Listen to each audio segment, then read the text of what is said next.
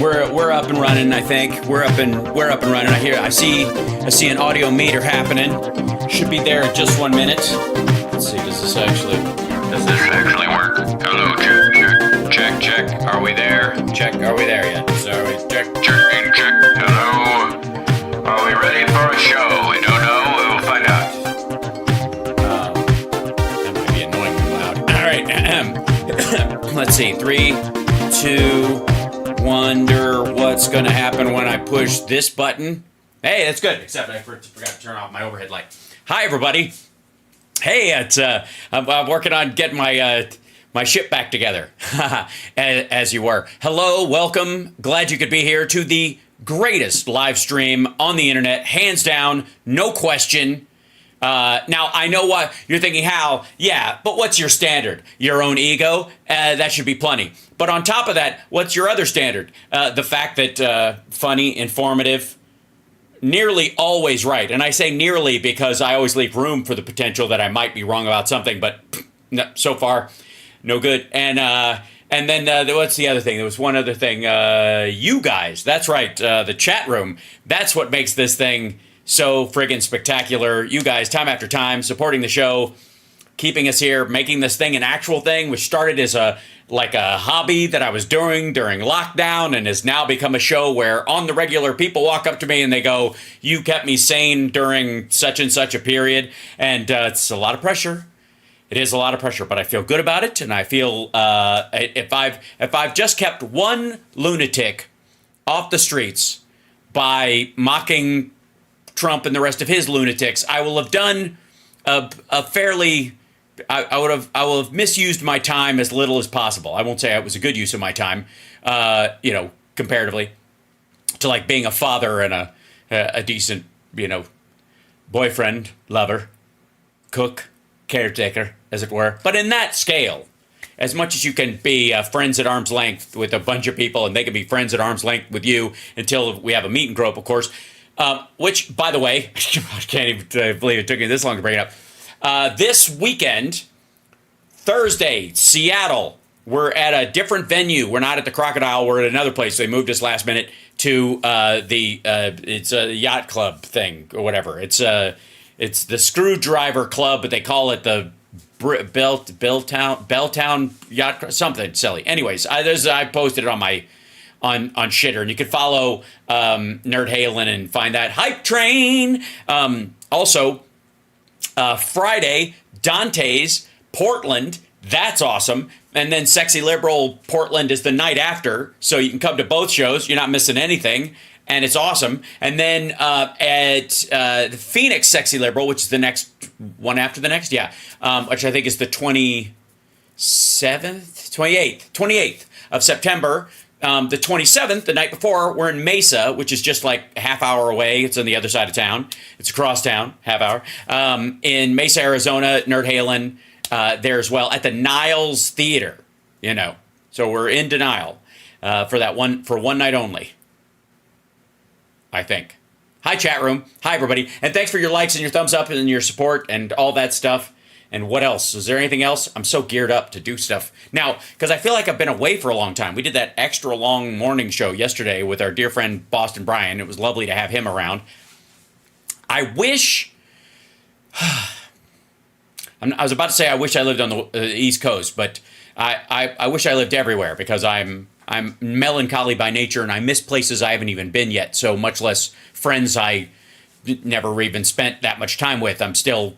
Anyways, point being is that I was at least where I could like sit in the same room with some of these folks and go over these clips because the time delay in the comedy of reacting to some of these moments when they happen is so tight that it's better if you're in the same room together instead of that kind of Chris Matthews lag that is natural to... Right? So level 4 hype train. I just saw level 1. We're already at level 4 hype train. Hype train. Thank you guys so much. I adore you and you're wonderful and thank you. And from the bottom of my bottom, it means a lot. Don't forget, there's the Venmo, but also super chats and super thanks if you're watching the new clips. And also, the show is now a podcast. So wherever you get your podcast, look for Hal Sparks Podcast Megaworldwide, and the lovely folks at the company that does Steph's show. Ron, the producer that's trying to kill her for the insurance, has helped me set up a podcast version of this. So I have a lovely lady editing chunks of it down into sizable bites, and that'll be awesome. No, I didn't skip over North Carolina. We just don't have a Nerd Halen gig there. So that's after Durham's the next sexy liberal, but we don't have a sexy liberal, or we don't have a Nerd Halen gig attached. So I think that's it. Okay, so the Lex Fridman interview that just posted, I watched that when it came out, and I have a rule about not doing stuff I've already watched as, on the show as a regular clip. And in doing that, occasionally I miss out on some things that sort of stand out amongst other folks. But what I can do is, let's see if I can, in here, I'll just go through the clips like I go with stuff that we've actually, seen in terms of this. And Jesus, that's the whole one. Okay, there's a bunch of, so needless to say, this dipshit was on with Lex Fridman. Now, I gotta be completely honest. I am not a fan of Lex Fridman's podcast. I find it painfully NPR for how, right-ish leaning it's supposed to be. And I gotta say, I was surprised slightly because he's allegedly an independent. He's allegedly not on Trump's side in this, that he was more deferential in his conversation with Trump than he would have been with Kamala Harris, clearly. It was just, and Trump is so fucking, because he's like keying to Lex Fridman's energy, which is low to start with. I don't think Lex is Russian, but he certainly looks Eastern European. He looks like he would be part of that crowd, but for the most part, it doesn't matter. He's I don't know. It's this weird like incel boredom thing. I don't know how to explain his show because I don't watch it all that often, but the ones I've seen, I'm like, okay, I get it. Yeah, all right. He's asking slow questions. It's fine. That's not the problem I have with it. The problem I have with it is how deferential he is to Trump in this process. He's Russian, but he's Ukrainian-born Russian, right? And he's lived here for a long time. Anyways, it's just dull. So in all these clips, we'll just go through and I'll grab a couple based on what people are asking him in these, and we'll look at them because a couple of them stand out, like this one. About marijuana.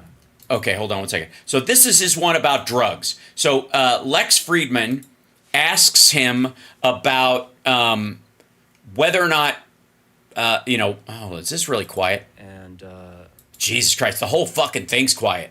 You know what? I'm going to do it a different way. I got a better idea, chat room. I got a better idea. He did it on YouTube. There's chapters. So I don't have to, I know which clips people are basically pushing for this or whatever. So what I'll do is I'll go to YouTube. I'll grab the Lex Fridman. Yeah. Because goddamn.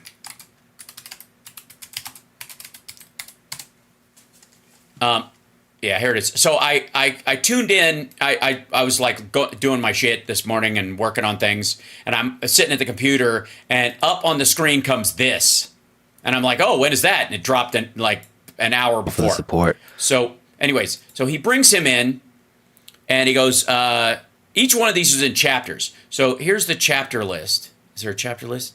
More. Yeah. So here it is. Introduction. The psychology of winning and losing, politics is a dirty game, business versus politics, war in Ukraine, Kamala Harris interview on CNN, Trump-Harris debate, China, 2020 election, Project 2025, marijuana, Joe Rogan, which I guess they would, of course, be joined at the hip, division, communism and fascism, power, UFOs, JFK, Jeffrey Epstein, mortality and religion, and Lex doesn't ask me anything afterwards. So this is supposed to be an hour-long interview, but Trump, after the introduction, it's 44 minutes approximately. A lot of it is the same repetitious horseshit that we see again and again. But the where's this one? Okay, so politics is a dirty game. Business versus politics. One of the things that where is it? Kamala Harris interview on CNN. He tells you, okay, Trump-Harris debate. Okay, let's go in here. So right about this point. So he's talking about, this is previous to it. Yeah, what it would be like. Poorly. How do you think you'll do in the debate coming up? It's in a few days. So I've done a lot of debating. Notice it's not debate prep. Only as a politician. I never debated. My first debate was the Rosie O'Donnell debate, right? The famous Rosie O'Donnell debate, the answer. But I've... Right. And his response to Megyn Kelly asking him a question about it, saying she had blood coming out of her wherever, should have singularly been disqualifying even without locker room talk and all that kind of shit, right? I've done well with debates. I mean, I became president. Then the second time I got millions more votes than I got the first time. Also, most of the shots of Lex Fridman listening to him are this kind of like surprised, is he saying what I think he's saying? And he's not answering. So what am I going to do? How am I going to make him answer the question I actually want answered? Spoiler alert, it never happens.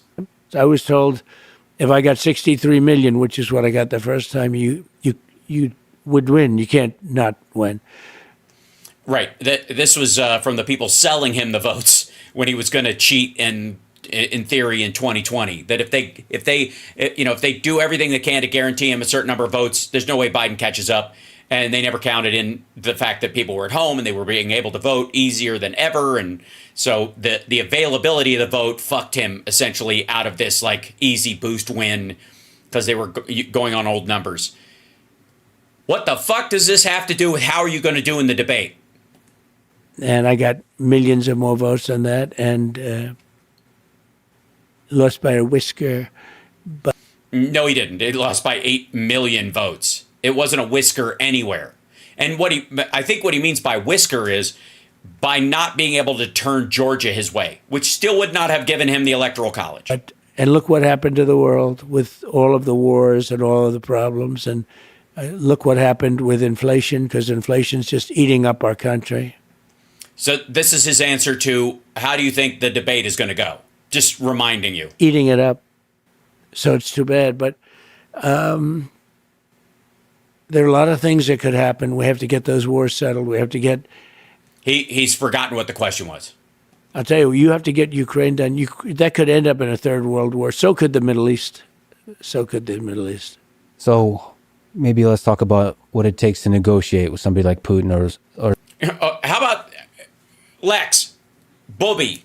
One of the things it would take to negotiate in any of these situations is the ability to stay on topic, the ability to deal with the question you are asked in the moment as opposed to just kind of wandering off into a fucking field. Or Zelensky. Do you think Putin would be willing to give up any of the regions they already captured? I don't know. I can tell you that all of this would have never happened, and it would have been very easy because you don't have, like, that question wouldn't be asked. That's a tougher question.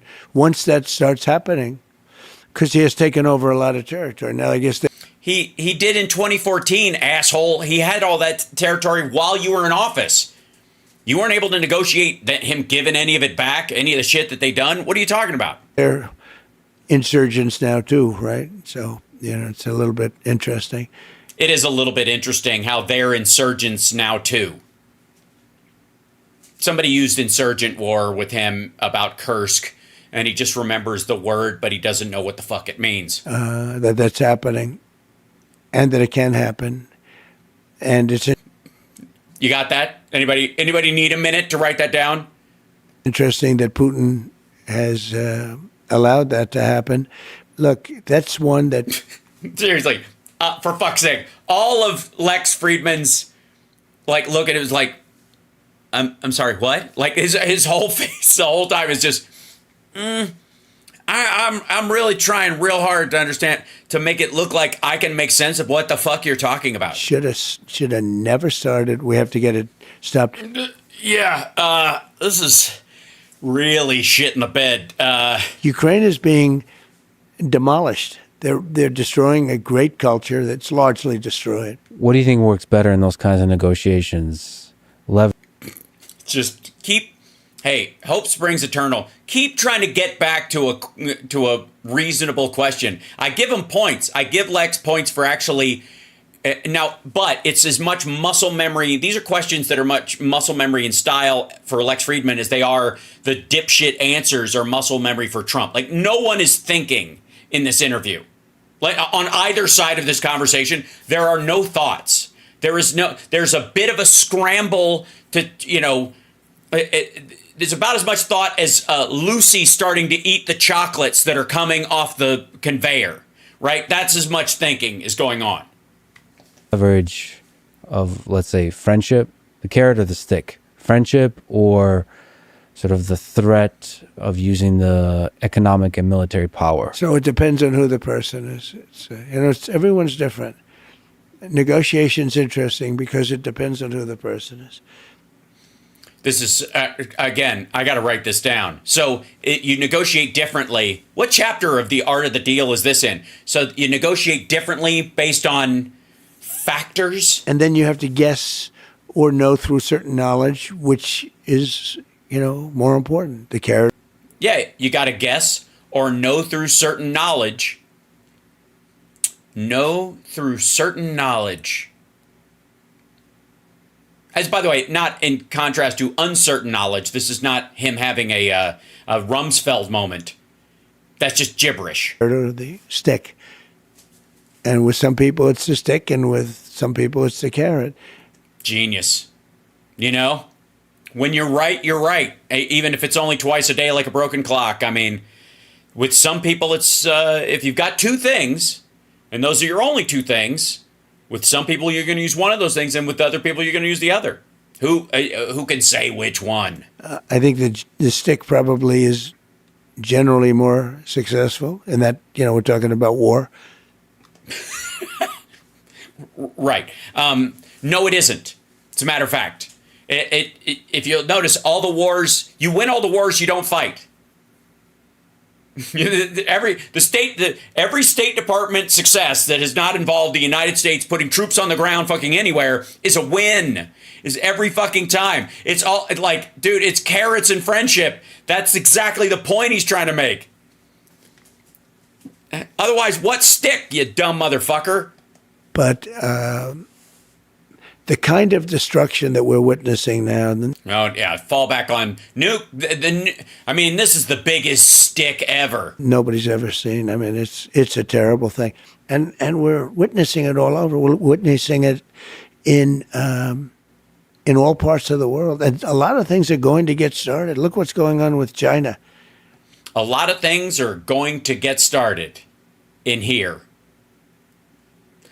Real quick, you're not taking crazy pills. His makeup stops right here. So I think what happened was he was wearing a hat. They put on the makeup. He was wearing a hat, and then he took the hat off, and the makeup line it's just gone. Like, just letting you know, that's it. It's not the camera or anything else. It's just there's no orange makeup on his head and temples in that area. It's just weird. Look at Japan. They're starting to rearm now. They're starting to rearm because China's getting, taking over certain islands. And Japan is starting to rearm because China is taking over certain islands. Whew. Hey, if nobody ever asks you a second question, I guess you can talk like this. There's a lot of danger in the war right now in the world. There's a lot. Yes, there's a lot of danger in the war. And there's a great possibility of World War III. And we better get this thing done fast because 5 months with get this thing done fast. What? The election? The election's is on a regular timetable. You're not going to speed the election up a couple of months because you think you're going to win, which you're not. People like her and him, he's checked out. He just goes to the beach and... No, he's actually in negotiations about Gaza right now in the the Israelis did their first partial pullout today of an area in Gaza. They've started removing troops from an area in Gaza, part and parcel to the negotiations that Biden and Blinken and those guys are organizing. Really, today. Hold on, 1 second. Just real quick. Hold on.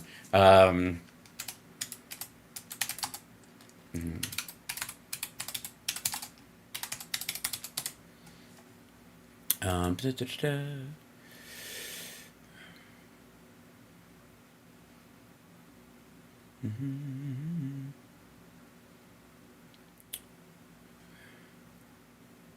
Here we go. The White House says that an Israeli-approved framework for a hostage deal meant to close gaps between sides includes an IDF withdrawal from heavily populated areas along the Philadelphia corridor, a day after Prime Minister Benjamin Netanyahu declared that Israel must keep its forces deployed on the Gaza-Egypt border. The deal itself, including the bridge proposal that we started working with, includes the removal of Israeli defense forces from all densely populated areas in Phase 1, and that includes those areas along and adjacent to that corridor, says the White House. John Kirby, this was who was saying that's the proposal that Israel had agreed to. That started today. Thinks he looks good in a bathing suit, which he doesn't. He sort of checked out. Hey, look, you can't blame him. If that was a coup. Okay, by the way, this is a conversation. Fucking hell. The last answer was about how do you feel about the debate with Kamala Harris. This one is about how do you negotiate with people? Is it the carrot or the stick? In terms of ending the Ukraine, the Russia's war on Ukraine, or any of the other hotspots. How do you do it? They took it over. They took over the presidential deal. That's the word. That's what I was looking for. I was like, what? The presidential what? Because you can't say campaign because it sounds like, oh, he's just not running again, but he's still president. But if you say they took over the whole presidential deal, yeah, your viewers and listeners can extrapolate whatever the shit you want. By the way, you're watching Hal Sparks Megaworldwide. Like, subscribe, give a thumbs up, support the show, etc., etc., etc. The whole presidential thing was taken over in a coup. He had... No, it wasn't. He's still president. She's still vice president. There's continuity in our government. He is president until January of next year, until such time as Kamala Harris is sworn in. There's no... he's not going to be put out to pasture. He's not going to be, in a coup. They're not going to put him in fucking Guantanamo. He stepped aside voluntarily in terms of running, but he's still the president of the United States. Like, it's so lame. 14 million votes. She had no votes, not one. No, we voted for the ticket because, yeah. And nobody thought it was going to be her. Nobody wanted it to be her. I wanted to be her. I called it. I would like to say for the record. So, and granted, Trump thinks I'm a nobody, but that's because, all right, I'm not going there.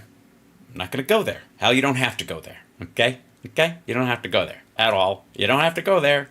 You're stooping to his level, and you don't want to do it. It was a joke until 6 weeks ago when they said we're going to have to, politically, they felt they had to pick her.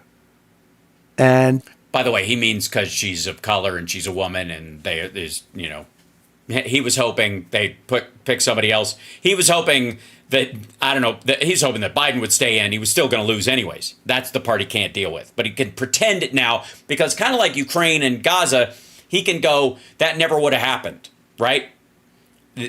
Like they kept him in and it's all rigged. It's easier for him to deal with than if they swap out and he loses to her. Right? That's even worse. If they didn't pick her, they thought there'd be a problem. I don't know if that's right or not. I actually don't think it's right, but, they thought it was right. And now immediately the press comes to their aid. If we can go back to China on negotiation. All right. Was that an edit, by the way? I mean, this is the segment on China. It says now in the thing. Was that an edit? Did they just or does he just fade out mid answer? If we can go back to China. Yeah, that was an edit. They just cut it. So this is is there an unedited version of this one, Lex? China on negotiation, how do we avoid war with China in the 21st century? Well, there are ways now. Here's the problem. If I tell you how, and I'd love to do it, but if I give you a plan, like I have a very exacting plan how to stop Ukraine and Russia. Okay, he's got a very exacting plan how to stop Russia and Ukraine, as opposed to Ukraine and Russia, because Russia started it. But he's got a very exacting plan, which we'll see in 2 weeks. And this isn't, exacting whatever, but he's got a very exacting plan. No, he doesn't. Let's shove that aside. Let's not pretend we're dealing in reality with this asshole.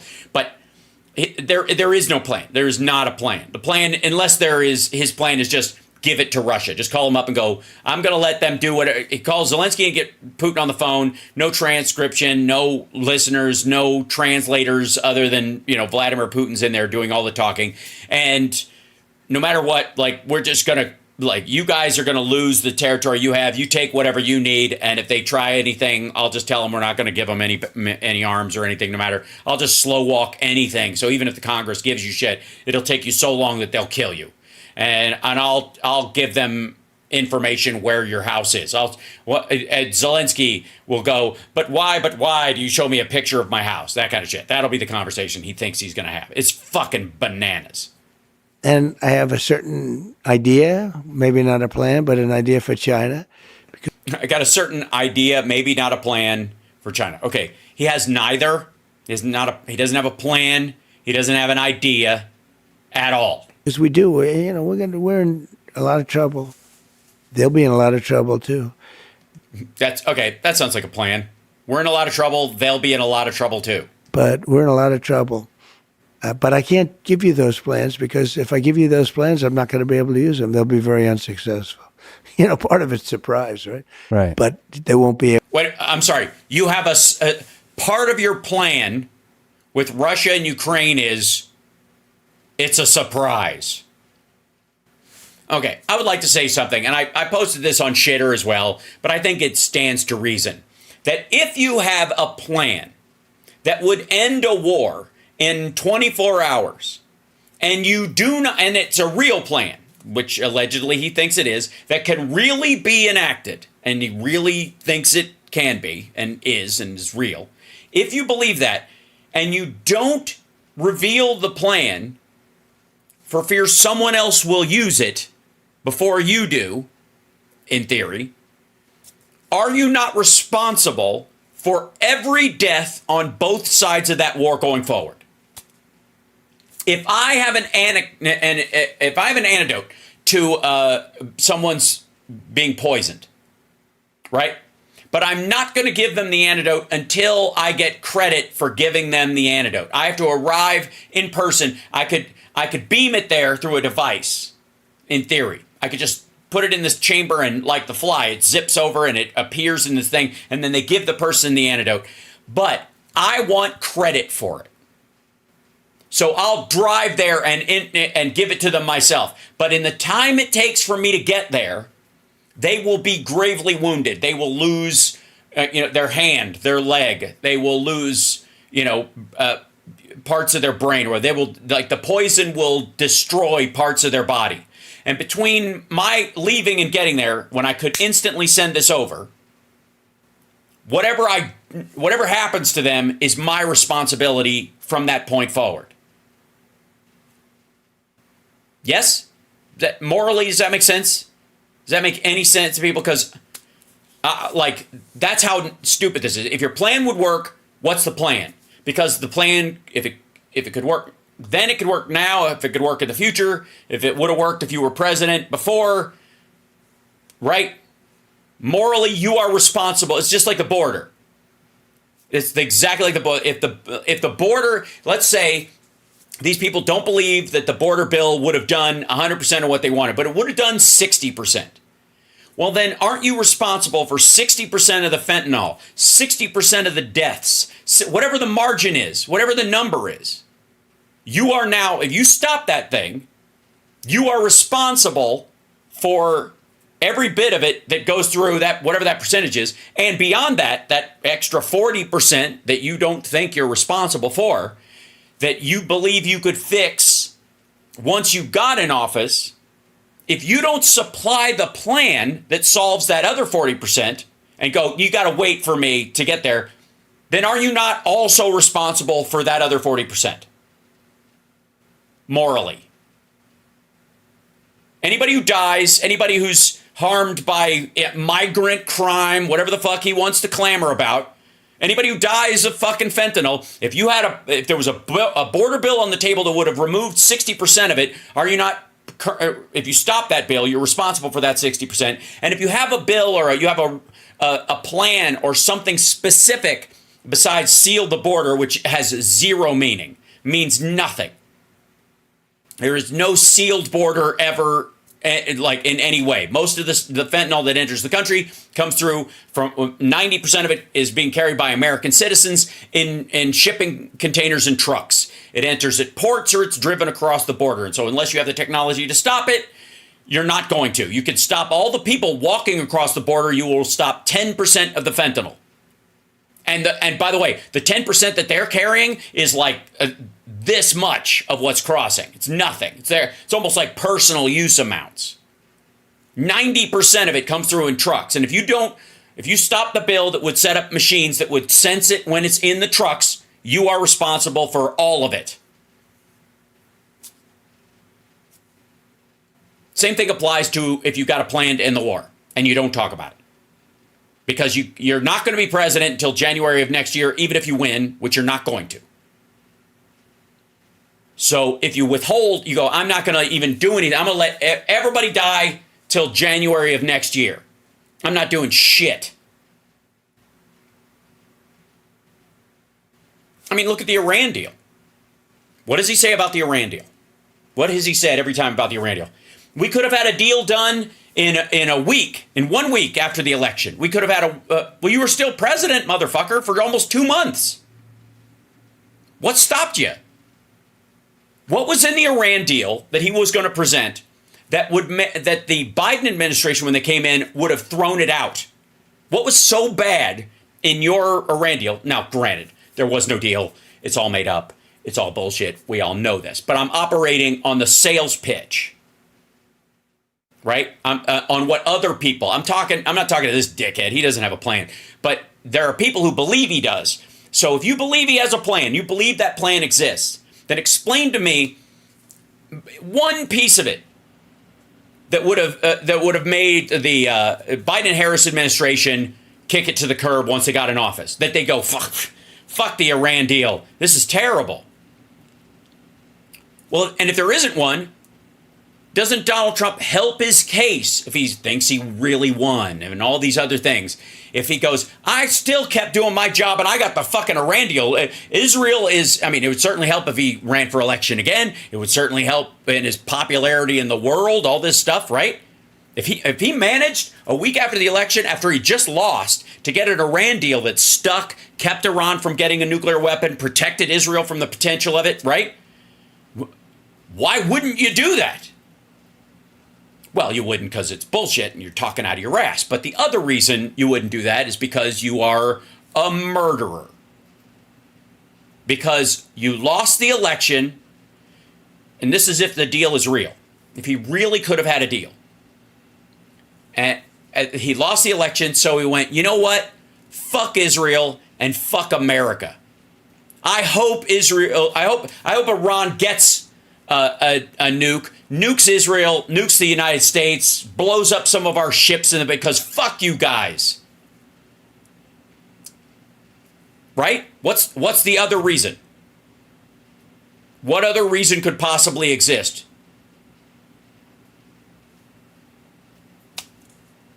Thank you, Ophelia, for the super chat, by the way. Showing my love and support. Thank you for always making me laugh. Humor heals. I agree. I believe it's a calling, quite frankly. Now, this is way too fucking boring to watch. And he goes off on how the election was stolen. The best part about that is, and I want to see if it's in here, at one point, Fridman asks him, like, I'm an independent, and a lot of people don't like the talk about the stolen election? For ballots. Hold on. Do it. Hold on. Let's see if this is. I know. You take exactly. office. No, I had a very good relationship with him, and I had a good relationship with Zelensky too. But I had a very good relationship with Putin. Tough topic, but important.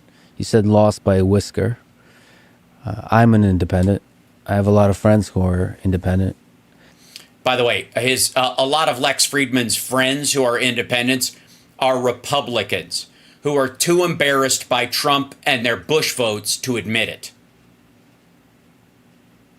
Just for the record. Any right-leaning independent is a Trump voter and a Bush voter who can't own up to the fact that they vote Republican every time.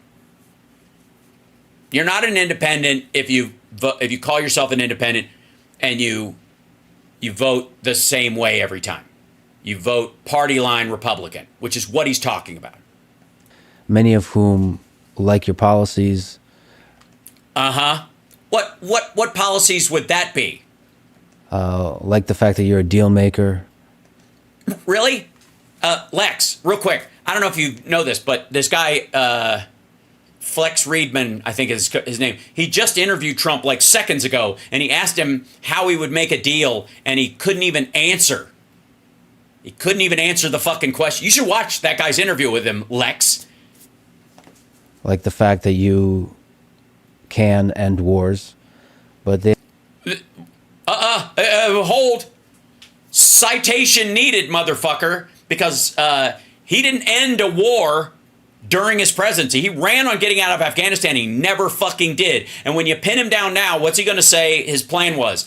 Get out, but keep Bagram. We're going to get out with dignity and strength, but we're going to keep Bagram. Now, explain to me, Pull-Out King, how you get out and stay in at the same time. What deals? What deals you fucking talking about? He had to bribe the fucking farmers in Iowa to vote for him again with cash from the U.S. taxpayer to pay for his tariffs, which, by the way, like during fucking COVID, which a lot of these people believe was a bioweapon attack by China. Share this around if you would, because this part drives me crazy. I've mentioned this once or twice, but I think it bears repeating. And I don't know why somebody doesn't bring it up to this asshole. If you believe that China created the China virus and sent it over here to attack us, that means Donald Trump was the president during the worst bioweapon attack in the United States, indeed the world, in history, and his response was to defend the leader of that country until he sold him the largest order of pork, beef, corn, and soybeans in U.S. history, while Americans were in food lines. Because he wanted his trade deal with them. Which, by the way, never panned out, shit the bed. They already needed those goods from us. That's why he had to pay off the farmers with the money. Just stupid. They are troubled by what happened in the 2020 election and... what are they troubled by? You mean January 6th? Say Jan 6, you dumb motherfucker. Statements about widespread fraud and this kind of stuff. Fake elector scheme. What can you say to those independent voters to help them decide who to vote for? Right. I think... Yeah, okay. What do you say to them to help them to decide who to vote for? And remember, the premise of this, he's an independent, his friends are independent. They're very upset about the bullshit about 2020, the election itself, the fake electors scheme, which he didn't, I don't think, did he use the word scheme? Hold on. Those independent voters to help. Hold on. Scheme. What can Yeah, he said scheme. The fake electors scheme. Specifically, your plan to steal the election with fake electors. What do you say to them going forward? What are you going to do? Are you going to stop that shit so you can appeal to my independence and their independence and our independency independence? What are you going to do? can you say to those independent voters to help them decide who to vote Right. I think the fraud was on the other side. I think... Fuck you. That ass. Oh, God.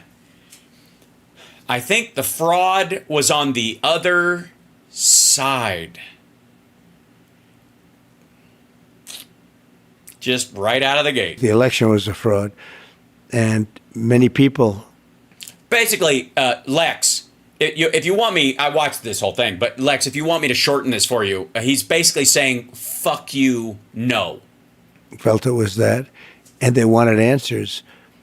And when you can't challenge an election, you have to be able to challenge it. Otherwise... You did. In court, and you lost. It's going to get worse, not better. And there are lots of ways to solve this problem. Go to paper ballots.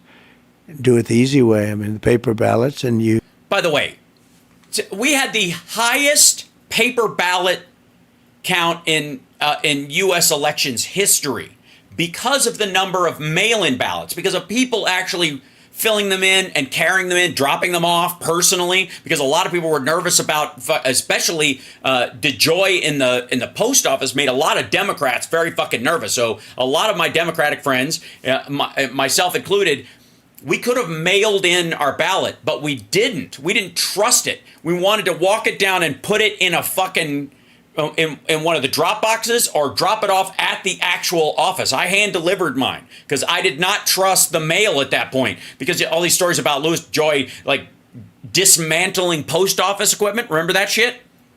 And so that's why there were more paper ballots in this election than ever. What the fuck do you think the story about the suitcase and all that shit came from? You think they pulled out that thing and they in the suitcase was a bunch of thumb drives? You have voter ID and you have same-day voting, and you have proof of citizenship, which is very important because we have people voting that are not citizens. They just... No, we do not have any people who are voting who are not citizens. We do not. There are no non-citizens who are like, fuck it. Somebody can pay me $20 to vote or $50 to vote for them, and I'll just take the money and do it because who gives a shit? Because you can get 5 years for filling out the ballot, lying about your citizenship, 5 years. Filling out the ballot, another 5 years. Conspiracy to commit another crime, another 5 years. Driving the fucking thing across towns, another 5 years. Throw another, absolutely. Remember the woman who voted, who thought she was clear, she had been let out of jail. She was still, she had 1 year of probation left, and she believed she could vote. Remember that? And she went to jail, and then she's been let out, thank God. She got 5 years. And that was just for her filling out her ballot and sending it in. And so it was just her one-to-one committing a crime. She used a valid ballot, and she's a real American citizen. She actually lives here, is born here, all that stuff. And she turns in her ballot. That's one crime. She did 5 fucking years. If you're not a citizen, if you're not allowed to vote, you can commit 4 crimes just by voting. Minimum. Everything you do in the process of voting illegally, if you sneak around, if you come thereafter, if you willfully and aware, in full awareness that you're voting illegally, come and you drop off your fucking ballot at night, that's another charge you can be charged with. Conspiracy to defraud. Oh God, do you understand what I'm saying? Like he's fucking stupid, and they have not. Just came in. And they're loading up the payrolls. They're loading up everything. They're loading up the payrolls.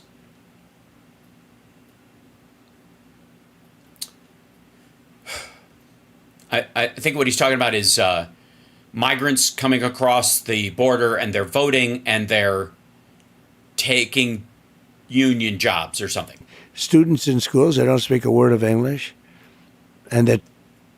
No. Taking the seats of people that are citizens of our country? No, there's not a single student in the United States that has lost their seat in a classroom because of an undocumented immigrant ever. Not anywhere, ever. If you're going to make an argument that they get added to some schools, DACA kids, people who are waiting for their day in court, in terms of their asylum claim and all that shit, and that kid goes to school with everybody else. right? They go to school next to everybody else. They don't take a kid's seat. They go with everybody else. And if your argument is, while somebody's here and they're waiting for their asylum claim to be adjudicated, and that process, because the border bill was not allowed to pass, instead of taking 90 days, which it would have with that border bill, can take up to 2.5 fucking years, which in the development of a child is a long goddamn time, that this Christian nation's going to say, yeah, you can be here for 2 years, but your kid's going to stay stupid. You can homeschool them, but we're not going to let them go to a public school while they're here because they speak some language nobody fucking knows, like Spanish. This is just, it's just, and again, it's not, we're used to these kind of lies from him. It's common. We're used to this shit, right? But Lex shouldn't be, right? It's one thing if you're having kind of philosophical discussions about something, the thoughts about thoughts, in which case you can let somebody just go. But this is materially false bullshitting. And you're sitting there just kind of fucking just eating it with a fucking soup ladle. Okay. So, look, we have the worst border in the history of the world. This is the answer to how you're going to convince independents that don't like to hear about the election to vote for you. We have coming into our country right now millions and millions of people. No, we don't. The current estimate is 10.3 million undocumented immigrants in the United States, including asylum seekers.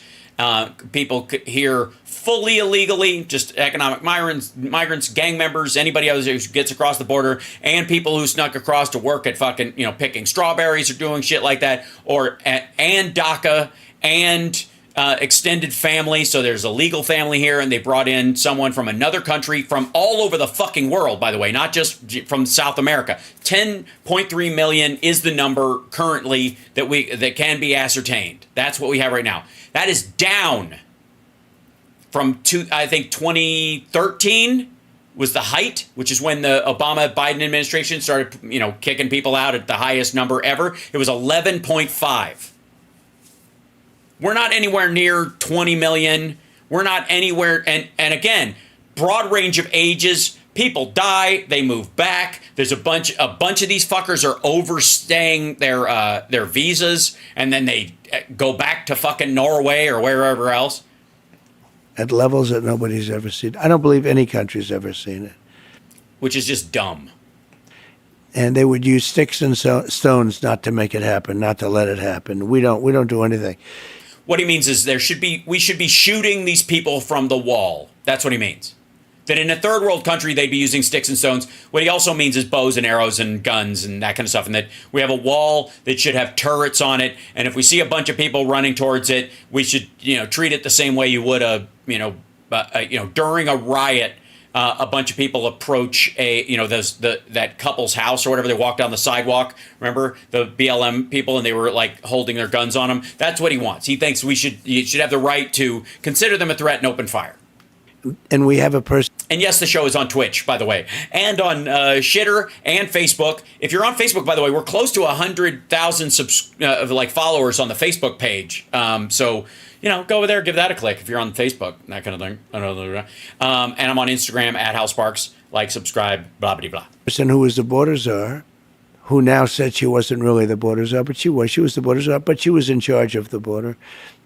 And no, she wasn't. She was in charge of dealing with the migration at the point of origin, which is dealing with the problem before it becomes a crisis, which is why the numbers have gone down and why it takes time. So we have her. And she's saying very strongly, oh, I did such a good job. She was horrible, horrible. The harm she's done. But we have people coming in from other countries all over the world, not just South. All right, again, this is the same bullshit. And Lex Fridman is just sitting there lapping it up. It's really odd. And by the way, that's in a segment called 2020 Election. It's here, Project 2025 is where he just gets a chance to deny it. And this is marijuana. This is his talk about marijuana. Here we go. You posted recently about marijuana. And Which, by the way, Biden has removed from the list of whatever Schedule 1 narcotics. There's been more movement on the Democratic side on this issue than anywhere. Democrat-run states, Democratic politicians, all of it. Like all the push. And by the way, it's across. I think John Boehner, after he left Congress, went to run a wine and medical marijuana company. Okay, so there are very few people that are actively against criminalizing it again or any of that stuff, and they're all Republicans. Just for the record, that you're okay with it being legalized, but it has to be done safely. Can you explain your policy there? Well, I just put out a paper, and first of all, medical marijuana has been amazing. It's been, I've had friends and I've had others and doctors telling I've had friends and others and doctors me that it's been absolutely amazing. The medical. It's been amazing. Do it at what? What does it do? You dumb motherfucker. At pain management, that's one of the big things that's helpful. You know what it's really great for? Is people who have who are losing a ton of weight during chemo and can't eat because they have no appetite, and it's been like the munchies side effect has been a lifesaver as a minor side part of it. Never mind the myriad of reasons people use it on their own, that kind of stuff. He can't name one. It's been amazing in terms of medical marijuana. And we put out a statement that we can live with the marijuana. It's got to be a certain age. Got to be a certain age to buy it. It's got to be done in a very concerted, lawful way. And yeah, welcome to 2024, you dumb motherfucker. Honest to God, this sounds like somebody on the cutting edge of the issue in 1986. The way they're doing it in Florida, I think, is going to be actually good. It's going to be very good. But it's got to be done in a good way. It's got to be done in... Yeah, if they're going to do it good, and it's going to be done in a good way, you know what I mean? I think that's the key, right? That it's good. That, it's got to be good, or it's not going to be good. I don't have to tell you guys that, obviously. In a clean way. You go into... Good and clean. Like coal, Some of these places, like in New York, it smells all marijuana. You can't, you've got to have a system where there's control. It smells all marijuana. You've got to have a system where there's control. Now, I will say, broken clock theory, people who smoke weed love the smell of it just like cigar smokers do, and it stinks. It stinks. It fucking stinks. Cigarettes smell great to people who smoke cigarettes. To everybody else, it fucking stinks. It stinks. It all stinks. That's fine. And thank God for edibles and other ways to ingest it that don't burn holes in your lungs. Nobody has to smoke anything anymore. But again, regulate it. That's what you mean. Distance from places, it's just, yeah, I do, K-Link, I do. And I'm not alone in it, by the way. And I'm also, that doesn't mean I don't want people to be able to use it. I just want you to think, again, smokers think they smell fine too, like cigarette smokers. Just saying. It's okay you can say, yes, it stinks, and yes, it has good purposes, okay? I'll give you an example. I've often said, ladies and gentlemen, that opinions are like assholes. If you tell me you don't have one, I know you're full of shit. And yes, that is an incredibly brilliant turn of phrase. You're absolutely right. But on top of that, shitting in life, taking a shit, hell, I'll make it even easier for you. Urinating after you've eaten asparagus is a good idea. If you don't urinate, your bladder will explode, you will die. And but asparagus urine stinks. All right, it smells bad. But that does not mean I want you to not pee if you have to go, because that annoys me, because it will damage your health. Okay? Shit stinks, but I'm not asking you to hold it forever. I'm just asking you to shit in an appropriate area, right? Dig, hell, dig. I'm not digging, Amanda. I don't care. And I think the way they've done it in Florida is very good. Do you know anything about psychedelics? Do you know anything about psychedelics? Because I feel like I'm tripping balls just listening to you. I'm not a drug guy, but I recently did ayahuasca, Yeah. and By the way, Trump thinks that's an app. Just letting you know. Trump doesn't know what ayahuasca is. He thinks it's a town near Cancun. there's a lot of people that speak to sort of the health benefits and the spiritual benefits of these different psychedelics. Yeah, like I used to talk really slowly and not be able to show a lot of emotion, and ayahuasca helped me with that. And I think it could help you too if you where am I? I think we would probably have a better world if everybody in Congress took some. No. Lex, you don't do that. You don't go, I think it'd be great if everybody in he said mushrooms. Mushrooms, perhaps. Right. He's like, I think everybody should take mushrooms. As a matter of fact, you know that water you've been drinking, Mr. President? Well, I got some good news and I've got some bad news. The good news is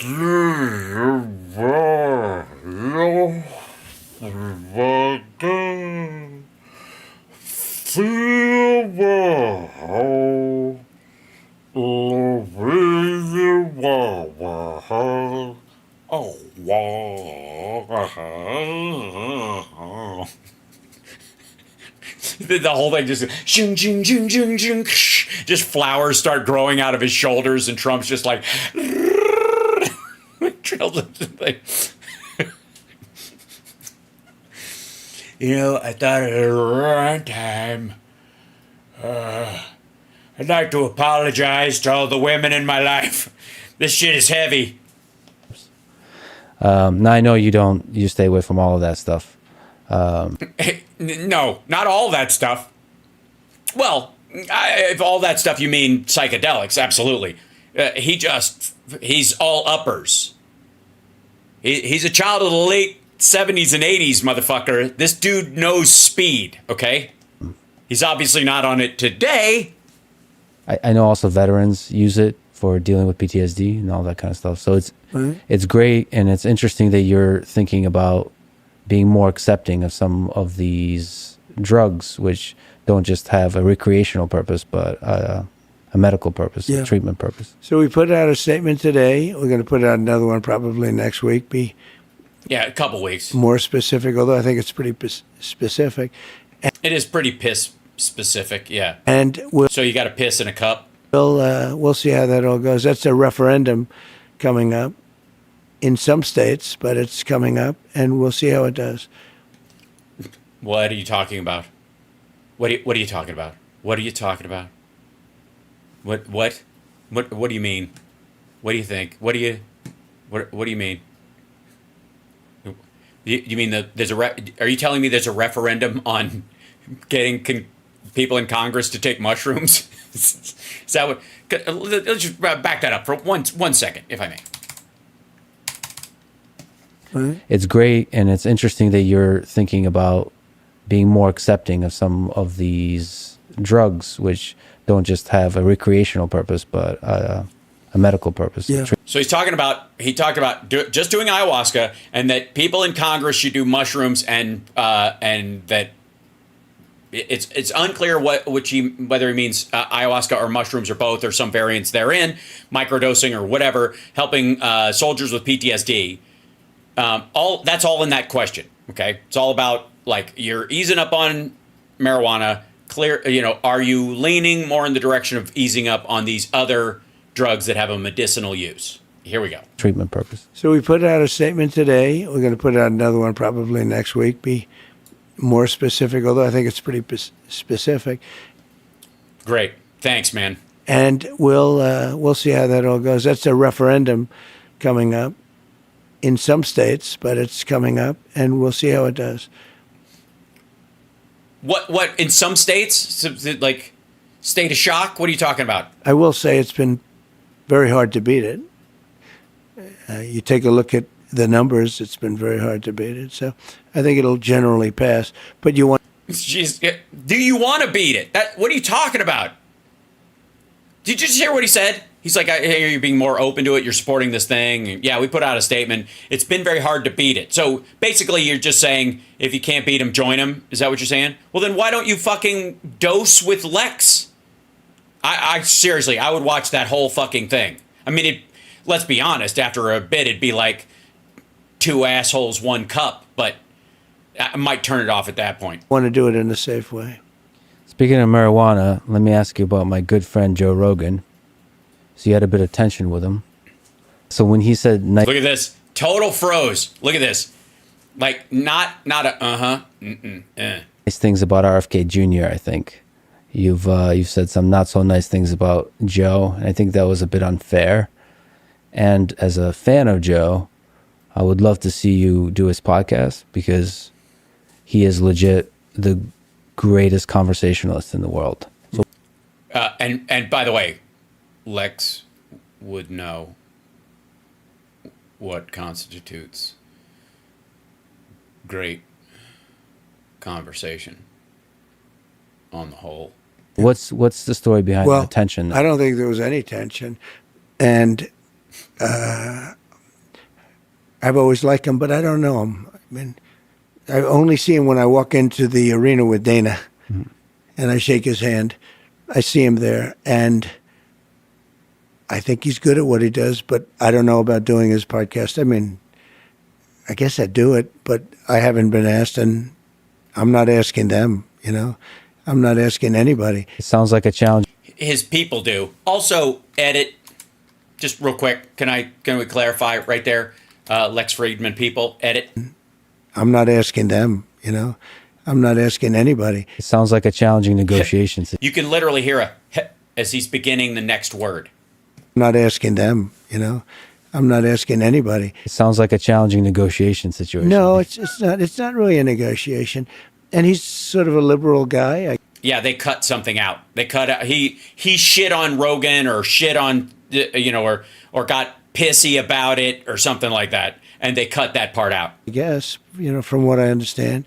Because Lex wants him to go on for Joe's sake and for the ratings, and because they think it'll do, you know, it'll be great for him and blah blah blah. Like, and it's not like Rogan's going to ask him a hard fucking question ever.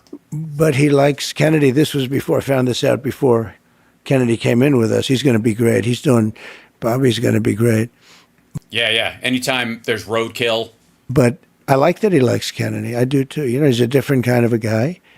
He's a different kind of a guy. He's not different. You guys both flew with Epstein. I mean, you're peas in a pod. But he's got some great things going. And he does? He has some great things going? Like his campaign? Oh, shit. And I think he's going to be beyond politics. I think he could be quite influential in taking care of some situations that you probably would agree should be taken care of. Oh, yeah? What would he be good at taking care of situations that you think should be taken care of, those situations that he could take care of? Just one of them. I obviously know, but for my audience, which one would be, like, of all the possible situations and situationdom, fuck me. The Joe Rogan post is an example. I would love to get your psychology about behind the tweets and the posts on Truth. Are you sometimes being intentionally provocative, or are you just speaking your mind? And are there times where you regret some of the truths you've posted? Yeah, I do. I mean, but not that often, honestly. You know, I do a lot of reposting. The ones you get in trouble with are the reposts, because you find down deep they're into some group that... white supremacists, Nazis, they've got some symbol. You're not supposed to be reposting. You don't even know if those groups are good, bad, or indifferent. Yeah, you do. It doesn't take much checking. And again, you're running for the presidency of the United States of America. Nobody's gonna get mad if you double check. You know what I mean? Nobody's gonna get like, what the fuck, man? His posts have slowed way down. He used to go every 18 seconds. Now it's like 2 minutes between truth sinkhole posts. What's he doing? checking everybody's feed for Nazi memorabilia. I'm amazed he can do it in 2 minutes. But the reposts are the ones that really get you in trouble. When you do your own words, it's sort of easier. But the reposts go very Sort of. quickly. And if you're going to check every single little symbol, Yeah. What's that? Yeah, sad. You know, sometimes you're like, hey, isn't that a Tibetan good luck symbol? My, isn't that something that, like an Odinic rune that certain people wore on their collar during a period of time in a situation that you would care about solving that situation in that situation? and I don't know. It's worked out pretty well for me, I tell you. No, it hasn't. Your fucking, like, dipshit website has shit the bed, dummy. Good Lord. Hold on. Look at the, God. Let's see. Well, I don't think you're going to look it on here. Hold on. Let's see. Trump Media and Tech Group stock price. Let's just see. It's got to be magic right now. This guy's a fucking deal maker, baby. Come on. This is, there you go. Yeah. Yeah. Okay. Art of the fucking deal, baby. Art of the fucking deal. Okay. I need you to know what's up. This is, hold on. I don't know why my fucking screen goes like, why do PCs do that? Why do they hide everything? You crazy? There you go. Now I can see it. I couldn't see what you guys were seeing. It's annoying. And I'll open this guy over here, and I'll open this guy over, where is it? There. Okay, now I can see all my screens again. $18. Down $1.42 today. To fucking day. Hey, it's a day though. 5 days gotta be worse. How about a month? How about 6 months? Well, I will say that it toyed with this horror show back in April. And then they got flooded with dipshits thinking they were buying the dip. And then, nope. Yeah. Now, granted, obviously, you know, everything's, look, just because it's down 60% in the last 6 months, and this is, it's still in the green. This is why Trump can make money on it. So it started at, where is this? 1744. Okay. Oh my God. It's holy shit, guys. This is kind of news. This is approaching 0 hour. So all during this time, as long as it stayed above the initial offering price, which was $17.45, he's making money. Now, if the stock stays above $5, he can sell it to some dipshit if anybody will buy it, and he'll make money because it's zero, right? He will. But anybody who invested, anybody other than him, it has to be above $17.45. And a bunch of these people are like, I'm in the money. It went all the way up here. This is the peak, $66.22. That was the all-time high. Shit, I don't know why I thought it was 70 something. But it is now at 1808. That means we're about 50 cents away from this being, this whole, like, the entire length of this chart turning red. Because what happens is, if you go back 6 months, right? But if you go back year to date, when it started, it always has it's in the green because it's always above that low number. It doesn't deserve to be, right? Yes, this is when Tim Pool bought it. Actually, I think Tim Pool bought in at, like, I want to say here. He bought in, like, around this zone. Like a lot of people did. And then it jacked up because of this infusion. Then it crashed. Everybody freaked out. And they're like, I'm holding. And then it went back up to here. And then it's just eked its way fucking down. And none of them are selling any. None of them are selling any of it. So what happens is, as long as it stays above $17.45, the chart can look green to anybody who looks at it in its lifespan. But as soon as it hits 1745, the entire chart goes red. Because it's below its starting price. 1745 is the number to watch for, everybody. If it hits 1745, then that's when everybody gets the fuck out. That's where everybody's just going to run for the fucking woods. That's it. And because the year to date will go red. That means there is no value in it even to sell to suckers. Right?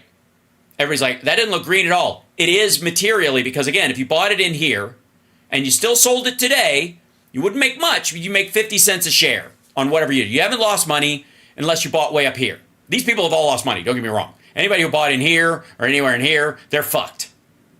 But anybody who owned a piece right out of the gate, who was in on it, and he was able to, they're like, hey, before we go totally official, you can buy in and be one of our primary investors. And the share price we're offering is $17.45 a piece when it started.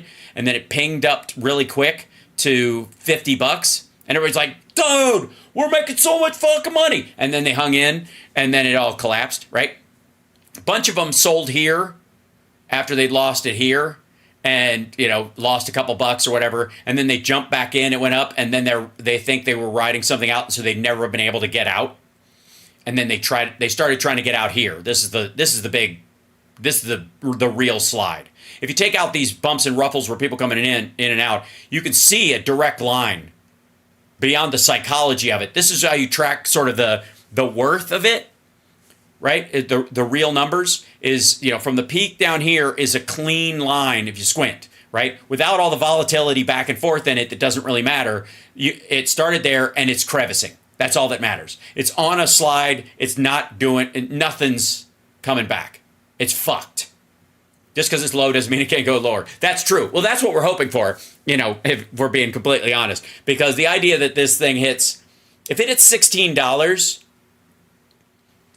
that will be a news story for at least 2 weeks of how it's well below its asking price. Initially, the day range was $17.72 in 1961 in the very beginning. Its previous close was $19.50. It went down to $17.72. It flirted with it already. It was 30 cents away, basically, from its all-time low.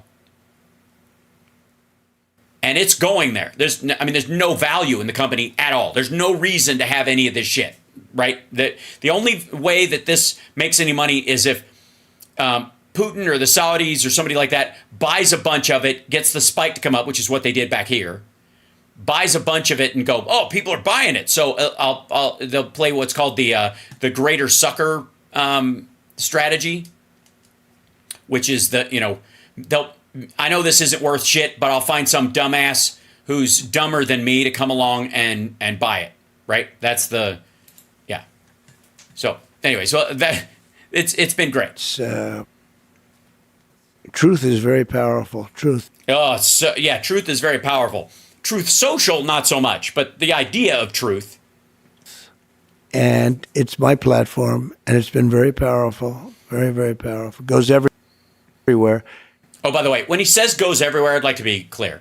When he says goes everywhere, he posts something on Truth Social, and then it gets reposted on real sites. It gets posted by a bunch of people, copy and pasting it either in image form or copied or in these dummy accounts on Facebook and Twitter and other places, right? They post it on his behalf, or his Telegram site, all that shit, right? They post it for him. It goes to real sites and has reach. But that would be true if he just had Trump.com and just wrote these things at the top, and people would go there and copy whatever the fuck he wrote on his website and post it someplace else. Like if he just had a little blog thing that Trump has, I'm dead serious. If he just had something where he could go on and do status updates on on DonaldJTrump.com, it wouldn't cost him fucking anything, and it would have the exact same impact. I call it my typewriter. That's because you're an idiot. It's actually my typewriter. What are you doing? Why would it be your typewriter? Wouldn't it be your newsletter? I call it my typewriter. That's so dumb it hurts. Usually when you're composing a truth. Shitting. He's shitting. He's taking a shit, Lex. Like, are you chilling back on a couch? Couches, beds. Okay. A lot of different things. Like late at A lot of different things. You mean shitting. He means shitting. night and just I'd like to do some later night. I'm not a huge sleeper, but whenever I do them, past like 3 o'clock, they criticize you the next day. Trump was up truthing, okay? Trump was truthing at 3 o'clock in the morning, and there should be no problem with that. And then when you think about time zones, how do they know that you're like, in a time zone, like an Eastern zone? Because they know you are. What do you mean? They know exactly where you are, stupid. So, but every time I do it after like 2 or 3 o'clock, it's like, why is he doing that? But it's gotten, the truth has become a very successful platform, and I like to. Also, if it's 2 or 3 o'clock on the East Coast where you are, then people would see that you were on, like, I guess 11 midnight, something like that on the West Coast. They wouldn't react to it like that because people would see it on their. What they see is you up at 5 o'clock in the morning, 4 o'clock in the morning, and they see that it, or even 3 o'clock, and they know it's East Coast time. It's well before you would be up. It's almost like you never went to bed, and we're seeing it on our phones at midnight on the West Coast. Doing it, and it goes everywhere. As soon as I do it, it goes everywhere. Yes, to Facebook and Twitter and places that actually have audiences. The country seems more divided than ever. Oh, all right. This is the last one, and well, I'm going to do this one. Then we'll get to the Mark Levin. By the way, you're watching Hal Sparks Megaworldwide. Like, subscribe, give a thumbs up, support the show. This is the greatest live stream in the history of live streams. You know it. I know it. Dogs know it. And also, of course, it's the only place where Hal Sparks can Hal Sparks like only Hal Sparks can. So if you like to see the Hal Sparks that I can present as Hal Sparks, I'm happy to Hal Sparks for you. Look, I wish I didn't have to promote myself this way. I wish I didn't have to talk in the third person. I think it's something that assholes do, but it clearly works. And until I reach that coveted 1 million subscribers or something, I'm going to have to do something. I've been hiding my light under a bushel, ladies and gentlemen. All right, here we go. Yeah. What can you do to help alleviate some of that division? Well, you can. Yeah. Wait. What can you do to... The country's never been more divided. Thank you, Lex. Excellent point. Not true, but whatever. Social media division is not actual human division, and we're never been in a situation where... recently, especially where if somebody's car was on fire, you go, are you a Democrat or a Republican? I'm not coming near you unless you tell me who you voted for. Like, it's just silly. But listen to his answer to this one, because this is fucking, if anything settles this, should settle this for Lex and goes, okay, this interview's fucking over. This should be I like doing it, and it goes everywhere. As soon as I do it, it goes everywhere. The country seems more divided than ever. Yeah. What can you do Seems. to help alleviate some of that division? Well, you can get rid of these two people. They're terrible. They're terrible. What? Bunk. Look at Lex.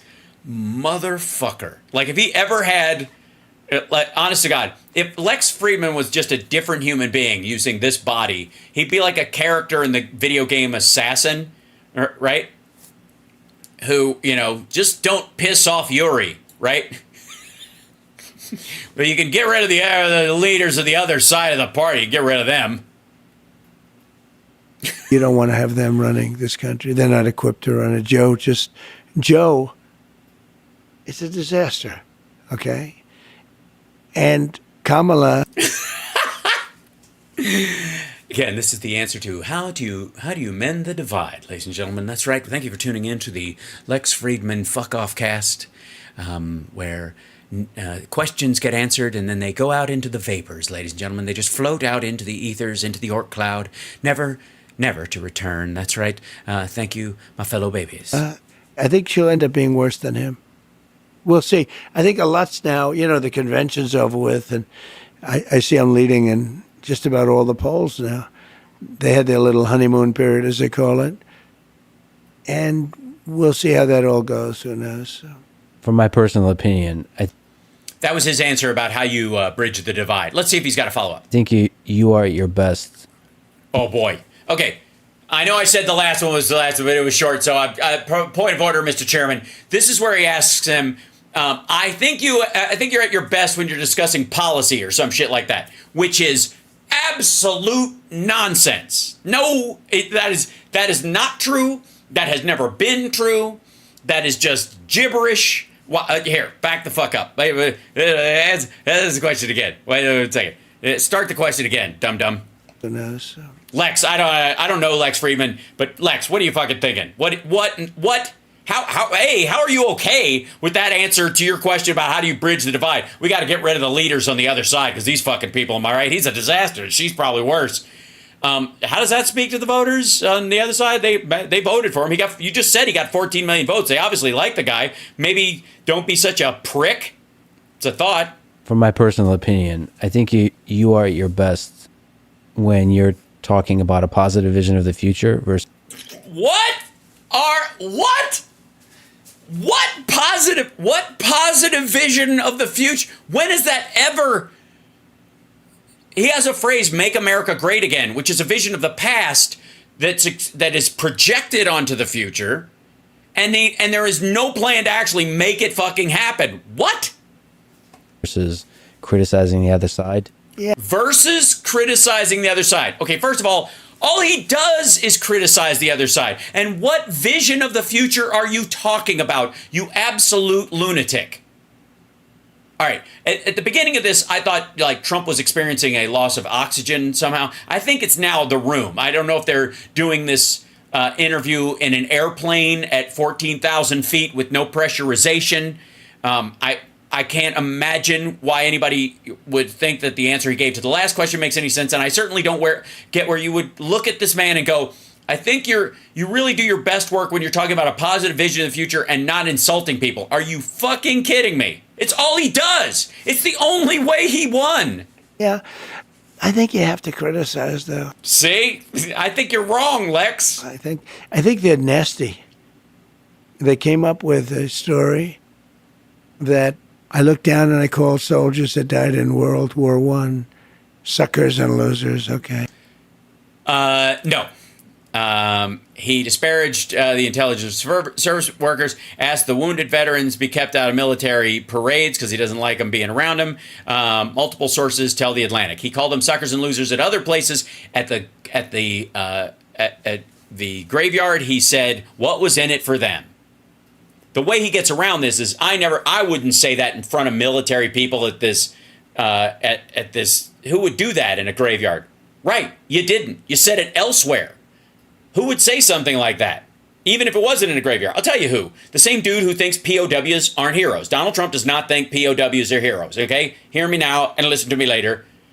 Diana was asking, that's Lex Fridman interviewing. It's a big deal that he interviews people. I don't know how he became one of the big interviewers. It's some of the driest shit ever. It's drier than a lye milkshake. But, LYE. Now, number one, who would say that? The same person who says he was a hero because he was captured. I like people who aren't captured. He's not a hero. He's not a war hero. He was captured. He's a war hero because he was captured. I like my heroes, to be people who weren't captured. That's who. Anybody who would say that on stage in front of a group of people when a camera is rolling would absolutely call these people suckers and losers behind the scenes. You out of your fucking mind? Number two, who would say it to military people? Nobody.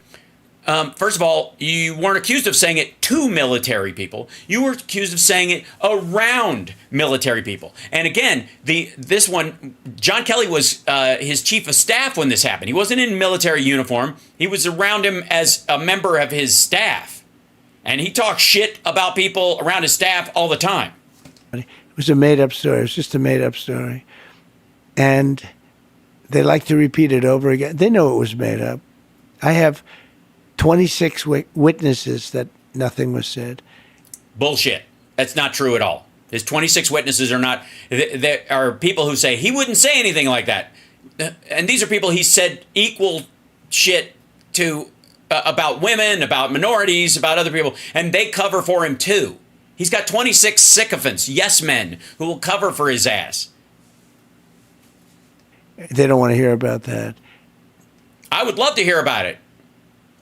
I'd like to have them all sit down. Congressional hearing, motherfucker. Hey, James Comer, I know you're free right now because your impeachment effort shit the bed. How about this? Call a disinfo committee meeting or something and go, this terrible slander has been done of our president, and we're going to bring in all 26 of these motherfuckers, and they're going to explain how they didn't hear what was said on this one moment that they weren't present for. And then they're going to explain why they never heard him say anything like that while they heard him say lots of shit just like that on camera. Like she lied on McDonald's. She said that she worked at McDonald's. It's not a big lie, but it's a big lie. It's so, they just went and they checked. And they didn't went and they just checked. Like, again, what the fuck are you talking about?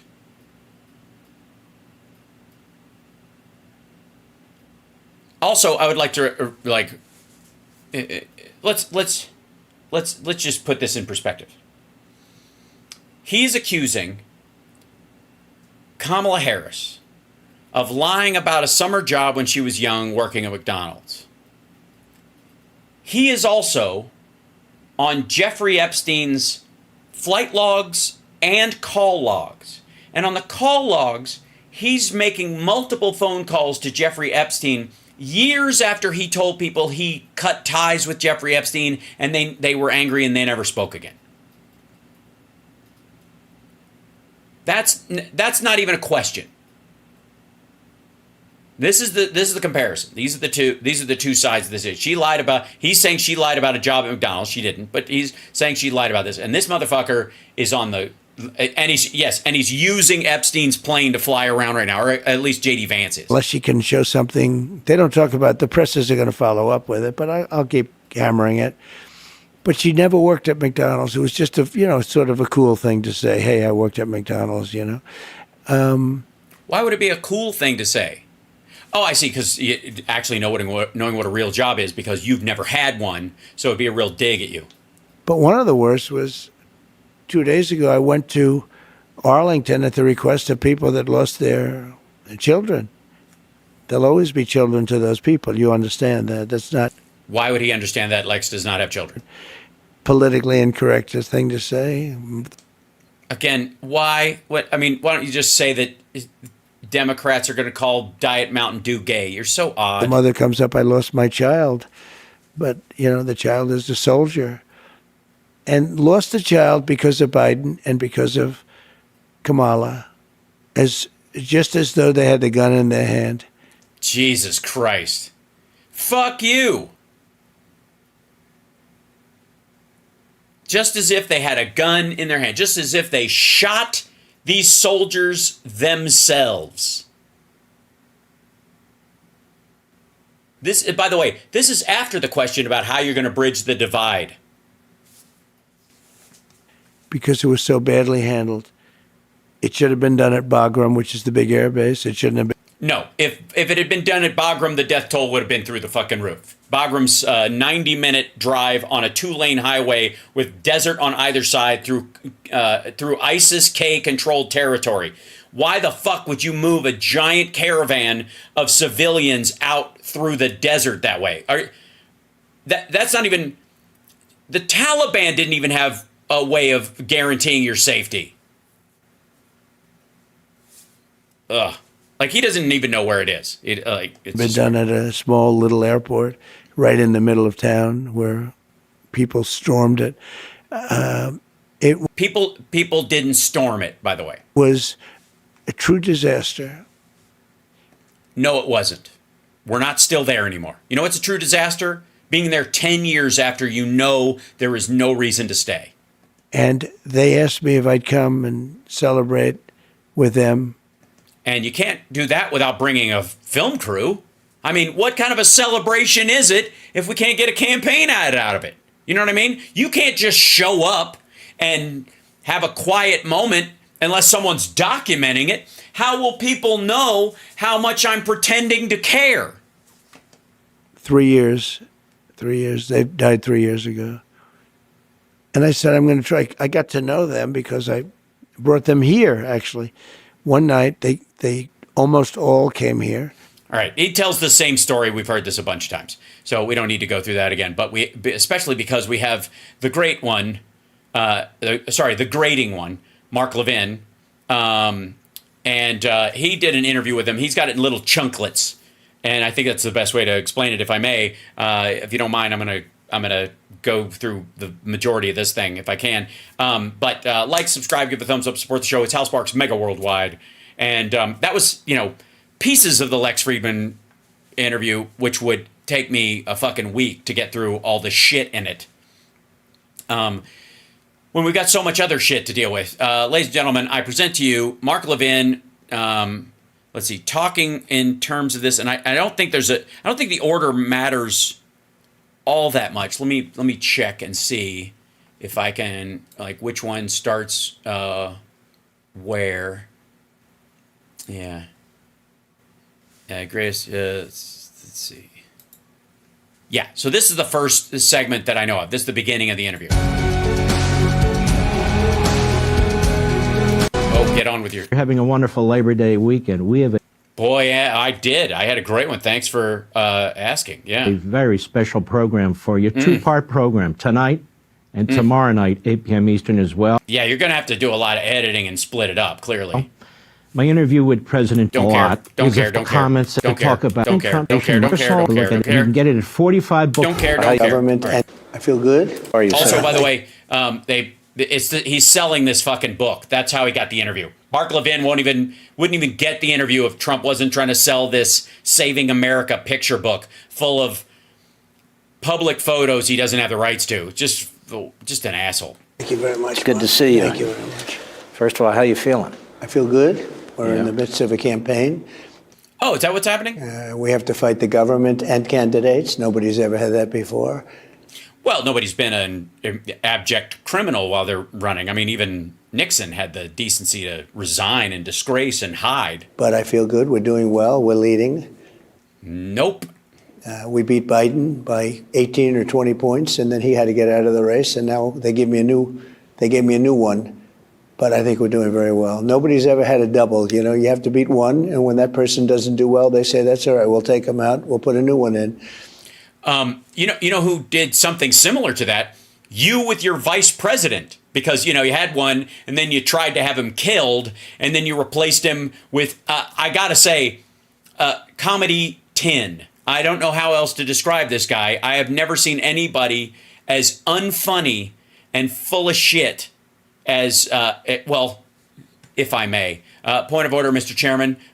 There is a video of him meeting someone. I'll do this. Hold on a second.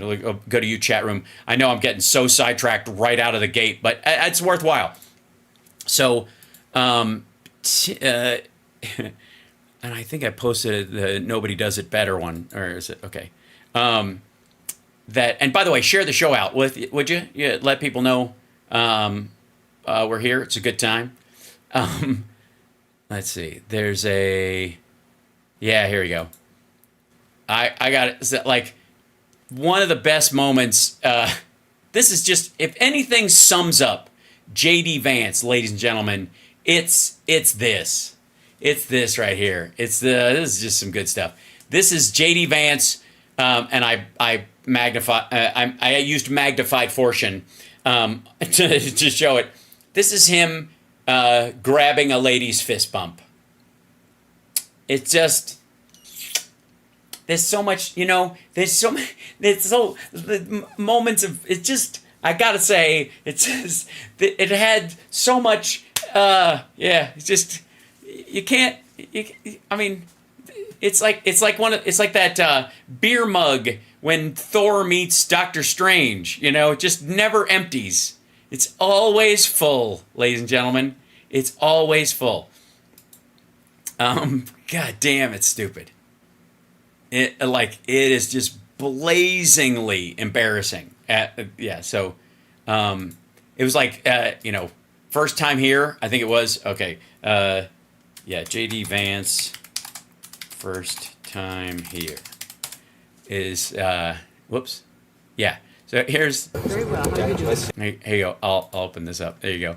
Watch this. So that's, hold on. Ah, shit. I gotta move the screen so you can see it. 1 second.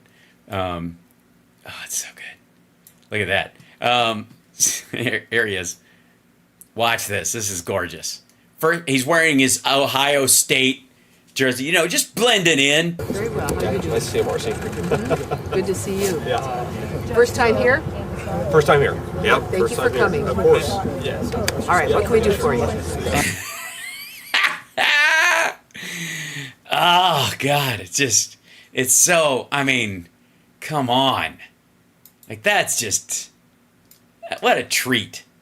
That, you know, I don't often want to thank Donald Trump for much, but adding, you know, right about the time that Trump's lies are getting boring, right? And kind of repetitive and quite frankly, slower and less connected, certainly less interesting. Thank God he could at least bring in somebody that, infuse some new comedy freshness in there. Yeah? And JD Vance is just a winner in that regard. I got to tell you, he's just, you guys, I love you guys. But I think we're doing very well. Hopefully they don't yank her and then put a third one in. You never know. That'll Yeah, you never know what's going to happen, hopefully. Yeah, because then you're really fucked. happen, I'm sure. First of all, we're here for a lot of reasons. But one of the reasons is you have a fantastic new book that's coming out. And I'll tell you what's amazing about this book. It doesn't have many words in it. It's all pictures, and it wasn't even possible as a book until one of your own supporters shot in your general direction and clipped some glass on your teleprompter. To me, as I went through it. And you make your notes, you have comments in your book. The pictures are beautiful. A couple of things. Beautiful comments. It's the comments, you know? It's like, think of it like the most racist YouTube comment section ever, but bound in fine faux leather in a dust jacket that doesn't even keep the dust off. Things. Number one, your attachment to working Americans. There's Hollywood, there's the athletes. You saw the Democrat convention. You had one entertainer after another after. One entertainer. By the way, I got to say, that's clearly a lip flub, but I would like to say that I think that's a great new word to describe the people who show up from Hollywood and Nashville and wherever else, and Detroit, I guess, general area, that support Donald Trump. Entertainers, he'll just take any tainer he can get his hands on. So if it's fucking Kevin Sorbo or Scott Baio or Bob, right? John Voight, entertainers. We're entertainers. We're just, we've got entertainers, they've got entertainers. Your book is heavy with firefighters, police officers. Yeah, it's propaganda. It's also not that heavy. Coal miners, people who drill for oil, truckers, common people. So let me ask you. I love the common people. I meet them, and as long as there's a picture taken, it's worth it. This. You spent most of your life around these people. You were What?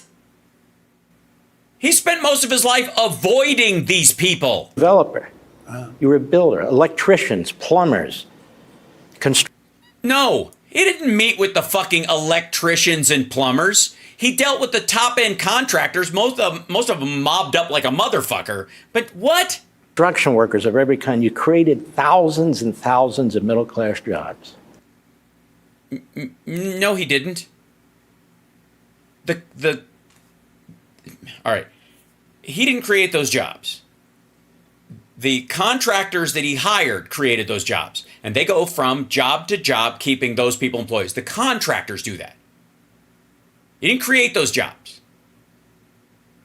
Do you understand? The contractors and the unions and all that, they keep those jobs going before and after any building that happens. Trump didn't just, there wasn't like Trump construction where he fucking moved all of his construction people from New York to build the Chicago Tower, and then he moves them all over the world because these are my guys, right? And they live temporarily while he designs a new golf course or any of that shit. It's not how it works at all. And he stiffed contractors all over the place. He fucked those people out of their jobs, Mark. With pensions, medical insurance, and so forth and so on. No. Unions guaranteed their insurance, dummy. Why do you think your opponents get away with claiming to represent the little guy, the middle class, the blue-collar worker, when they have nothing, absolutely nothing to do with them? Okay, first of all, just the Made in America rules that were tightened under Biden alone created a scaffolding under the middle class that Trump wouldn't go anywhere near while he was getting his fucking hats made in China and shit like that. So, secondly, piss off. Also, Trump is a scab. He went to a non-union shop during a union fight for a better contract to pretend that the union was on his side. He's undercut these people. He's created more jobs in the mob. And you've spent your entire life around them. Well, certainly, I had two opponents. I had Biden, and then he disappeared a couple of weeks ago at their insistence. He's still president of the United States. He's running the country. They're actually negotiating the Gaza ceasefire as we speak. That's what he's focusing on. He didn't disappear. He went on vacation because it's August. Trump golfed more than any president in history. Cost us, the taxpayer, 400 years of presidential salary. We had a debate, and the debate was a good debate. And he was 18 or 20 points down, and they went to see him, and they said, "We want you out. You're not going to win." No, he wasn't. He was not 18 to 20 points down. He did. The weird part is he had the worst debate performance of any Democratic presidential candidate in history, and he didn't lose anything. Win. And you started hearing those rumors, and then all of a sudden he was gone, and they gave me a new one who never got a vote. In all fairness to him, I'm not a fan of his, but this is a great answer to why do you think the Democrats get credit for being people of the working class when you don't? He had 14 million votes. He worked for a year to win. She actually started off with him, when you think. But he worked for a year to win. He won. And then they threw him out when they say, this is not a democracy. Okay, when you think about it, what is that all about? She never got a vote. Okay, if that's the case, she'll lose. She'll lose because Democrats won't vote for her. If we felt like that, lay off the crocodile tears like you give a fuck about Democrats being denied their right to choose somebody. None of us have a problem. Her fundraising's way up. Enthusiasm is way up. People are going to vote for her. It's just stupid. But the idea that again, I don't know if he's trying to chip away at the enthusiasm because they know it's there. I don't know. This is odd. But regardless, he keeps making this case as if it's going to move. Maybe it's I think the only reason I can think of that they use it is to push back on that he is destroying, he's destroying democracy or he'll destroy democracy. So he's using this as a pushback. Like, they don't care about democracy. Look how they shuffled their own leaders. Well, in the party, it doesn't fucking matter. If they do it and the voters don't like it, they'll lose. That's democracy. So far, that isn't happening. So then they gave me her, and he's a very angry man, but he's gone. And now, really? Then what's all the smiling and hugging her about? Now I have Kamala. I call her Comrade Kamala because she's radical left. She's a radical left. Radical! Marxist. And that's what she is. And she'll destroy our country. Well, that seems pretty simple. I can't imagine anybody would vote for that. That sounds terrible. A radical Marxist that will destroy our country? What's even to like in that situation? I'm sure you've got details that explain why you would use those labels for her that make total sense. Because, I mean, it's that serious. You wouldn't just say that off the top of your head. You would clearly, you're going to make that kind of an accusation. You'd have some strategy to kind of show people what they should be concerned about. And never mind. There's not going to be any fracking in Pennsylvania. And for her whole life, there was none. She fought people like... Her whole life? Dude, most of your life there wasn't fucking fracking. Like, I've never seen anything like it. Look at the... Most of her life there wasn't fracking, like I've never seen anything like it. way she fought Justice Kavanaugh, the viciousness and the violence. Oh. She's a Marxist. She's worse. Oh, she was vicious and violent towards Kavanaugh. Huh? Much higher on the scale than Elizabeth Pocahontas Warren.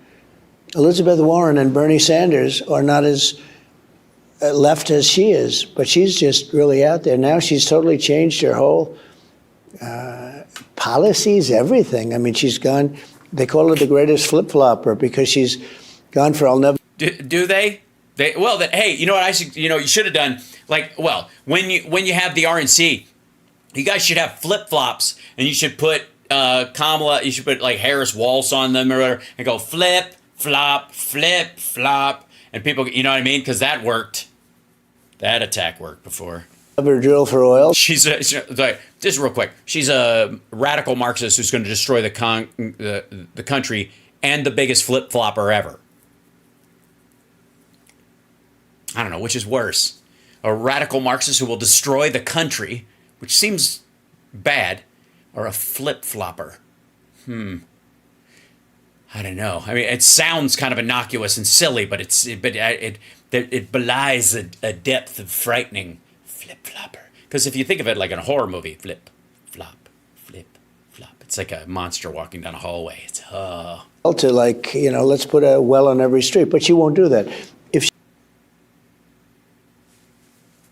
excuse me. For I'll never drill for oil to like, let's put a well on every street, but she won't do that. If she's like, she went from I'll never drill for oil to let's put a well on every street. But she won't do that because no one would. she won, she'll never do that. She'll never do that. She'll never do any of the things. I saw today she wants to build walls. She fought me for years on the wall. I built hundreds of miles of wall, but she was one of No, you built about 30 miles of wall. the people that fought me. One of the Democrats, but one of the people. Also, she wants to repair large parts of it that were set to be repaired under the Obama administration, and he took some of those funds and built onto the extension of the wall where he wanted to be able to see it instead of fixing the actual parts that need to be fixed. And you look at how she's changed, and it's so phony because, and all of this stuff, with politics, it's usually their first thought, that's where they are.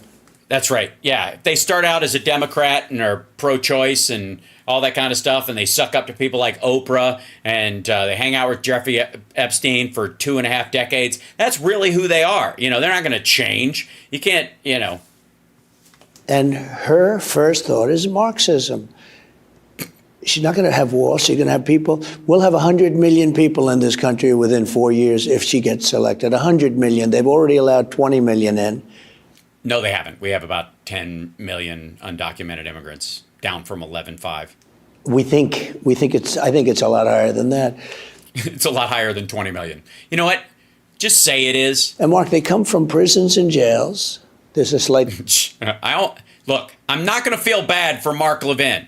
Just like Lex Fridman, he sat across from this motherfucker. You can't pretend you didn't know it was coming, Mark. Don't look all worn out and broken down and fucking just like a droopy dick all of a sudden. This is your own fucking fault. Look, good. Here I am. Mr. Producer, shoot me. Difference. And they come from mental institutions and insane asylums. And they come also as terrorists at a level that we've never seen before. And they're pouring into the country. We have millions of people coming in, but hundreds of... Eagle Pass, Texas. By the way, this is from like 2021, 2022, right? The peak of it after COVID, after the vaccines and all that kind of shit. And I gotta say, this is obviously well organized. This is not like a fucking the World War Z shit. These are lines of people applying for asylum, all that kind of stuff. They've got like blankets to keep them warm. They've been categorized into people that will be seen based on either when they showed up or whether or not they've got a claim already filed and all that kind of stuff. And it's like, dude, this is like one of his rallies. There's 1 million people here. And it's like 1,700 people. That's 100 million. This is numbers like we've never seen before, in rows like we've never seen before, with blankets like we've never seen before, largely being turned away like we've never seen before. Thousands of those people are criminals from Venezuela. They take them off the streets of Caracas and they bring them into our country. Do I have to look this one up every time? Do we have to do this fucking every time? Trump, Venezuela, last day in office.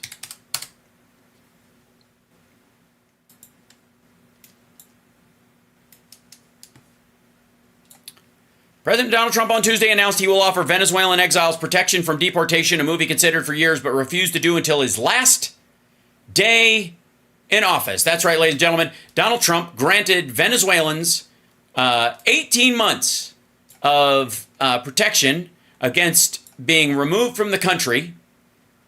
His last thing he did before he went, besides like the I guess filing some pardons, was to allow Venezuelans to have a 18-month delay on their being processed to kick them out of the country. Now, you have to understand, after that delay, they go to the back of the line to be processed even more time down the line from all the other people who can be processed, who are like, I want to say like, 2.5 years, 3 years behind because of COVID.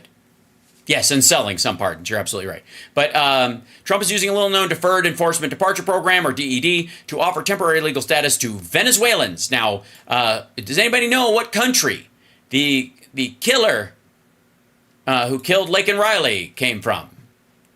Anybody? Does anybody know that there was a moratorium on that person being extradited or kicked out of the country or deported for 18 months, and then even then delayed until they finally got around to Venezuelans because they all got pushed to the back of the line amongst all the other countries and people who had come here. Yep, there you go. Just saying. Trump gave all Venezuelans an 18-month reprieve into the first year and a half of the Biden administration before they could even start the process, again, with a lot of other people in that process as well, guaranteeing that they would be here at least 2, 3, maybe 4 years. There you go. Yeah. And then they announce their crime rate is way down. That's what they've done.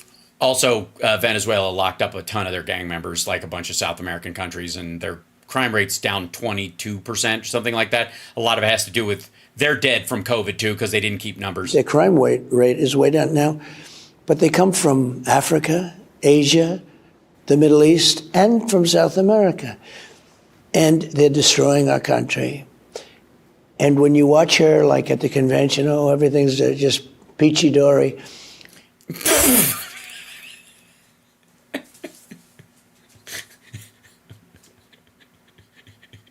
All right, I don't even. That's not a thing. Peachy dory is not a thing. Hunky dory is a thing. Peachy keen is a thing. Yeah. Hunky keen sounds a little weird, so I guess better to go with peachy dory. Peachy dory, ladies and gentlemen. Sounds like a vaudeville drag performer. Peachy dory.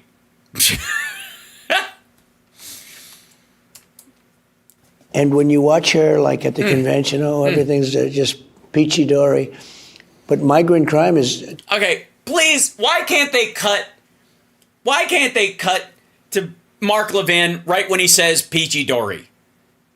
Why can't I have a shot of his face?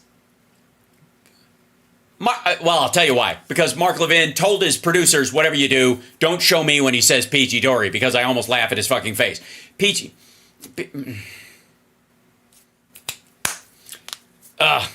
turning out to be a disaster. Many, many people are killed and raped and mugged and everything else. These are tough people, but they let them out of jails. You take Venezuela. I seriously, I have never seen Mark Levin look so dead inside. And it's been the whole interview so far. I think if Peachy Dory is Jimmy Dore's drag name, it might be. I wouldn't buy it. I mean, I think he should go for it. He certainly doesn't have a future in stand-up. But I feel like right before the thing started, Mark's trying to, he's giving it the old, I don't know, middle school try. But this whole time, from the very beginning, he's looked kind of moribund and sad, which means either he can smell Trump and he just can't hide it, or something happened before the interview started where he's like, oh, this is bad. I don't know what the fuck's up with him. This is really, I feel bad for him. Like, this is scaring me. Their crime rate is down at a number they've never had before. They're taking all of their criminals and busing them into the United States of America and dropping them and saying, if you come back, we will kill you. And then I'm supposed to sit and debate this person, and she'll say, oh, no, it's wonderful, it's wonderful. And now she's going, Yeah. If it's not wonderful, she'll say, oh, it's wonderful, it's wonderful. And then you'll say, here's 10 reasons why it's not wonderful, wonderful. And all of them are not lies. They check out.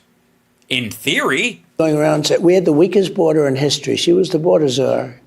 She was put in charge of the border. We had the weakest border. Also, by the way, does it matter who's sitting across? Is he just using footage from the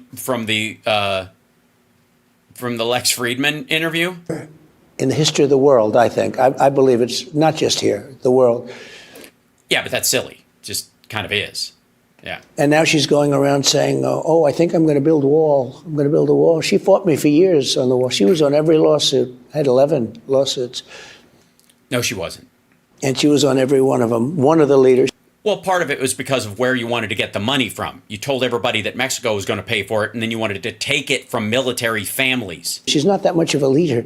But the one thing she is radical left. And she's rated much further left than Bernie Sanders. Bernie Sanders was unelectable, and she's much worse than him. And Biden was just a fake. You know, he wasn't really left. I don't think he really knew what he was, if you want to know the truth, actually, for a long time. But Biden... But he kicked your ass. So, again, go for it, dude. You lost. He beat you. So the dumber he is, the dumber you are exponentially.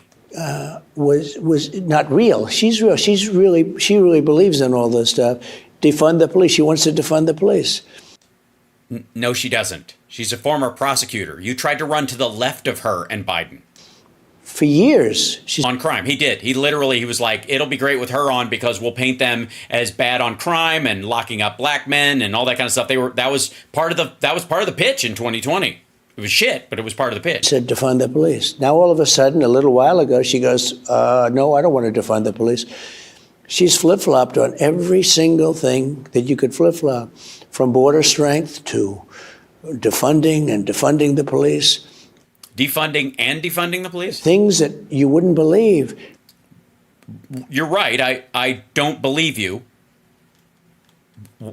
What other things besides the two things you just mentioned? She doesn't want to have any fracking. She doesn't want to have oil.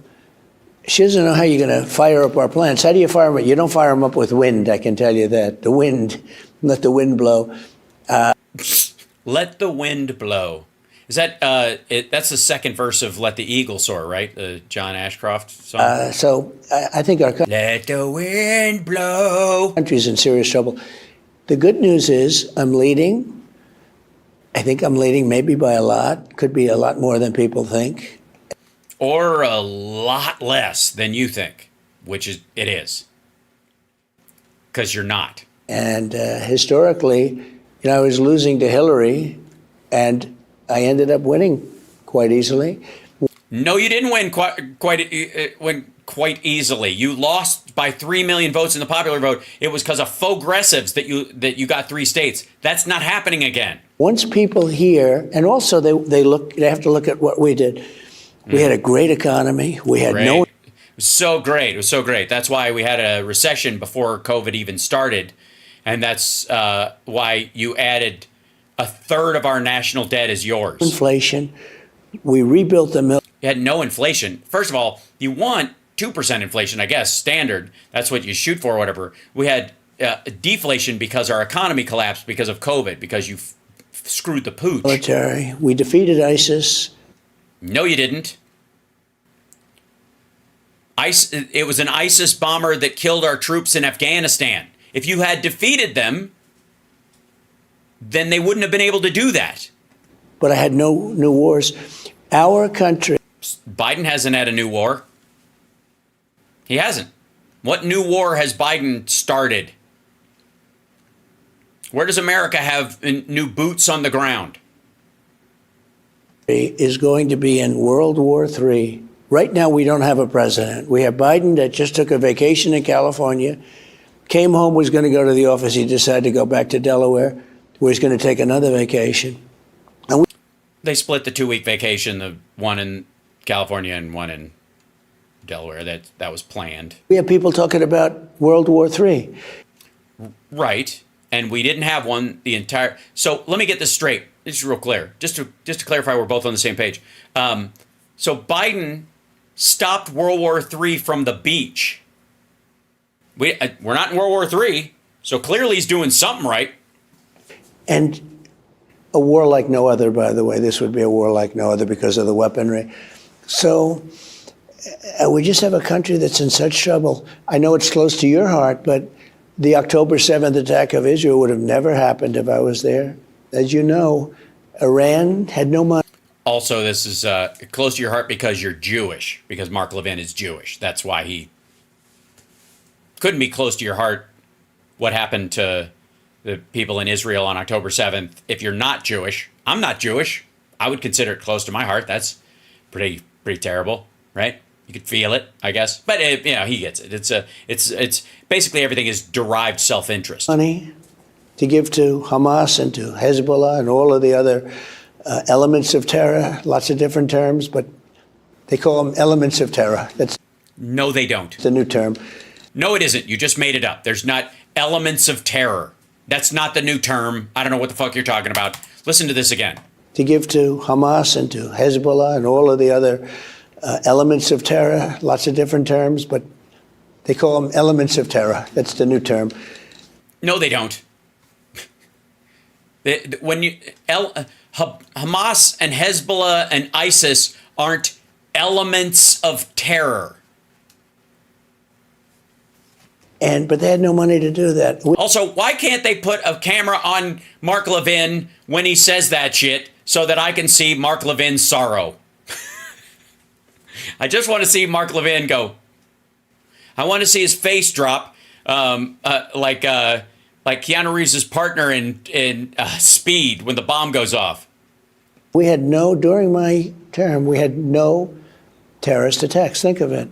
You didn't have Iran saying they're going to blow up Israel, and you didn't have Putin saying he's going into Ukraine. That would have never. He was already in Ukraine. He was in Ukraine the entire time you were there. And Hamas and Islamic State and Gaza fired rockets into Israel every week he was president. Every single week. The only reason it didn't kill more people is because of the Iron Dome. It wasn't for a lack of fucking trying. Never happened. Putin going. Hamas didn't care where those things landed. They just hoped one of them would get through. And they're talk about dumb bombs. That's all they are. Just fire rockets in the general direction. Maybe one will get past the dome and kill some people. Like the entire time he was president. Going into Ukraine would have never happened. He was already in Ukraine. Just saying. They were reinforcing the entire time. And inflation would have never happened. And Afghanistan. By the way, if inflation never happened after COVID, that would only be because our economy had totally collapsed. Like where money meant nothing at all. It would have been so bad that we didn't actually have a chance to get out of it. There would be no desire for U.S. funds at all.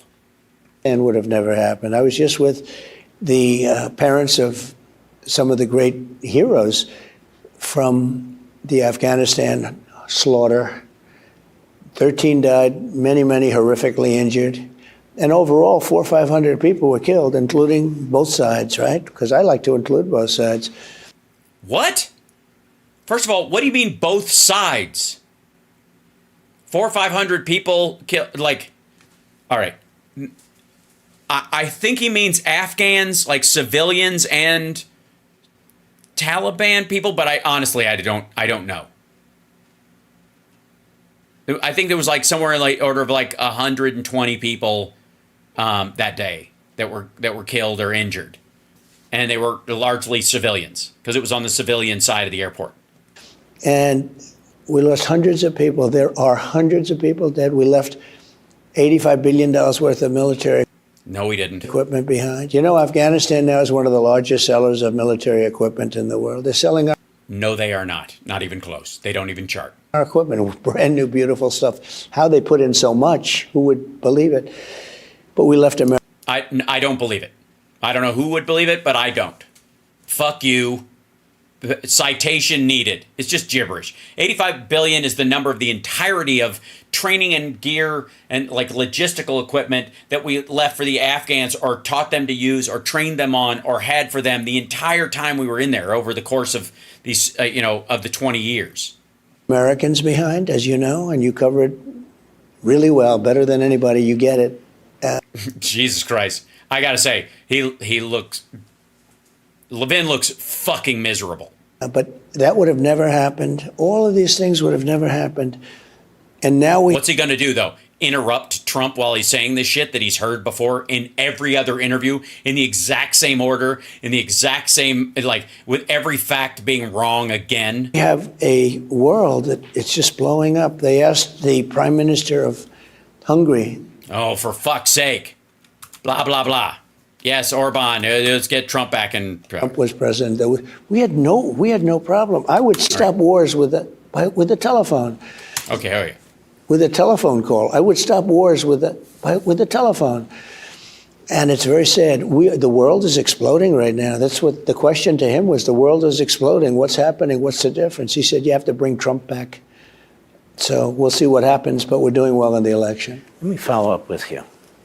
In the book, Please. It's just, dude, this is, that whole chunk. He just rambled for 12 fucking minutes. And Levin finally comes in, and it was like, I think the question was, how you doing?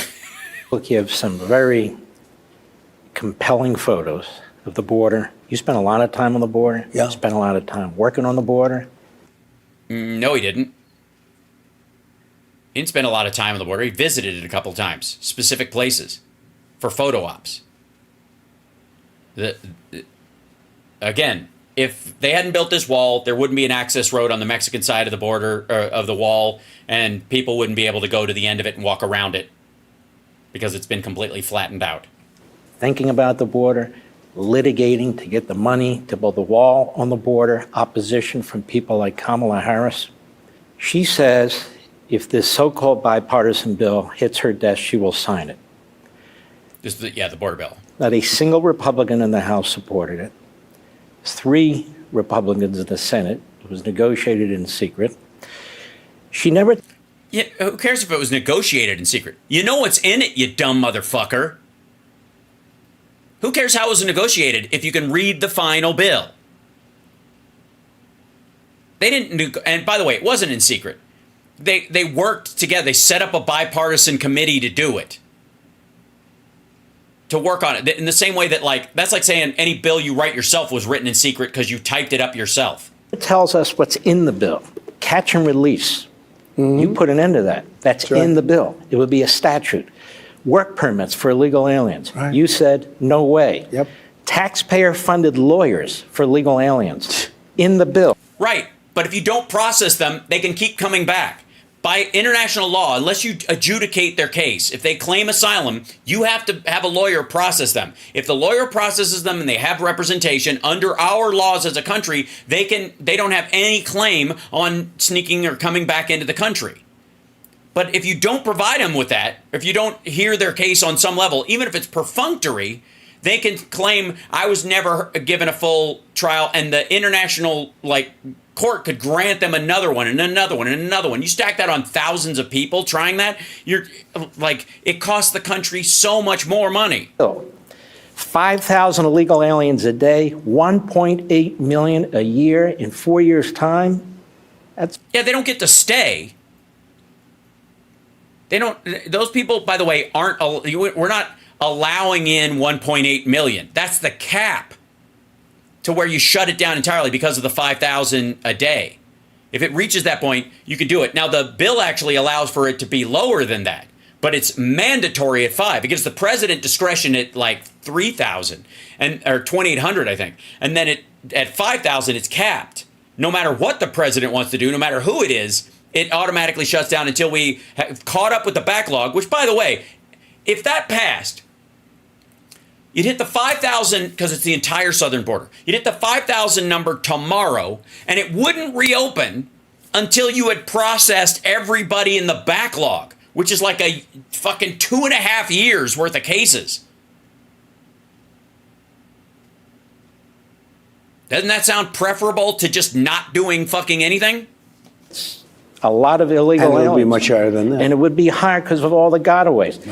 Billions to sanctuary cities.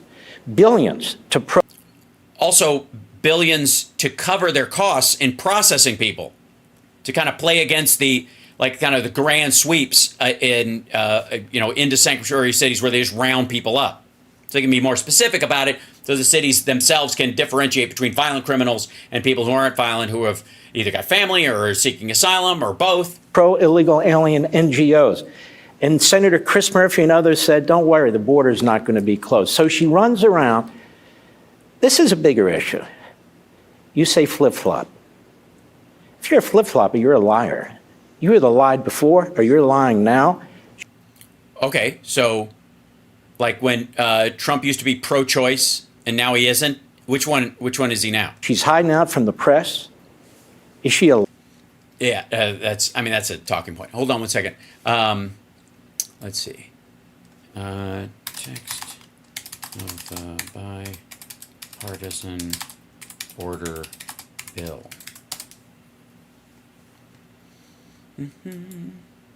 Okay. Let me make sure this is the same one. Yeah, this is the one from February. Senate has released, here we go. Senate has released a $118 billion bipartisan border security bill after months of negotiation. Congress has grappled with security, blah, blah, blah. There we go, go away. This is the...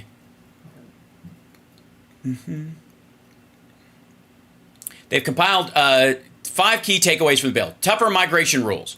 The bill would fund an increase in ICE detention capacity from 34,000 to 50,000. It would mean that people who arrive in the U.S. illegally would not be able to claim amnesty, and it would force the government to shut down the border at times where there is a 7-day rolling average of 5,000 encounters per day or 8,500 encounters in a single day.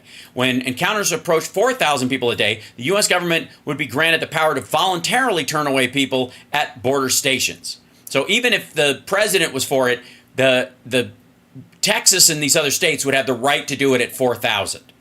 Just for the record.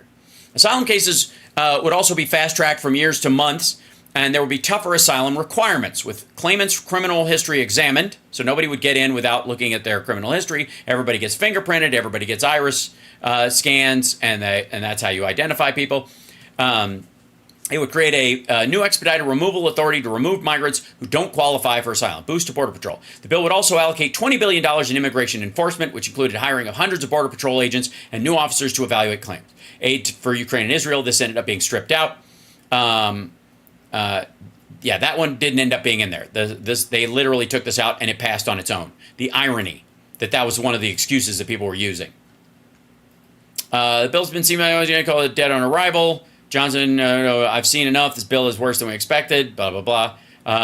Trump, okay, and support. Bill has attracted bipartisan support. Biden said in a statement that the Senate proposal allows the United States to continue our vital work together with partners around the world to stand up for Ukraine's freedom and support the ability. Okay, they dealt with that. He added the immigration system had been broken for too long. Bill would fix it. It will make our country safer, make our border more secure, treat people more fairly and humanely while preserving legal immigration consistent with our values as a nation. Mitch McConnell said in a statement that the Senate must be prepared to act. American sovereignty is being tested here at home, and our credibility is being tested by emboldened adversaries around the world. That was it. Commitment to the fairness of it. I'm going to try and look at another long form. This is the Secure the Border Bill. Actions 2. This is the text. Whoops, one second. Back up.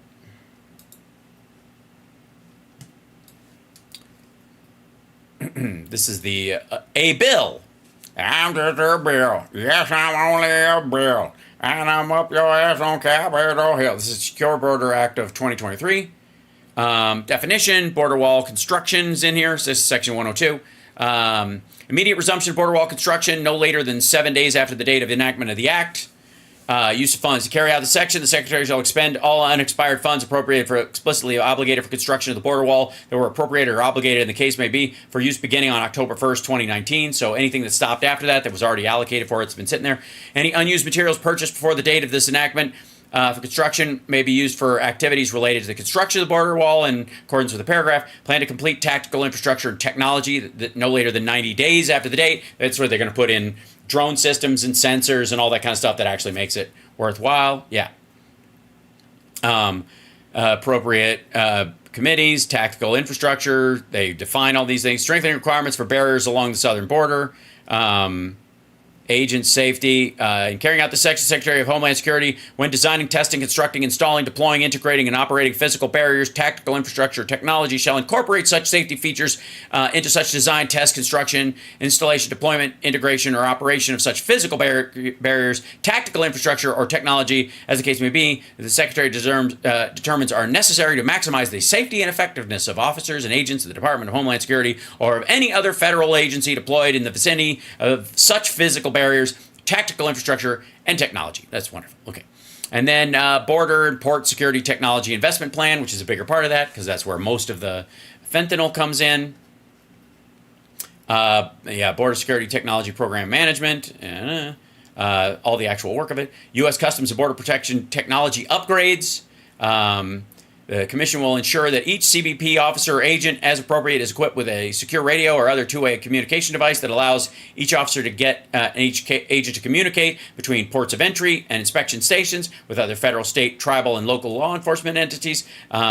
No later than September 30th, 2025, they'll have a full implementation of the Border Security Deployment Program. They will expand the integrated surveillance and intrusion detection system of land ports of entry along the northern and southern borders of the United States. Like, again, I don't know why they voted this down. He's talking out of his ass. There's certain like processes that they have to go to: Anti-Border Corruption Act reauthorization, supplemental commissioner authority, as the definitions of it, establishment of workload staffing models for U.S. Border Patrol and Marine operations of CBP, which they give. They're going to give more staff to. Operation Stone Garden, which was, let's see if they have the, yeah, here it is. There's established by the department a program known as Operation Stone Garden, under which the secretary, acting through the administrator, shall make grants eligible law enforcement agencies through the state administrative agencies to enhance border security in accordance with this section. So all the border states get more money for law enforcement in the areas close by. And then, of course, I don't have to tell you guys that there's a whole section on the kidney.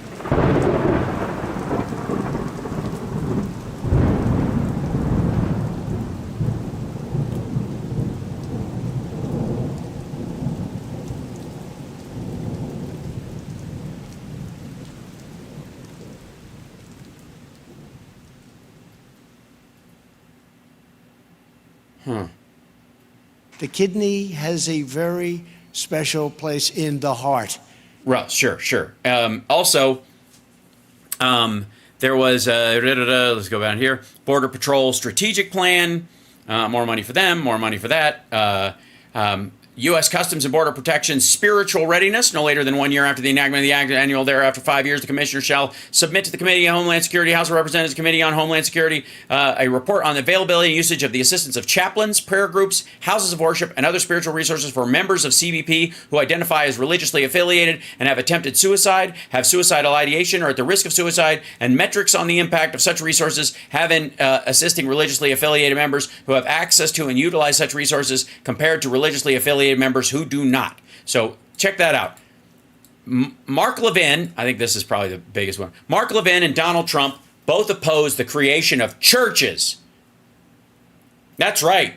Churches and places of worship and the hiring of pastors to help suicidal members of CBP deal with the stress. And Mark Levin is against it. Liar? Is that why she's hiding out from the press? She doesn't want to tell the American people just how radical she actually is? Radical! Well, if you look at her campaign, because she campaigned for this office, that she seems to be getting now with no votes, and okay, she's getting the nomination with no votes. Think of that. Okay.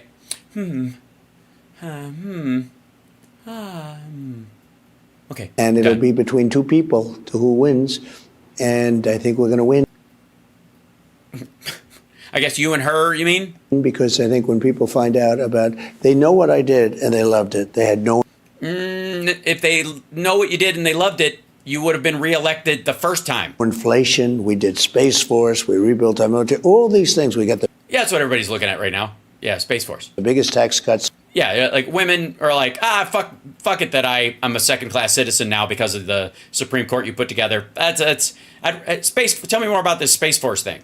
Ever in our history, got the biggest regulation cuts in our history. Biggest rights cuts. I don't know if you should. Honestly, you're the first president to get rid of human rights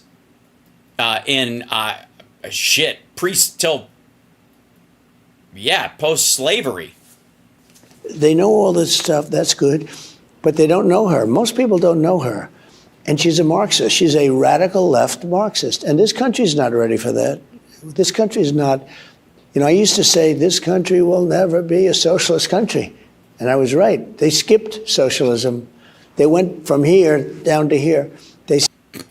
Again, he doesn't even know what socialism means, not that a lot of people do, but he certainly doesn't know what the fuck communism is at this point. We have not jumped straight to communism under this.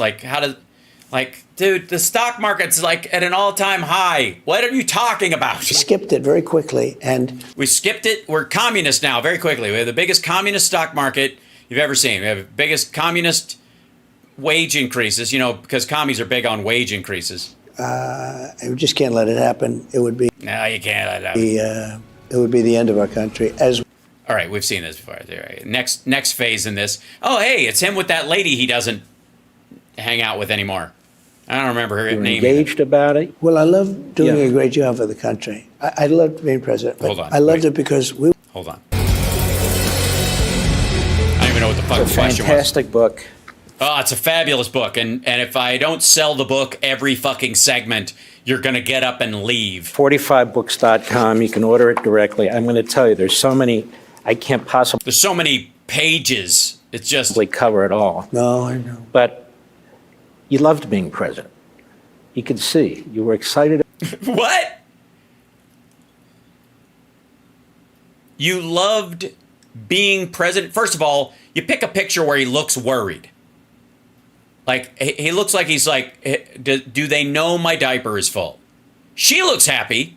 She looks happy you're president because you're distracted. You got a bunch of shit to do, and you finally got work you can't pass up on and just blow off to go knock up a fucking porn star or something. So she's really happy. Like how she knows when you get back to the house, you're going to have to be dragged away to go fucking do something else, and she won't have to hear from you for weeks. That's why she's happy. About it. You were engaged about it. Well, I love doing Yeah. a great job for the country. Yeah, that's what it was. And golf. I loved being president, but I loved it because we were doing such a great job. We had the greatest economy in history. Then COVID Also, no, we didn't. Like, he says it all the time, but can I just flat out go, this was not the greatest economy in history by any measure. came in, and we did a great job there. Never got the credit for that, but that's Because it didn't exist. You didn't get credit for the fantasy that lives in your head, right? I don't get credit for being 6'5". You know why? Because I'm 5'9", you dumb motherfucker. That's why. I don't get credit. I don't know why I don't get credit for being 6'5". Because it never happened. That's why. it's okay. But that was so bad for the whole world. 50 trillion. Also, what the fuck happened to the camera there? They expect him to lean Never over. got the credit for that, but that's okay. But that was so bad for the whole world. $50 trillion in damage it caused. Every country was devastated. $50 trillion. COVID caused $50 trillion in damage. 20 of it was to the U.S. economy, which we attempted to patch with $9 trillion worth of support. So anybody who says the money printer went burr and we printed too much money, we had inflation because of monetary policy, is a fucking moron. Including China. They were just a later version of it. But every country was devastated. It came in. We did a great job. We did things. We made the masks and the gowns and the ventilators. We were selling ventilators and giving them to the rest of the world. We were way advanced. Oh, yes. Hence my hilarious sketch, King of Ventilators, from the Sexy Liberal virtual show, which I should probably have all those sketches on call, shouldn't I? I probably should. I should probably just have them like in a little file where I can bring them up. All right, I will. That's on the list next. All right. And when I gave it over to them after a terrible election, a disgrace. Who is them? No one knows who is them. Only they know who's them. Election, but we gave it over to them. The stock market, I think, was higher than just prior to COVID coming in. And it was a miracle, actually. Right, because they got elected. You know how Trump's like, the stock market, the reason it's doing so well is because they know they think I'm going to win. Well, guess what, motherfucker? In November of 2019, they knew, or 2020, they knew that that somebody had won. Even if you didn't, everybody else knew that Biden had won. And they were like, phew, and the stock market went up. The reason it was just after you handed it over was because they knew for a fact you weren't going to be president. They were invested. They knew that stocks were at a low point and they were going to go up. It was a great time to buy. Because we could have been in a Great Depression. We gave just the right amount of money so that businesses could make it through. And how much was that? What was just the right amount? Because if you'll recall, Trump had this thing where he said he was signing the bill for the aid that came out, and he said, I asked for, whatever. I asked for $1 billion. They gave me $3 billion in the initial one. Remember that? And he was like, but I'll take it. then you had a bounce back on jobs. They like to take those jobs. I had the greatest job market ever created. Nope. But when COVID comes in, a pandemic, any pandemic, there are pandemics, but... There are? What? I thought this was a plandemic, according to your new buddy RFK Jr. There's a bounce back of jobs. In other words, the same people working, they come back 4 months later, 5 months later. Yeah, not the dead ones. And not at the businesses the dead ones had, because there's nobody to carry those businesses on. And where's the guarantee? This motherfucker said that the economy was going to crash if Biden got elected, that we would have a 1929 style crash. He said all that shit and nothing happened. And we had great jobs. You can't take credit for a bounce back if you happen to be president, and these people are now flowing back into the job market. But you can if there was no guarantee the job market would come back at all. Where was that guarantee? Where was that guarantee after 2008? And by the way, if that correction is automatic, then why fight it? Why fight the shutdown? Why not insist, like, hey, everybody go home, stay home, 6 months, whatever. I know it's tough. We'll help you in every way that we possibly can. And once stuff gets back on his feet, I'm the dude to lead you out of this. But he didn't. He just wanted to open it back up because he was worried about the stock market. So he was just like, fuck it. We don't need to stay closed down. That's why we had so many dead. But we did a great job. And No, he didn't. I loved being president, but I loved being president because there has never been an economy like the economy that we created. And it's better now, by all merits. More people are working. Wages are higher. The stock market is up. One of the reasons why the cost of living, like for housing, is so far up is because people bought houses during the fucking pandemic. After, like, they were buying houses. Like, people, we upgraded in our house because what the fuck else are you going to do? Where are you going to go? We have to work from home. China was paying us a fortune. China never paid 10 cents to any other Again, this is because he doesn't understand there's a company called Tencent. president. Any other president, go all the way back. And Oh, God, I can't, that's why I'm glad he brought on Vance, because these lies are so fucking tired. Let's see.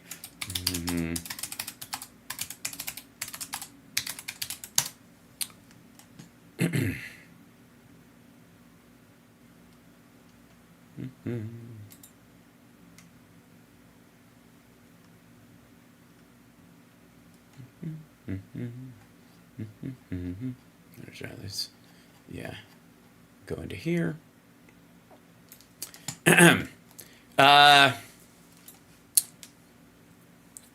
China material. In July 2016, USTR initiated a dispute at the WTO against China's export duties and quotas on various forms of different raw materials. These raw materials are key inputs into the variety of made in America products from a range of sectors, including aerospace, automotive, electronics, chemical, and more. China demonstration bases agreement in April 2016. Following a challenge by the United States at the WTO, China agreed to dismantle its prohibited export subsidies under the demonstration bases common service platform program. The agreement represented a win for American workers employed in seven diverse export sectors, including agriculture, textile, and medical products, who will benefit from a more level playing field in which to compete.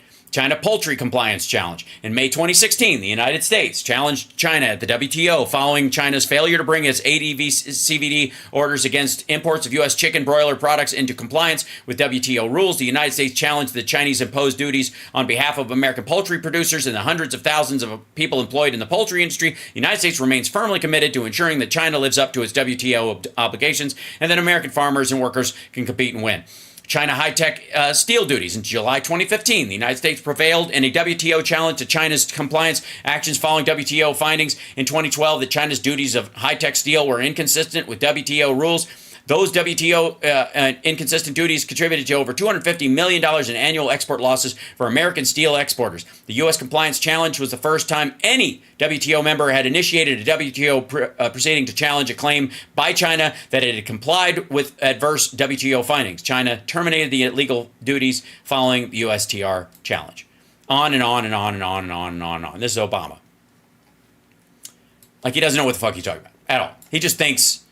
And he knows that Mark Levin's never going to go, well, I mean, obviously, Obama won on the Chinese tariffs on their rulings in the WTO about steel, for example, and helped save the American steel industry because of that. He's not going to get a pushback on that. He's not going to. Nobody's even going to bring that shit up to him anywhere.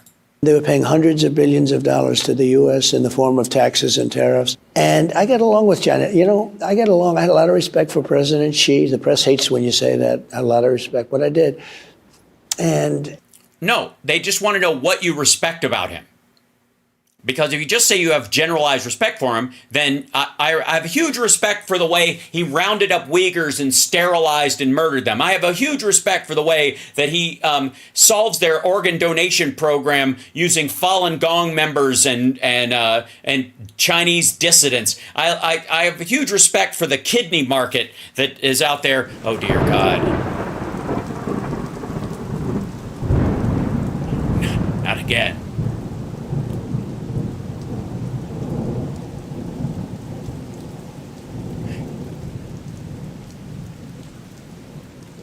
the kidney has a very special place in the heart. I've heard that. Yeah. So, like, Trump did nothing new with China. Nothing. Except he got into this pissing contest, this trade tariff thing, and he had to basically buy off farmers who was going to ruin all of them. There's no reason we won't get along with China, but they were taking advantage of it. There's a lot of reasons why we wouldn't get along with China. And they increased over time. But the relationship and conversations the American people and the American government and the American industry was having with China in the first half of the 2000s, in the 2010s, and all the way up to about 2015 was wholly different from when Xi Jinping took over and really started guiding the country. It's a different country now. It just is. They practically have an emperor again, and he's a lunatic, and he's surrounded by idiot sycophants, and they're afraid of him. That it's not the same fucking country. So even like things that our leaders, Bush, Obama, Clinton, anybody, were saying to China during that period of time, they were talking to a wholly different country. But Europe is taking advantage of us almost as badly. The European No, they're not. Europe is not taking advantage of us. Union. No, they aren't. What they're doing to us is incredible. What are they doing to us? $250 billion in, I call it losses. They don't take. Right, because you're an idiot. Because American companies, the biggest in the world, buy goods from Europe and Asia, and then they repackage them and sell them as their very own at a premium. And the profits benefit everyone, except, of course, I guess America to some degree, because you won't tax those companies because they're too big. Take our cars, we take their cars. They don't take our farm product, we take their product. Also, they're so much smaller than us. Yeah, again, just Wisconsin alone could wipe out the dairy industry in most of Europe. They don't take practically anything from us. They take a lot of stuff from us. And I straighten a lot of these things out. No, he didn't. But we have tremendous potential, this country, but you need the right leader. Look, I defeated ISIS in 4 weeks. It was supposed to take 5 years. No, he didn't. The suicide bomber that killed our soldiers in Afghanistan was an ISIS fighter. The guy who blew up outside of Soleimani's funeral in Iran, also a ISIS fighter. Our military is great, but they need the right. And the woke and wokey woke, whatever. Yeah, same shit. Are woke. But look at the job we did in defeating 100% of the ISIS caliphate. And other than that, I got you into no wars. You didn't have any wars. But we're going to have the big war, the war of all time, if something doesn't happen. Because I don't. Also, Biden hasn't gotten us into any other wars. What war has he gotten us into? I mean, we've given military aid to Israel as long as I've been fucking alive. If anybody got us into the Ukraine-Russia exchange, besides the fact that they deserve our help, it would be Clinton, because he made an agreement with them that if they give up their nukes, we will protect them in case they are attacked. And we did not live up to that. Right?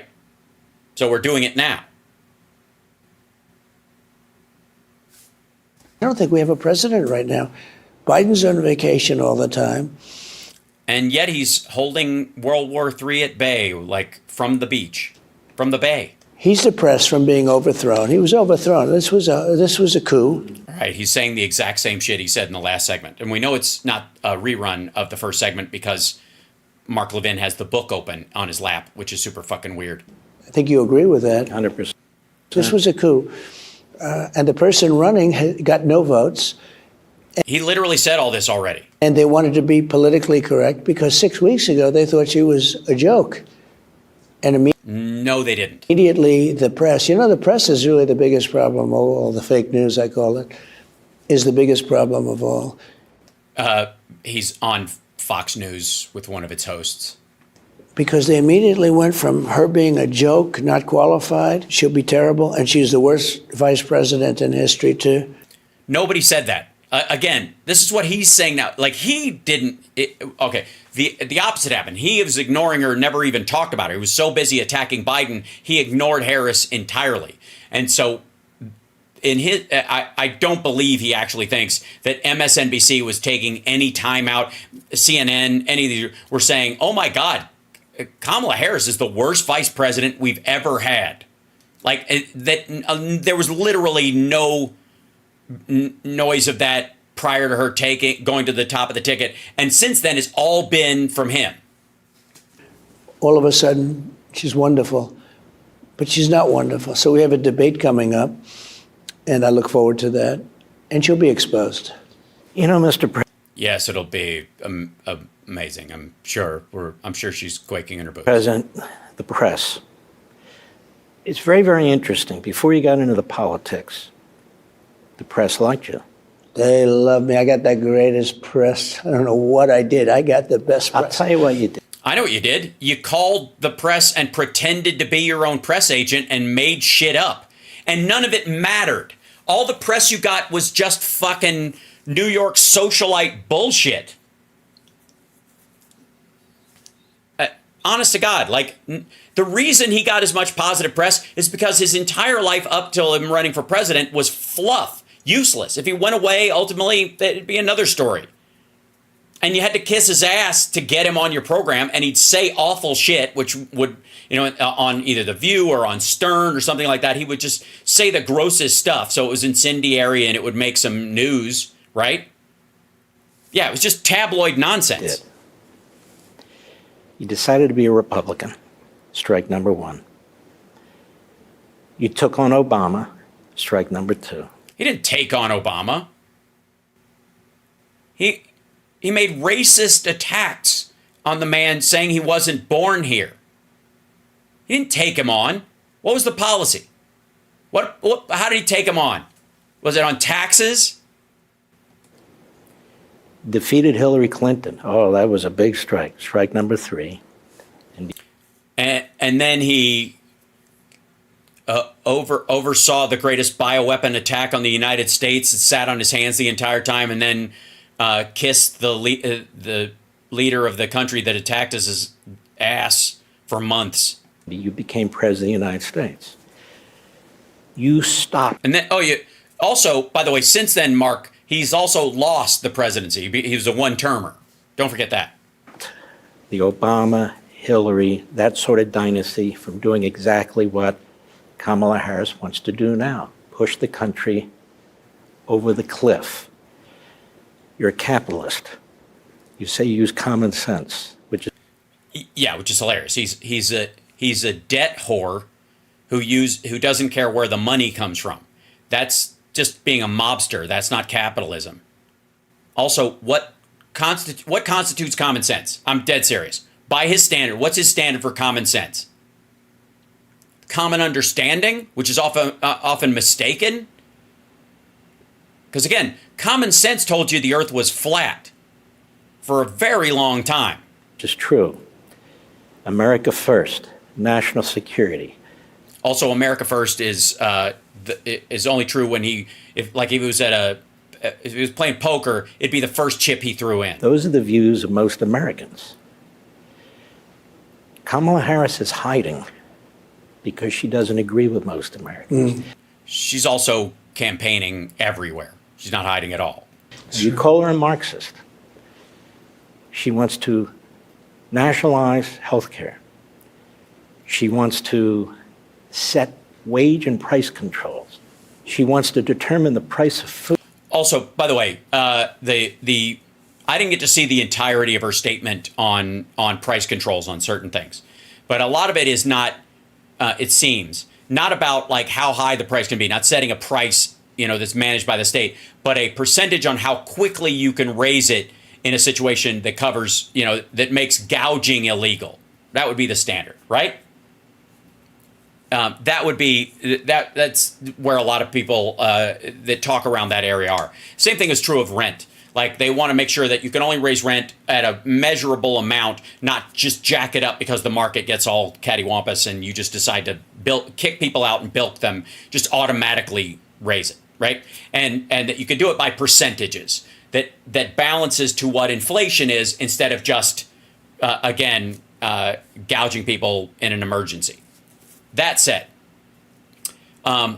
anybody who wants UBI or has been thinking about UBI or any of that, you do not ever have UBI without price controls and rent control on everything. Because if you don't have rent control nationwide and you create UBI, basically any place that isn't rent controlled, the price of that property just goes up whatever the amount you're getting from the government in a day. $1,000, I don't know, whatever it is. But if there's no marker on the top of it, then you can charge whatever you can get for it. And unless you limit the rise, UVI, right? Universal, UBI is universal basic income. That's what Andrew Yang was running on. And that's where a bunch of the Kennedy types and the Jill Stein folks are going for. But you cannot have UBI without some level of price controls, period. And if you're staring down the barrel of automation taking away a lot of jobs, and not just blue-collar jobs, but white-collar jobs as well, and you're setting up this situation where, oh my God, in the next 5 years, because of the advances in robotics and the advances in AI, there's going to be a situation where we might have an emergency where we need some form of UBI or we'll have a collapse, okay, in certain areas. If you want that, you've got to have price controls set in place before that happens. Is that going to happen? Is that what they're looking at? I don't know.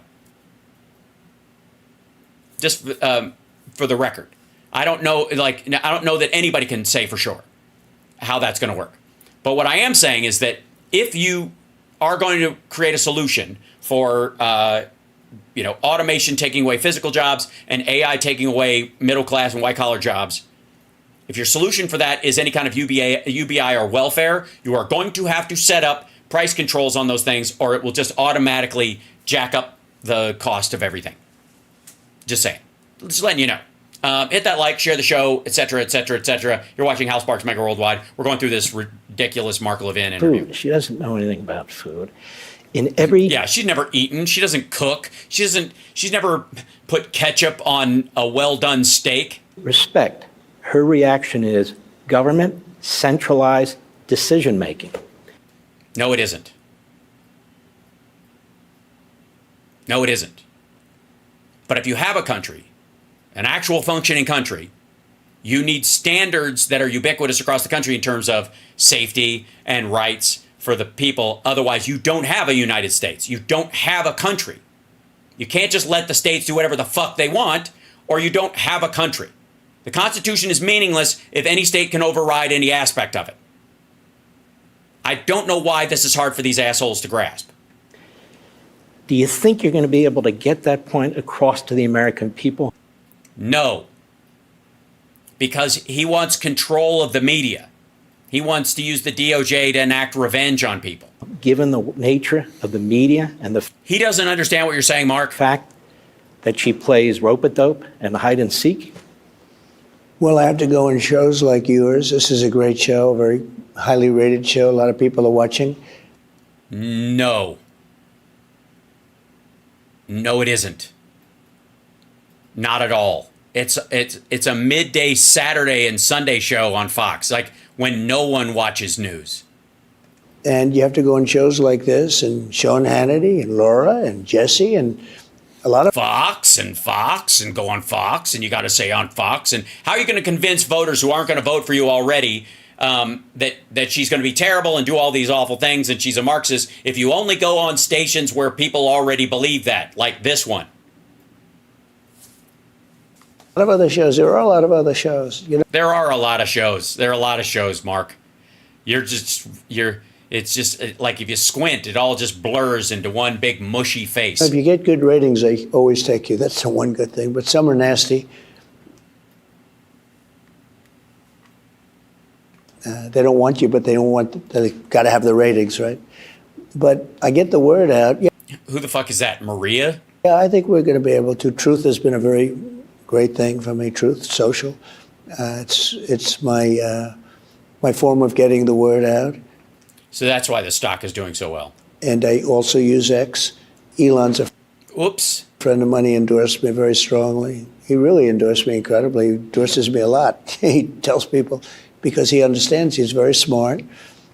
Citation needed. And he understands that this country is not going to make it if she's put in there. It's going Yeah, he also wore a like demon armor to a fuck pit at a sex club. And I think his mom was his guest. to be a disaster for the world. It's going to be a disaster. The whole world's going to explode, not just us. So economic policy is probably going to take a backseat in that situation. And we So yeah.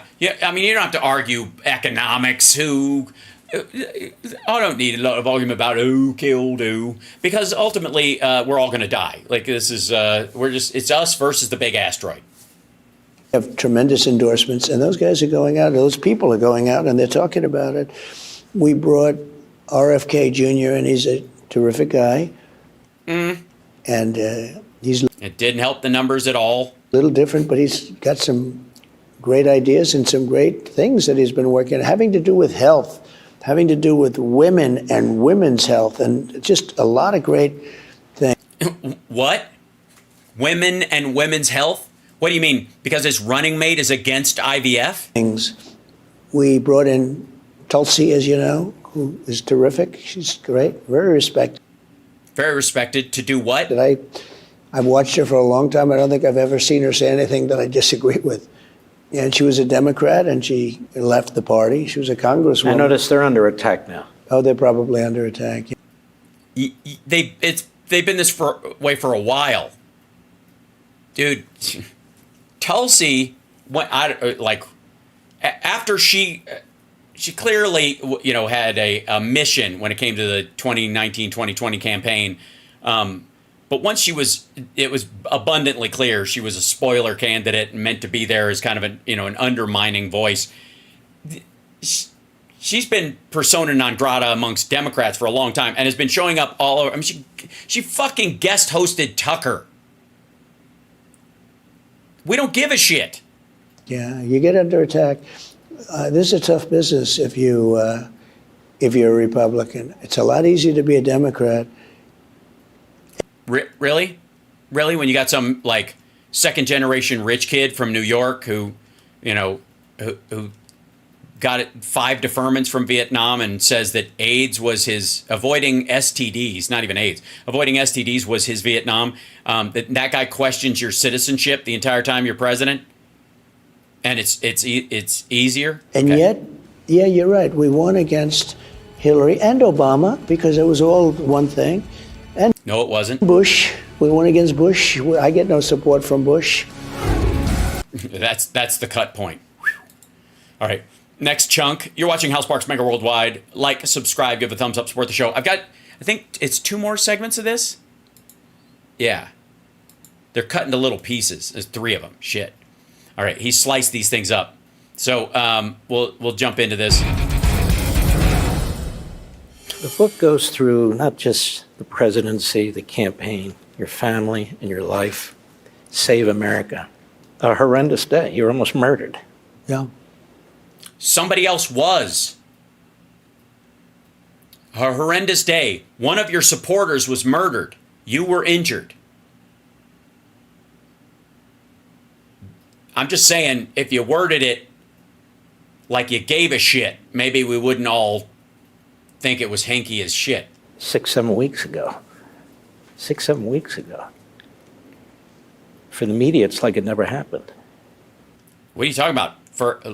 He's falling asleep. To his ear, it's like it never happened. I'm curious about this. Did George W. Bush ever send you a note or ever call you or anything of that sort? I've gotten so many, I don't know. Yeah. All I know is 2 hours after, my people called RFK Jr., and he and I talked for 3 hours like schoolgirls, and then I forgot what had happened that day. Not much of one. So it's possible. I hated that he got us into the Middle East. I just Yeah. hated it. We spent $9 trillion, blew the hell out of the place, and we left.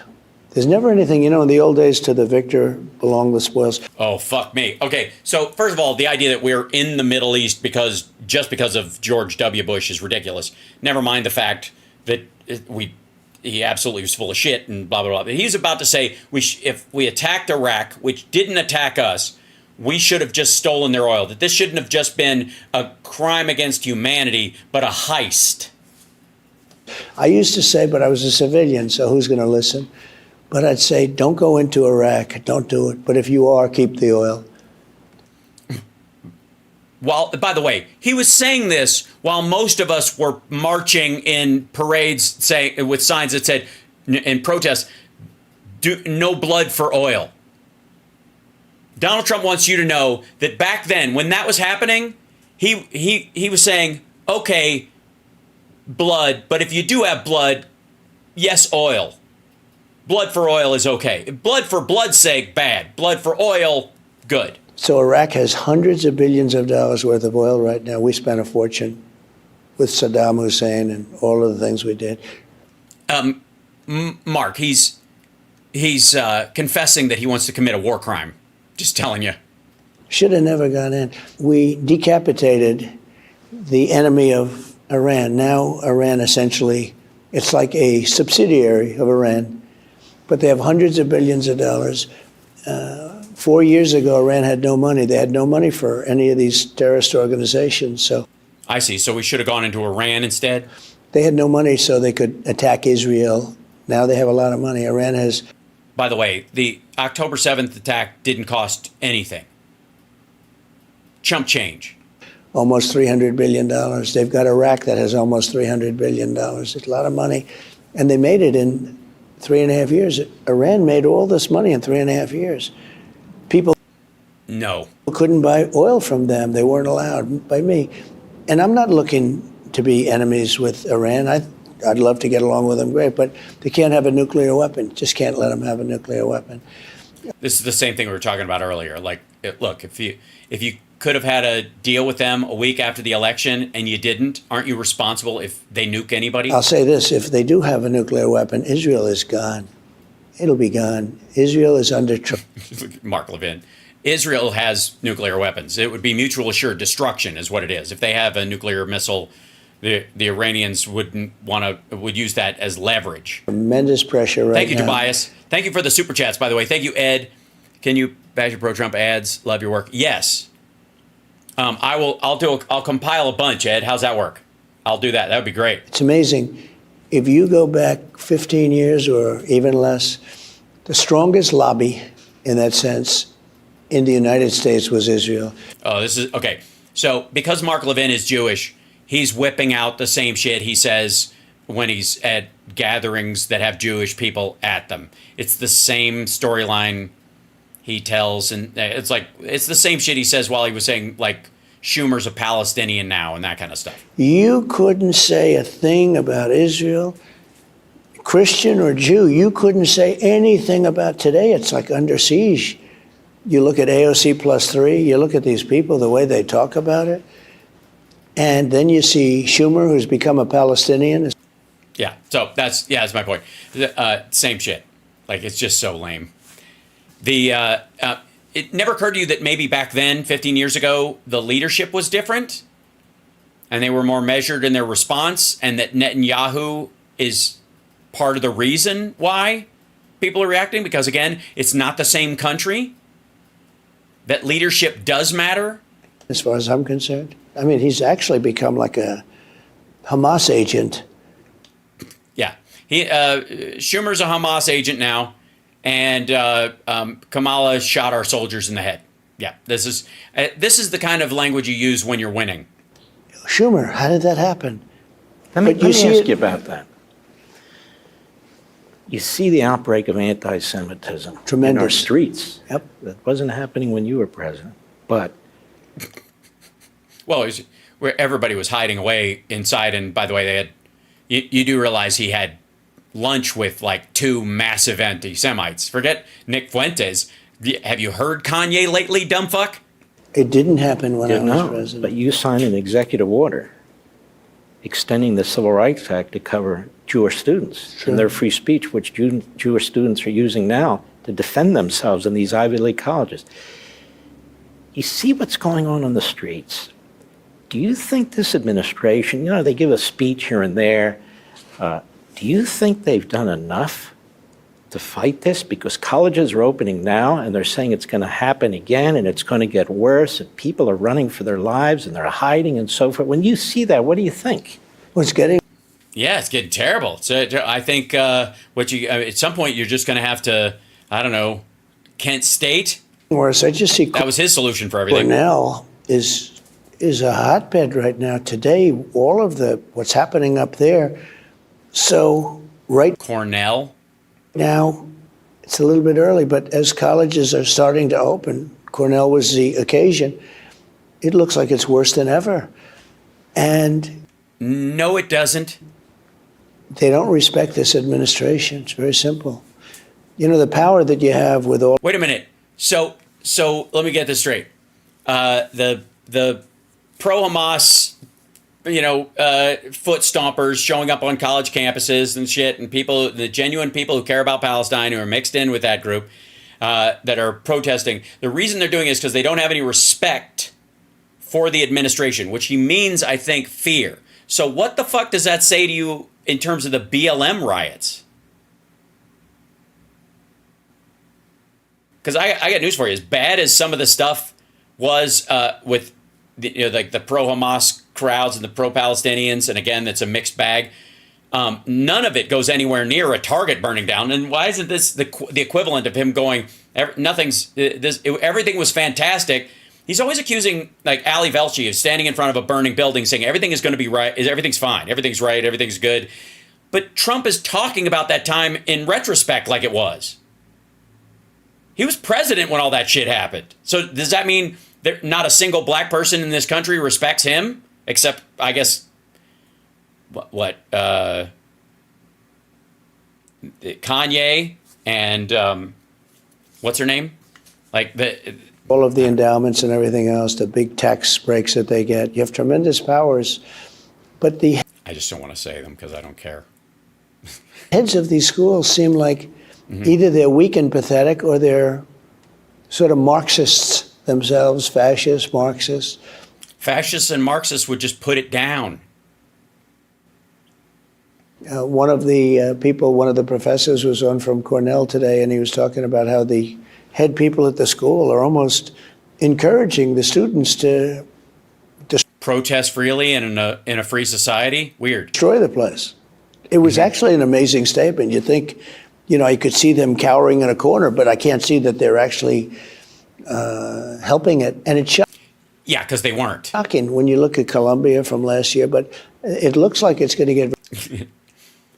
So, Columbia now, Cornell. Do you think he meant those are the same place? Very bad, actually. It looks like it's going to get very bad. It's a little bit early yet. The season's just beginning. Schools are starting to open up. Most of them haven't opened yet, but the ones that have, it's nasty. It's nasty, and the government does nothing about it. Would you consider federal funds that go into these schools? Yeah, you have tremendous power over those schools. It seems to me we blackmail institutions all the time with federal funds. The Democrats do too. Oh, so Mark Levin is suggesting that we blackmail institutions with federal funds so that they put down protests quickly in a way that that makes us look better. But not here.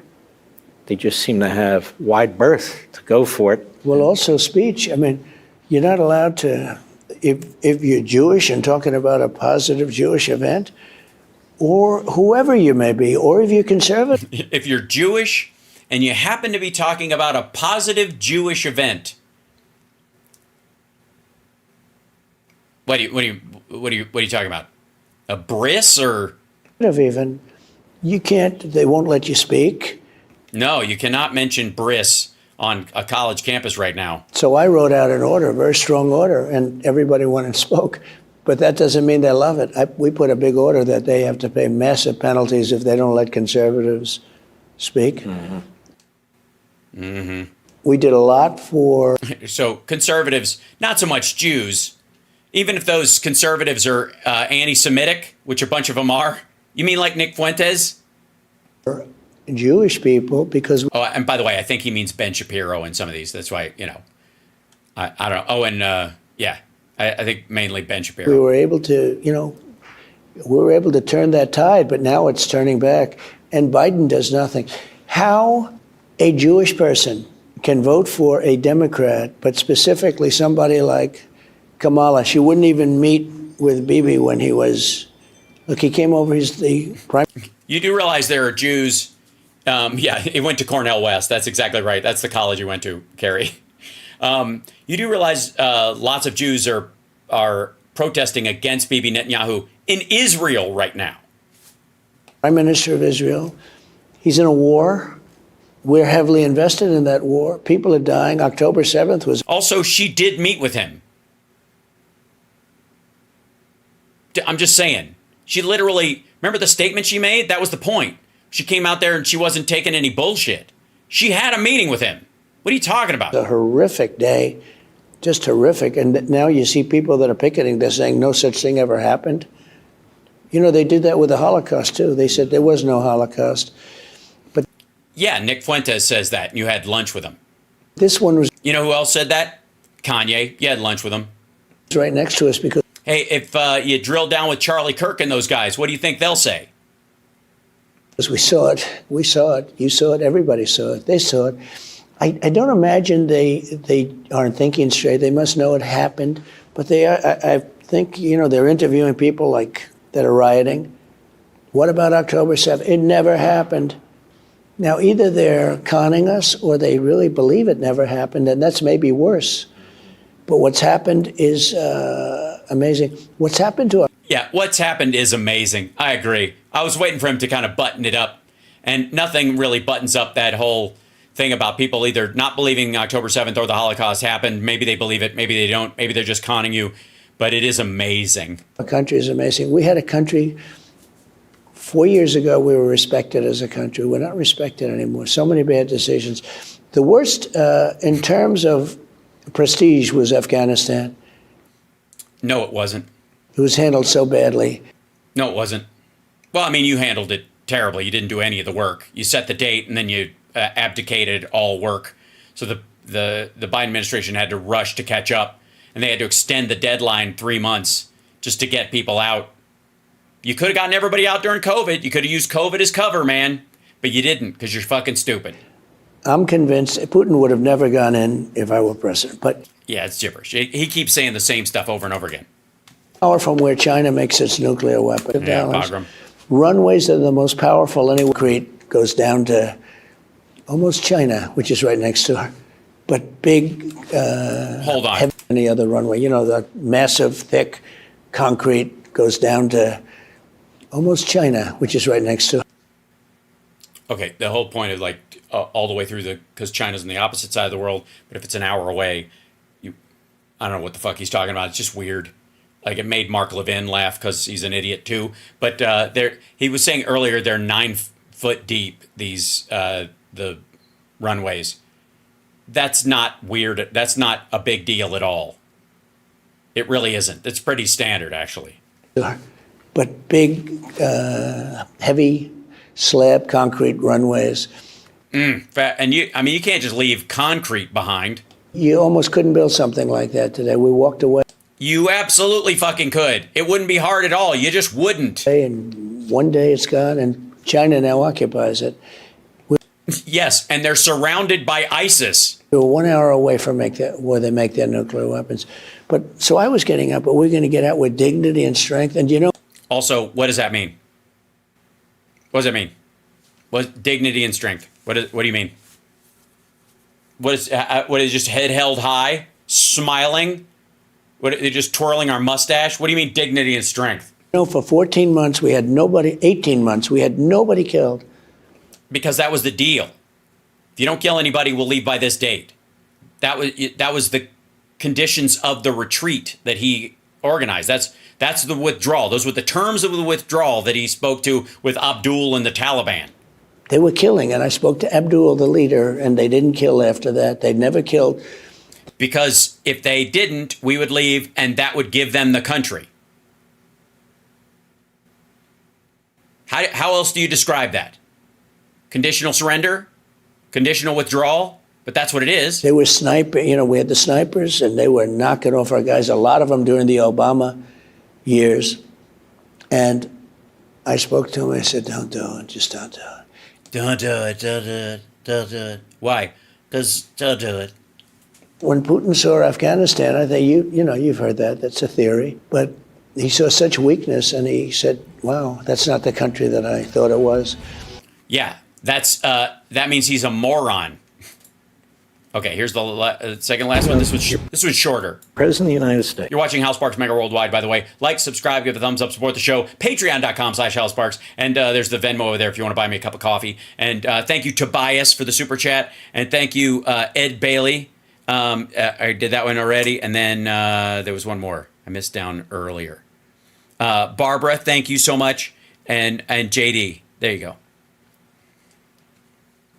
States. That Title IX, part of the Civil Rights Act, has always been intended to protect women's sports, to make sure they're fully funded, to give women an opportunity. And so Kamala Harris and Biden, they change it with an executive order. It's a law. They change it. And a federal judge just ruled, hold on, you don't get to do that. So my question to you is this. How is it that they can claim that they're for women's rights when they're destroying the key act that protects women's sports, girls' sports, something that's been in existence for half a century, yet they claim they're for women's rights? Because the inclusion of trans women into women's sports eventually, and there should be standards, which is fine, is predicated to growth in the society, and we're finally kind of catching up to that part. But previous to that, Donald Trump eliminated a woman's right to choose, and therefore women are now second-class citizens because they have to pick which state they want to live in by what rights they want to enjoy, and men don't have to do that. Something like that. Well, they're really demeaning women, and they're And that's my job. marginalizing women. Which is, again, my job. See, she steals everything of mine. This recently, a female volleyball player, a very good player, All-American or something, got hit by a shot from a person who transitioned, and this person said, I've never seen a ball come at me like that. I've been playing. Jesus Christ. What? Volleyball? What are you talking about? Playing all my life. I'm a champion player.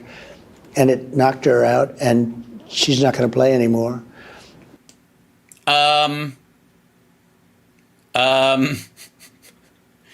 Is she not going to play anymore because she's a bigot?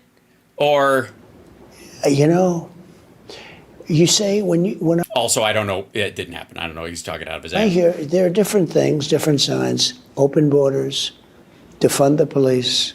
Oh, by the way, him talking about men and women's sports is not working. It's not moving the ball anymore because it's clear nobody is for forcible transition of children and any of the shit they were talking about. And so it's got no runway, to borrow from the last bullshit answer. So he's trying to drop it or move around it. He thinks the border and people's fear of brown people and black people specifically coming across the southern border with bags of drugs and child sex trafficking at the same time is the main thing he's going to run on. That's what he thinks will get him over the line. Men playing in women's sports, all different levels of problem, but they don't make sense.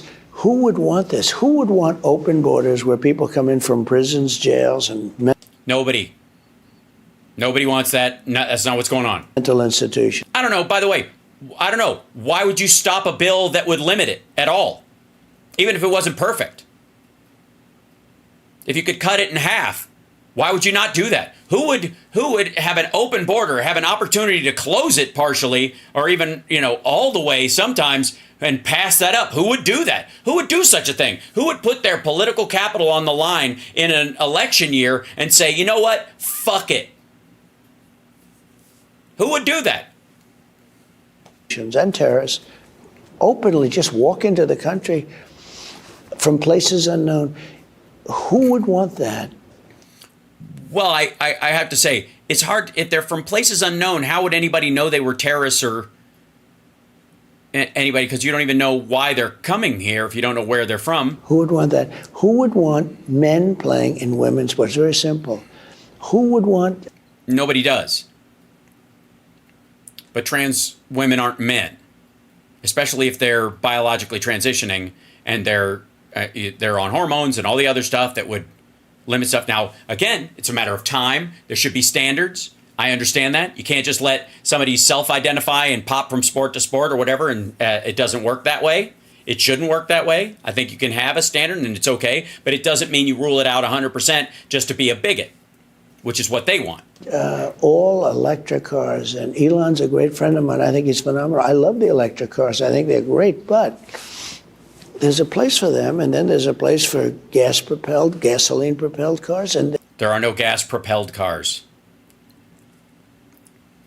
They don't light gas out of a tank and flame comes out the ass like the Batmobile, dum-dum.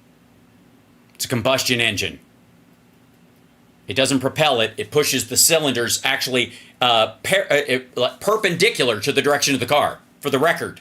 The propulsion in a combustion engine is perpendicular to the direction of the vehicle. This motherfucker probably thinks propulsion is done by propane, honestly. there's a place for hybrids. Buy everything. And they have a mandate, but we don't make enough electricity. So what are they going to do? And they're restarting some of the nuclear reactors. They're building thorium reactors, and then wind and solar and a smart grid and geothermal will pass electricity throughout the country and be able to measure it out so that everybody has access to it, except Texas, because I guess they want to be fucked. But who would create this mandate where they want to make trucks all electric, but the trucks would have to stop 6 times to get charged? Again, he doesn't even know what he's talking about. He does realize that Tesla has a Mack truck. From New York to Los Angeles. Also, how many times do you think do you think a truck drives itself? For the record, I would like to say, I don't want a truck driver to stay awake driving a truck all the way from New York to LA. I think you should get a couple of nights sleep. I'm just saying. As opposed to no times. If you have diesel, with diesel, the truck gets lighter and lighter as it goes along. Yes, as what? You mean as it runs out of fuel? With the electric, the battery is so big it would take half the payload. You'd have to rebuild every bridge and roadway in America. No, you wouldn't. To carry the weight. No, you wouldn't. I think of that. You know, it sounds like a simple statement, but just, and I said to him, you know, don't you, because I met with all the truckers, they're going to be out of business with this whole thing. Why? Why would they be out of business? What do you think? Shit doesn't just, I don't understand where, you think the stuff doesn't need to get there?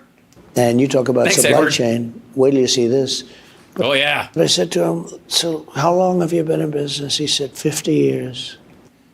Yeah. And nobody who's been in business for 50 years doing the same thing hates new technology or change. I I'm still mad about them taking the lead out. said, wow. He said, you know, I started off with one truck. I think it's 29,000 now, like one of the biggest, right? From one truck to 29. You know that type of guy. I mean, amazing. But So he's got an investment in all these trucks, and he doesn't want some upstart to be able to buy cheaper trucks that go longer, that have more safety features on them, that pull just as much stuff, have higher torque, and on a lower cost ratio. Because he's got to start from scratch. He's got this 29,000 truck investment, and somebody could come along and buy 6,000 trucks and be in business and biting at his heels by the time they have 10. Right? he said, every single year I bought trucks. I always bought them. And they got better and better. They got stronger. They got bigger. They got more beautiful. They got much more efficient, to a point where we have things that are so good now, you'd be proud to live in them. He said, we build apartments in the back. You know, they call it an apartment in the back. You ever notice? Oh, yeah. These guys live in there. Yeah, they call it an apartment. That's where they sleep while the car continues to drive. He said, sir, I know you're rich, but you'd be proud to live. I said, I don't know. But he said they just got so good. Yeah, most of them are soundproof now. Like, serial killers love them. And if they forced us to go to electric trucks, nobody would be able to do it economically. But if they forced us to go, we would go back 60 years because we wouldn't be able to drive. We'd have to stop. Think of it. 6 stops versus no stops. So right there, it doesn't work, okay? So hold on. No, driving from New York to Los Angeles without stopping doesn't work. You asshole.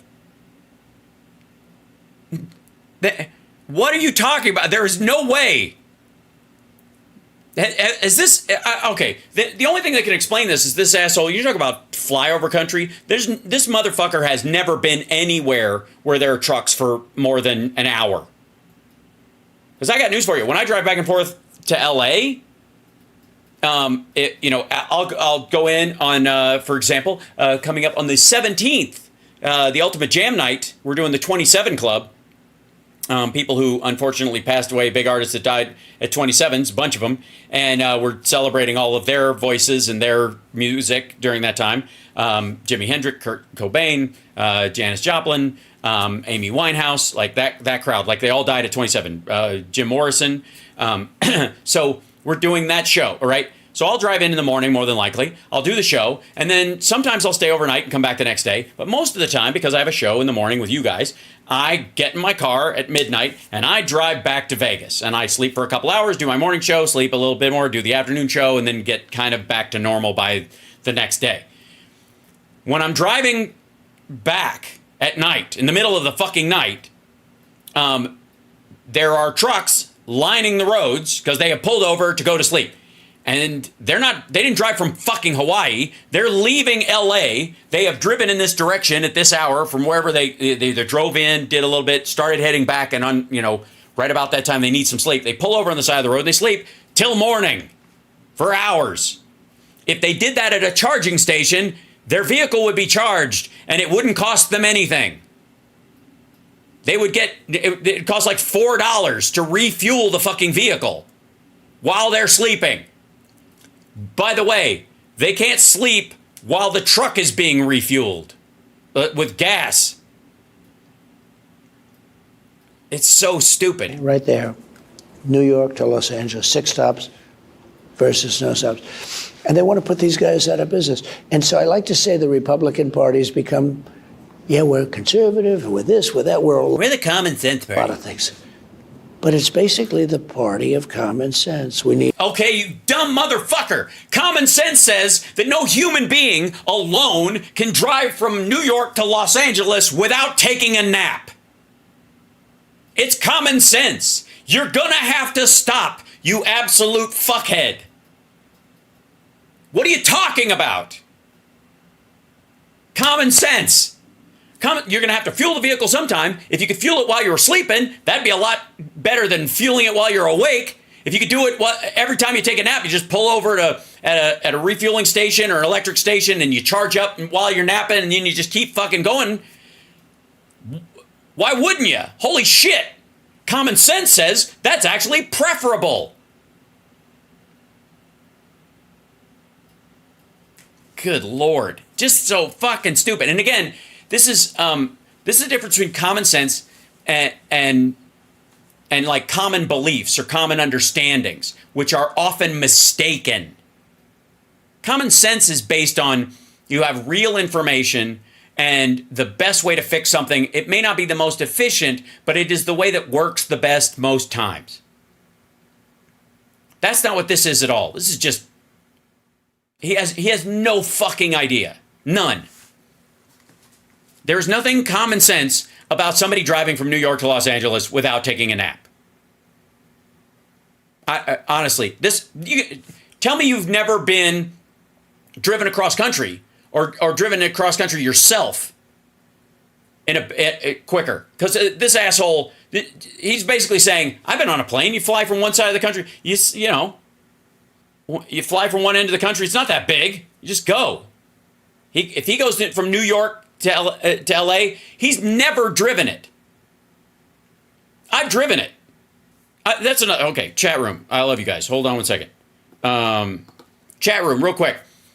Who here has done, if not the entire country across, a major drive from, I mean, we're talking like Seattle to Texas or New York to Florida or you know, East Coast to West Coast, you know, East Coast to the Rockies, West Coast to fucking Chicago, whatever. Yes, New Orleans to Vermont. That's great. Absolutely. Ohio to LA. Yes. Chicago to LA. Kentucky to LA. Been there, right? Okay. Almost everybody in here that's an American who's in my chat has done some version of that drive, right?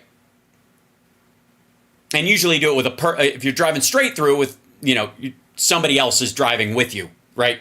Either pull over and sleep, or you take turns like Dumb and Dumber.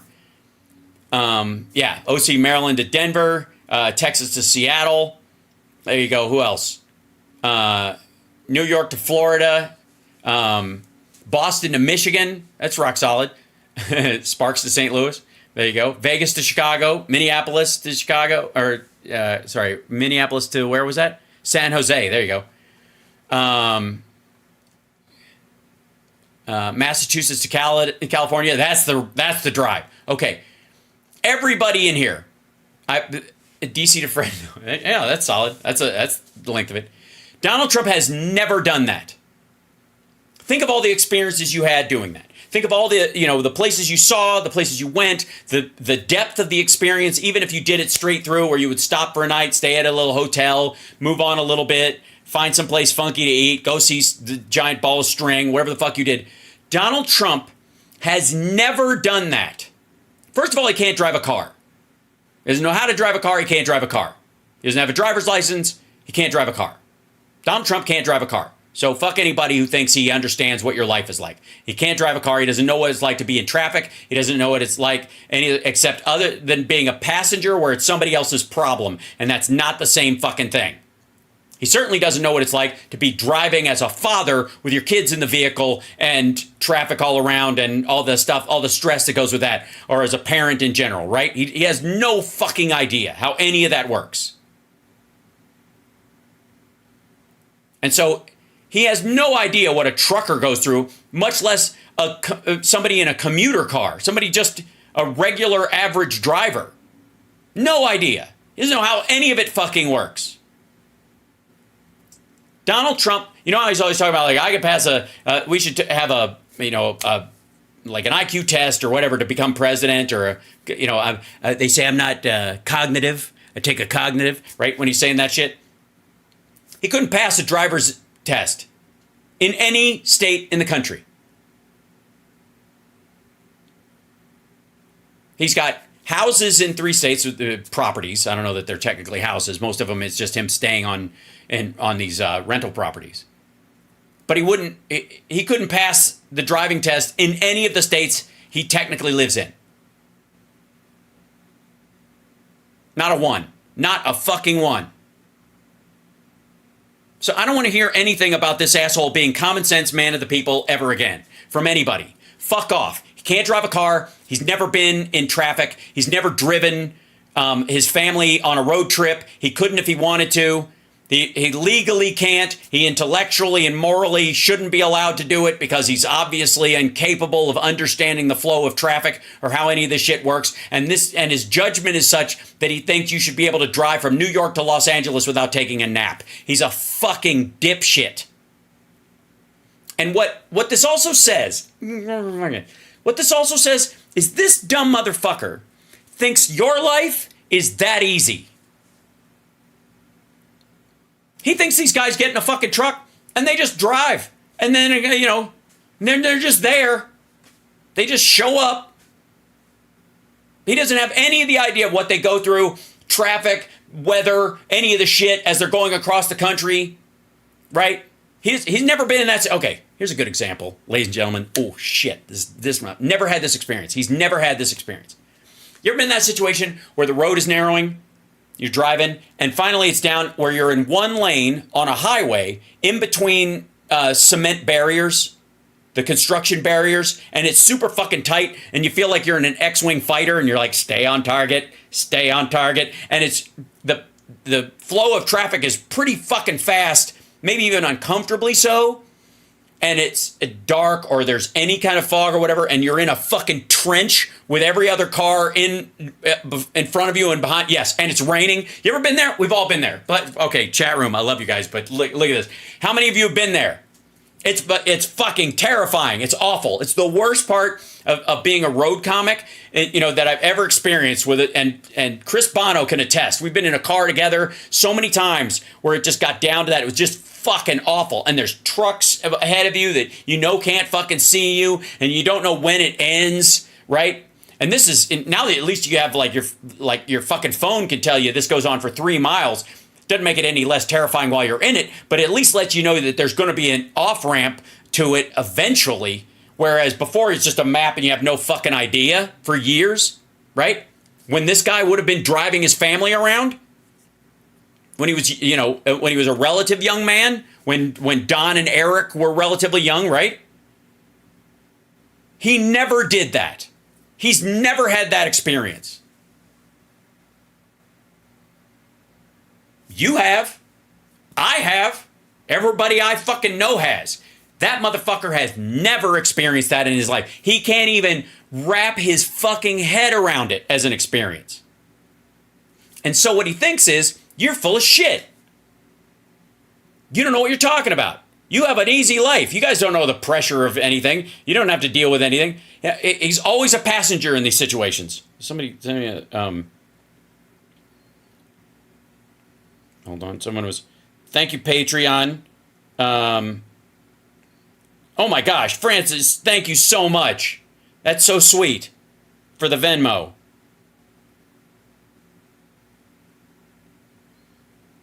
Yeah. Thank you so much for the super chat and the Venmo, because that's adorable. Thank you. But that matters. It really does matter. That's why he thinks it's so easy. He thinks these truckers can just drive across the country because he has no idea the detail of any of it.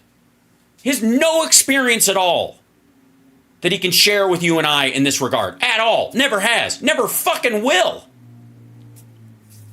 Because God willing, I'm never going to know what it's like to be inside a prison cell. But I have to say, in my life, I have eaten at a fine restaurant or two, and I've partaken of their finest foods in a couple of situations. I've never asked them to make me a well-done steak in a fancy place and covered it in ketchup like an asshole. And maybe that's because in my life, I've had to drive when I'm tired or I need to get someplace for work or I'm, or in bad weather or any of those kind of things, so that when I get someplace, I actually want my life to be enjoyable and meaningful and have connections with the people around me, because I know that it's not guaranteed. This motherfucker has lived a life of nothing but guarantees his whole fucking life. Ugh. We need fair elections, we need walls, or we need to stop, we need borders. We have a border, we have a wall in places. Part of the wall that he created an access road that made it easier for people to traverse. Walls. You know, the two things that work. Walls and wheels. Fuck off. Because the Democrats, even to nowadays, say it. Oh, Kamala didn't want walls at all. She didn't want walls. She fought me harder than anybody. She was always fighting me on the walls. I ended up taking the money from the military because I said. Right. Yeah. Because Mexico told you to go fuck yourself. I mean, just that phrase alone. Hey, maggots. I know there's a couple in there. There's occasionally a couple maggots in here. Scoot in. Listen to what he said there. She was always fighting me on the walls. I ended up taking the money from the military because I. Mm-hmm. He ended up taking it from the military to build a wall. Yeah. Why would you do that? I thought Mexico was going to pay for it 100%. He led you assholes in chants about Mexico. Who's going to pay for it? Mexico, 100%. Right? That was one of the best timed parts of his rally. He had it so tight after a while because they'd done it so much that you motherfuckers would say Mexico and he'd say 100%. Again and again and again and again. And then how did he end up paying for it? Took it from money allocated for soldiers here at home and their families, their education, their health care, all that kind of stuff. That allocated money for our bases. Took base money. Where did he not get it from? Mexico. All right. Jesus, is this... Hello, America. I'm Mark. Okay. This is him selling more of this shit. And then here's about the shooting and shit, I guess. I'm looking for a photo of you in the car. Yeah. Which is seared in my head. This photo right here. Yeah. That's not in the car. That's not in the car. That's down on the stage. That's a guy's foot, you dumb motherfucker. What were you thinking? Well, that was a photo that was taken on the ground. It's an amazing photo. It's right through the window. No, it isn't. That's not a window, you asshole. That's a crotch. That's this guy's balls right there. That's his inner thigh. That's his other thigh. That's his foot. This is his balls. This is a picture of Trump getting teabagged. Look at that. That's Mark. That's balls. Those are balls right there. Those are balls in tight pants. That's balls. That's his forehead. That's his eye. That's blood. That's his nose. That's his eye. And that's balls. You dumb motherfucker. That's not through the window.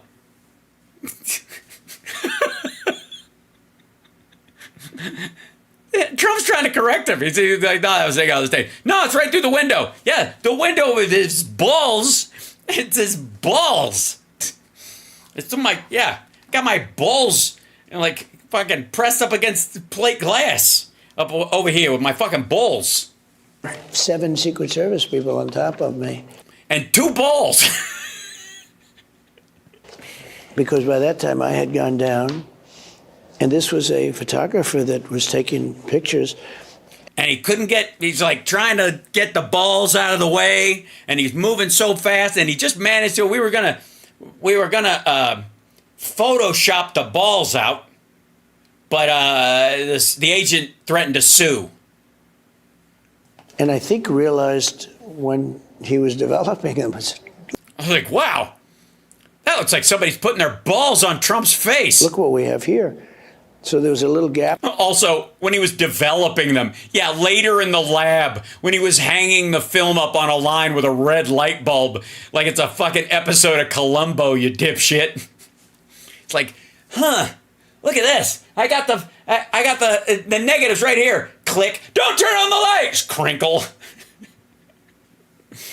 Now where am I going to get another picture of balls? In the floor where you're able to see. So it wasn't like, oh, gee, what a nice picture this would be. What was going through your head right there? A piece of glass, actually. Amazing, really amazing. I felt very clear-headed. I knew I got hit in the ear. I felt I was 100% okay. I was covered in people with bulletproof vests on, and who would die for me. And I heard them say the shooter is down. Secret Service was very brave. They jumped. They were on me very quick. Also, by the way, there was somebody pointing out that the woman right here does like a thing like this. It almost looks like take the picture, or like get in picture mode, and everybody did their kind of stance. It's. I mean, if you're going to tinfoil hat it, it was gnarly. Quickly, seconds. I was down, but they were on top of me, and bullets were flying right over me. I heard them. I didn't know you could hear a bullet. You hear it. It's like a whiz sound. And then, by the way... Yeah, that was the sound of the glass. That was the sound of it breaking through the teleprompter. That was the whiz you heard.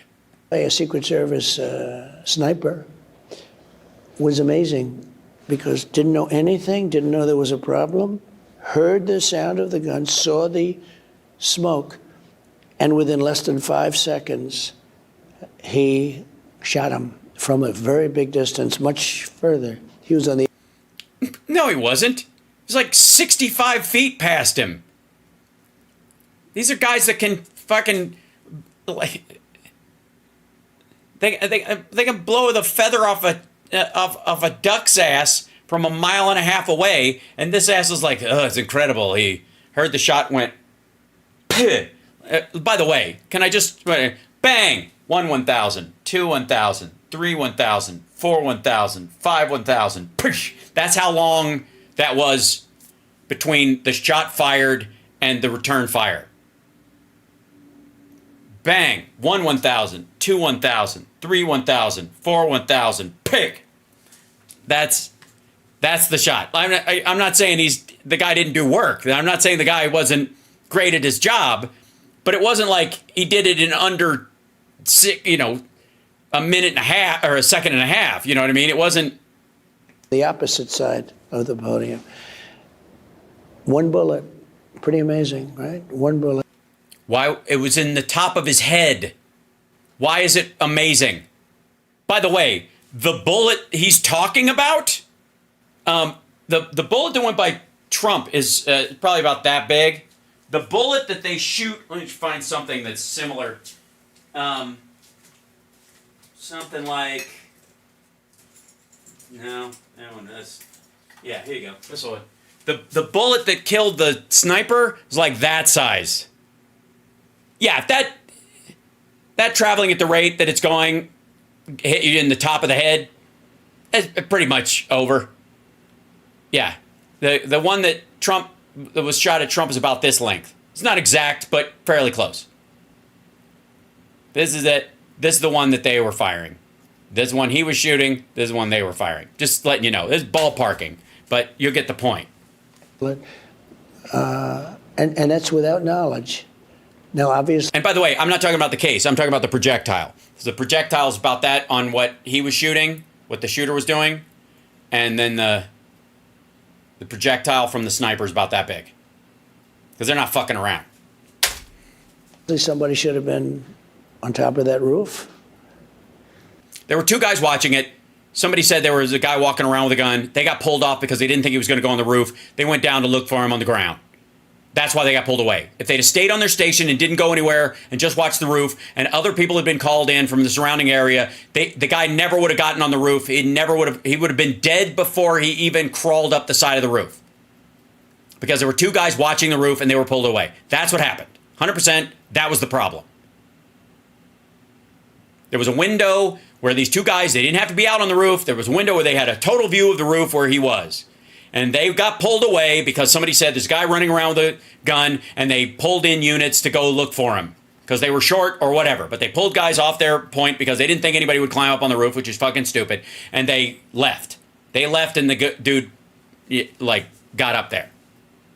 Now, who pulled them away, who would make that order would be, if you're going to make a conspiracy out of it, that person is the hinge point.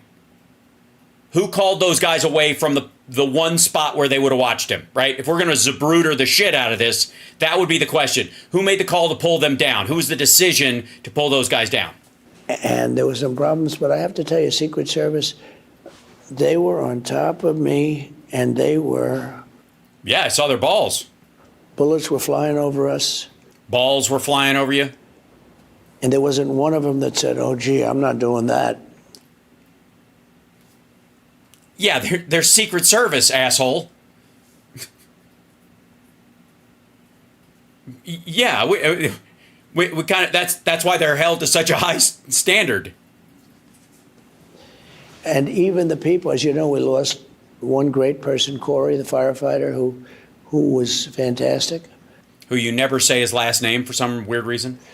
And Is it legal reasons, or are you just being a dick? we had two people that we thought were going to die, and they ended up living, and they're going to be good, I hope. Perfect. They're going to be good, I hope. Perfect. We They're not. raised a lot of money for They're alive. Perfection is not in the future. them, for the family of Corey. You know, it was very nice. A friend of mine said, I'd like to give Corey, the firefighter, a check. I said, good. He said, would you give it? Yeah. And he handed me a check for $1 million. Yeah. Did you go, oh, Corey, he's dead. You mean his family? And so I gave it to Corey's beautiful family, wife, daughters. And he, you know, the daughters were there, and he wanted to protect them. He got over and he got hit. He got hit hard, pretty much instantaneously over. Were you able to see him or not really? No, you were moved because out.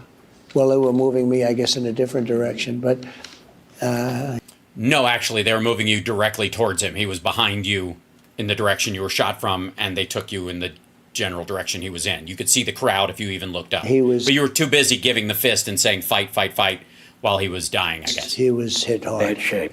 He was really hit hard. I think it was probably instantaneous. We had a man from the National Guard who was sitting maybe 15 seats away. He ran to Corey, and he gave him mouth-to-mouth resuscitation. I mean, amazing. Some of the things that you hear here, it's amazing. Why is that amazing? I mean, I appreciate the guy did it. I mean, I've done, I mean, not to brag, but I've done CPR 3 times on strangers in public. All of them made it, at least until they were carried away by the paramedics, which then it's out of your hands and you don't really have a say. And it's a good thing to do. I recommend everybody learn how to do CPR and have that ability, right? But I think it's more odd that Trump would be shocked, almost like it's the people, what people were doing that day, like it's odd. You know what I mean? Because you and I would talk about somebody who did that, like, you know, this guy was hit, and then there was this guy doing compressions on him, and another one, but you wouldn't go like, wow, and people were like helping him. Weird. You know, it just strikes me as fucked up. Some of the things that you hear here, it's amazing. I get some of the things you hear here. That's amazing. He has no attachment to the reality of it at all. At all. The other thing is the crowd people, the people that study crowd control, etc. They said, oh, this is the idea that they didn't run. when a bullet goes off, everyone stampedes, always. Nobody stampeded. They saw I was in trouble. It's, make America great again. We had a crowd. It's so big, tens of. Well, okay, first of all, one of the reasons why people, when a gun goes off in a crowd, people stampede is because they know where the fucking noise is coming from. Most of the people who saw this did not know where the shot was coming from because of how far away it was. So most of the time, when a gun goes off, it's very, very close. It's usually a handgun, and somebody fires it, and everybody scatters away from the sound. But these folks did not know where the sound was coming from, or if this guy was fucking alone, which is why Trump shouldn't have stood up and gone fight, fight, fight with his people in the way, because he didn't know if that guy wasn't by himself. If Trump isn't hit when he's doing that, his people are. Again, another reason why a lot of people think it was bullshit, but ultimately it's just ignorance on his part. Thousands of people, as far as the eye could see. Nonsense. And at first, when. By the way, if you'll notice, in any of the videos that show the other directions, you can see past the people. You have that crowd and you're speaking it for you sort of, something hit you hard, but you don't know if you want to go down. I think that, my movement was quick because I heard people screaming, it's bullets, go down, go down, go down. So I think. Yeah, that's what you heard. It's bullets, go down, go down, go down. That's what you think people said. That's what you think now, never mind the fact that there were mics all around you and that kind of stuff. It was more than likely the Secret Service was yelling down, down, cover, cover, because that's, or whatever their code word is for that. Nobody in the crowd said that. People weren't yelling, I'd like somebody shooting at you. Pretty sure, because I couldn't have done it as easily as it looked on the tape. I must have been hearing people say that. Or you knew it was going to happen and it's all staged bullshit? Maybe that too? But two of the people were hit. And had this guy not been taken out very quickly, you would have had, because it was nothing but people. There was no ground, basically. There was just nothing but people. So the bullets. In fact, when I first was starting to get up, the first thing I said is how many people were killed, because there was no ground. It was just wall. You've seen rallies. It was wall. No, he didn't. He said, get my shoes, wait, fight, fight, fight. And then they buggered him out. He didn't say how many people have been killed. Dude, you were mic'd. They were mic'd. We could hear everything. To-wall people. But we then did a GoFundMe for them. And why would you need that? You're a billionaire. Raised millions of dollars. And people are still wondering why you would need to do a GoFundMe if you're a billionaire. We're very proud of that. That what you did, that you didn't have to give him the money yourself? That your friend gave $1 million check, but you didn't? Very proud of that. So,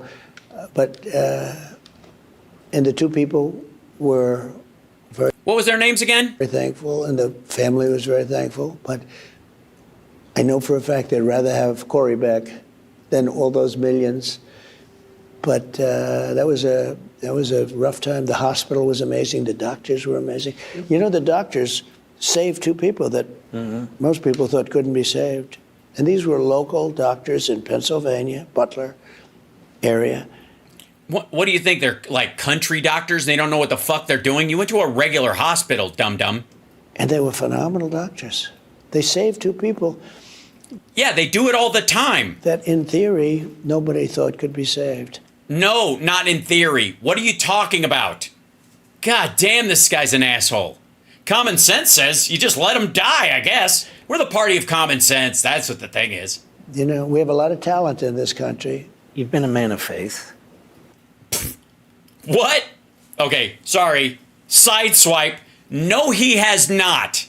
He's been a pussy-grabbing punk his whole fucking life. Man of faith. He doesn't even like the George Michael song, you asshole.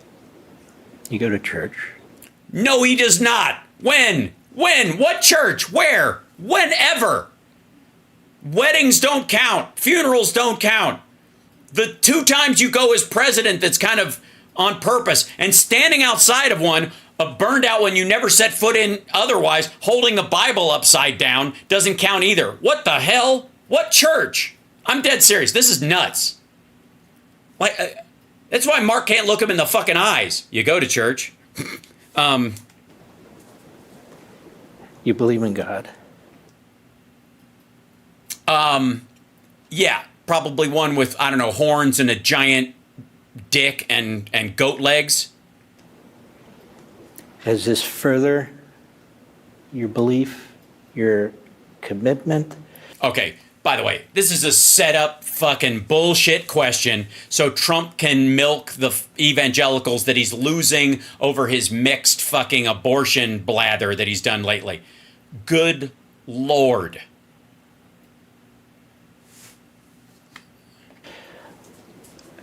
And obviously, God, in addition to that chart, saved your life. He has a purpose for you. And he didn't have a purpose for fucking Corey? Because that's what you're saying. God wanted to take Corey because the world is better off without him, but he protected you. He thought, you know what? Corey for this asshole is a trade worth making. How dare you? Fuck you. Do you think about these things? Well, I think you believe more because when you speak to experts, Oh my God. You think you believe more because of the statistical part of it. Nothing really, hammers your love of and understanding of God's universal truths more than the statistical chance of you getting killed. like my sons who are. Oh my God. No one talks to Trump's sons and becomes closer to God. Maybe you get closer to saying "God damn it" out loud a bunch. Shooting experts. But when you speak to experts, they said there was no chance that he could have missed from that distance. He didn't. He didn't miss. Ask Corey Comparator's family. Ask the other two people that were hit. He opened fire. He didn't miss. He didn't get you, but he didn't miss. I think he was hurried. I think he was rushed because people were starting to say, like, there's a guy up there with a gun. Right. Yes. People were yelling about it, and this cop hopped up on the roof and rushed him, and these two guys had been pulled down. Yeah, he was in a big hurry. And I think he was probably rushed. This is what drives people crazy. Yeah, I know. Right now. Me too. It's a guy up there with a gun. I know. The hell? There's a guy up there with a gun. right. Yeah. Imagine the kind of assholes that wouldn't want just regular checks on gun purchases.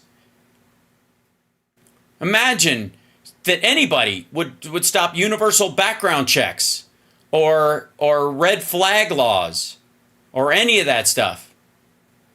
Or that in areas where there was, you'd even just watch out for someone a little more in an area where there's a lot of gun sales or rando gun usage.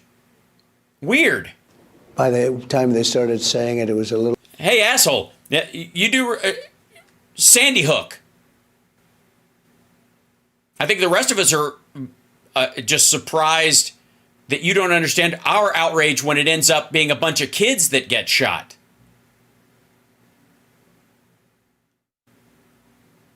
I mean, you want to talk about people going, hey, there's a guy with a gun. There's a guy with a gun. How about Uvalde, you dumb motherfucker? A little bit on the late side. And luckily he was taken out quickly. But I'll tell you, if he wasn't, it would have been like in Las Vegas, that horrible attack in Las Vegas with the... No, it wouldn't have. No, it would not have. The guy in Las Vegas had a fucking room. He had the door barricaded. He was in a room. He was on the 32nd floor or something, aiming at people who were like practically a quarter mile away. He's firing down into a crowd. And he had bags and bags of guns and ammo and days to set the guns up and that kind of shit. You would have never had anywhere near it, but you would have I got news for you. He would have gotten a lot more shots off thanks to the lack of limitation on the size of magazines. If you guys wanted to keep it, keep the death rate low in these situations, if this motherfucker had to change magazines after 8 or 10 shots, it would, a lot of this, he wouldn't have even tried it probably. Crazy man up in the building shooting down into the crowds. And that's what you would have had here, these crowds. No, he wouldn't have. No, he wouldn't have.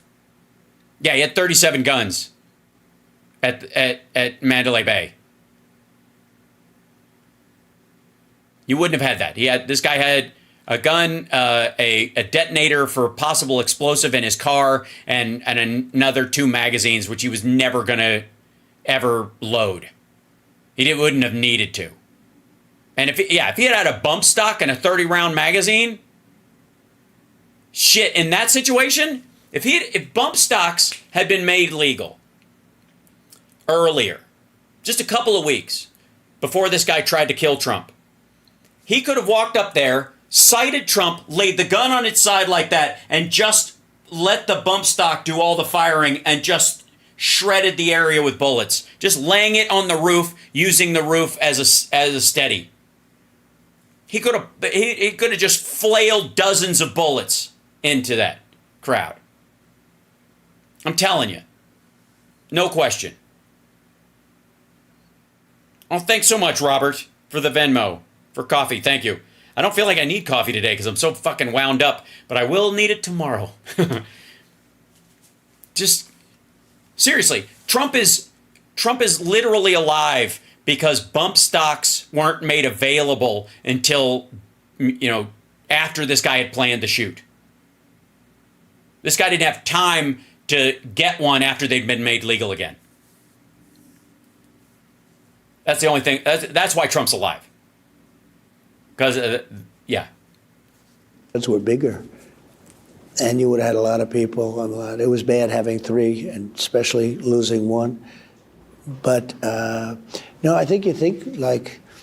Again, it's all about like numbers and statistics of it. Like Las Vegas was the worst ever. So we only had 1 and 2 injured. So 1 and 2. So it's like basically, if you think about it, it's like each of the people who was wounded is like half a kill. So like 2.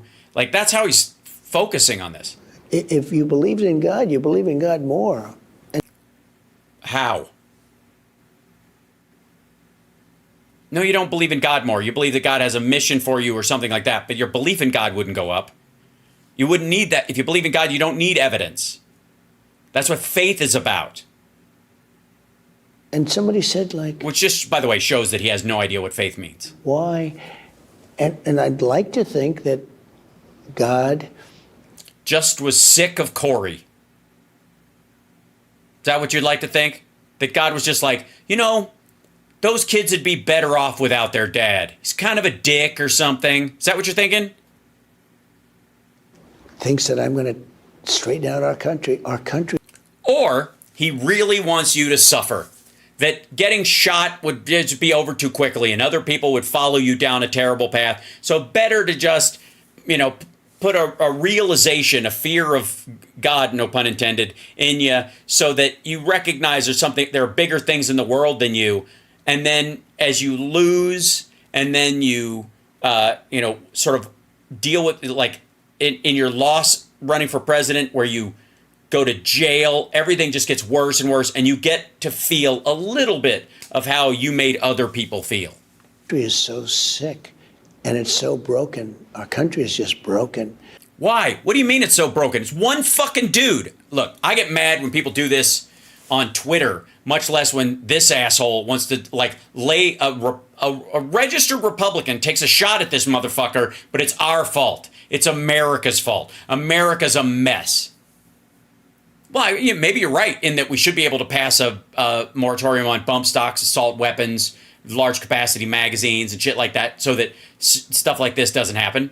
That would be I would think a weakness in the society, but not an illness. It's not people clamoring. You don't have both sides clamoring for like, I want to be able to murder people and get away with it. And other people are like, I want to be able to shoot at people, until they're shredded. That's not the point. You got a bunch of people who are afraid on one side and a bunch of people who are afraid on the other, and they both blame the solution the other has come up with. And that's the part. That's where Obama was talking about gun owners and gun regulation advocates are talking at cross purposes sometimes. That's the point, right?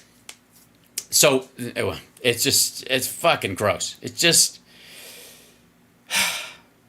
again, he has no idea how everybody lives. He has no idea, like how anything normal works. And maybe that was the reason. I don't know. Did you a lot get of people have said that. Did you get A lot of people have said that. And mostly they're these religious dipshits who buy what I'm selling. So I'll feed into that. Hey. call or a note? I'm just curious. From Kamala Harris? No, Okay. He got a call from Biden. not that I know of. And we know now that shortly after that, I did get one from Biden. from Biden, yeah, we know What do you mean from Biden? Yeah. He's the president of the United States. The sitting president called you. that shortly after that, the Department of Justice was still trying to get you. Hold on. Wait, you think because somebody shoots at you, you suddenly get your case thrown out? Fuck does that... Well, Mark Levin, how is any gang member in jail? So let me get this right. So a dude on trial for murder, racketeering, human trafficking,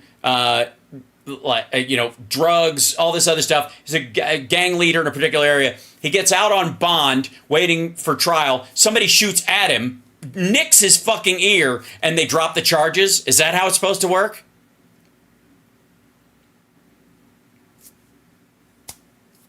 It's common sense. They impaneled a secret grand jury in Washington, D.C., maybe within days of the assassination attempt. What difference does it make? What difference does it make if it was before or after? It's totally unrelated. You're still a fucking criminal. To try and breathe life back into the case that essentially the Supreme Court killed with their immunity decision. That I thought we won. Yeah, you didn't. Which you did win. Which No, you didn't. we did win. You did. No, you did not win. You didn't win. Obviously. And so they come back. Jack Smith cannot file that without the approval of the Attorney General of the United States. Right. And he does. That brief wasn't written by Jack Smith. It was written by, I know the Department of Justice. I worked there under Ed Meese, who was one of the ones that filed a brief in Florida Great. and said, wait a minute, he's unconstitutional. That's right. Attorney General Mukasey filed it, and honestly, my legal group filed one too. Now, that said, And great lawyers. And if that's Great true lawyers. there, it's true in Washington, D.C. also. He's not allowed to do it. well, that's, I assume, one of the motions your Yeah, lawyer will it's file. Now, that Nope. said, this isn't intended to get a result before the election. That's right. This is intended to smear you and to keep No. No. If it was just intended to smear him, they would just stop when the election was over, I guess. Guess what? They're not going to. smearing you and to keep wasting your money and your campaign money and to keep using American taxpayer dollars. Actually, it's not costing us very much at all because there's a lot of this dude's funds that went into the biggest cost is probably to the taxpayers providing him Secret Service protection while he's a defendant. You know, Mr. President, the President of the United States or the wannabe President of the United States have the power to tell the Attorney General to knock it off. No, they do not. No, they don't. And they shouldn't. You've made the point that you did. And why would that be a good thing? If they can tell him to knock it off, they can tell him to kickstart it too. Right? Did not want Hillary Clinton indicted. If she'd been indicted, you probably would have said, No. The FBI didn't find anything they could indict with. You couldn't jumpstart. He couldn't have gotten her indicted because he didn't have anything. That's different. Knock it off. The president is the... And by the way, he didn't. He didn't say knock it off. They never were able to bring any charges to him. He didn't go, all right, look, this is the indictment. We're not going to file this. They never got there. executive branch, not the attorney general. And yet they go ahead and do this in the middle, not even the middle of election. Pennsylvania, they start voting in a couple of weeks and so forth and so on. I mean, this election interference never ends, does it? Well, this is the worst case of election interference that anyone's ever seen, certainly Well, I mean, what you did, yeah. in our country. They do this in third world countries. No, they don't, or you wouldn't be sitting in your palace right now with your sycophant from your, your aligned newspaper kissing your ass.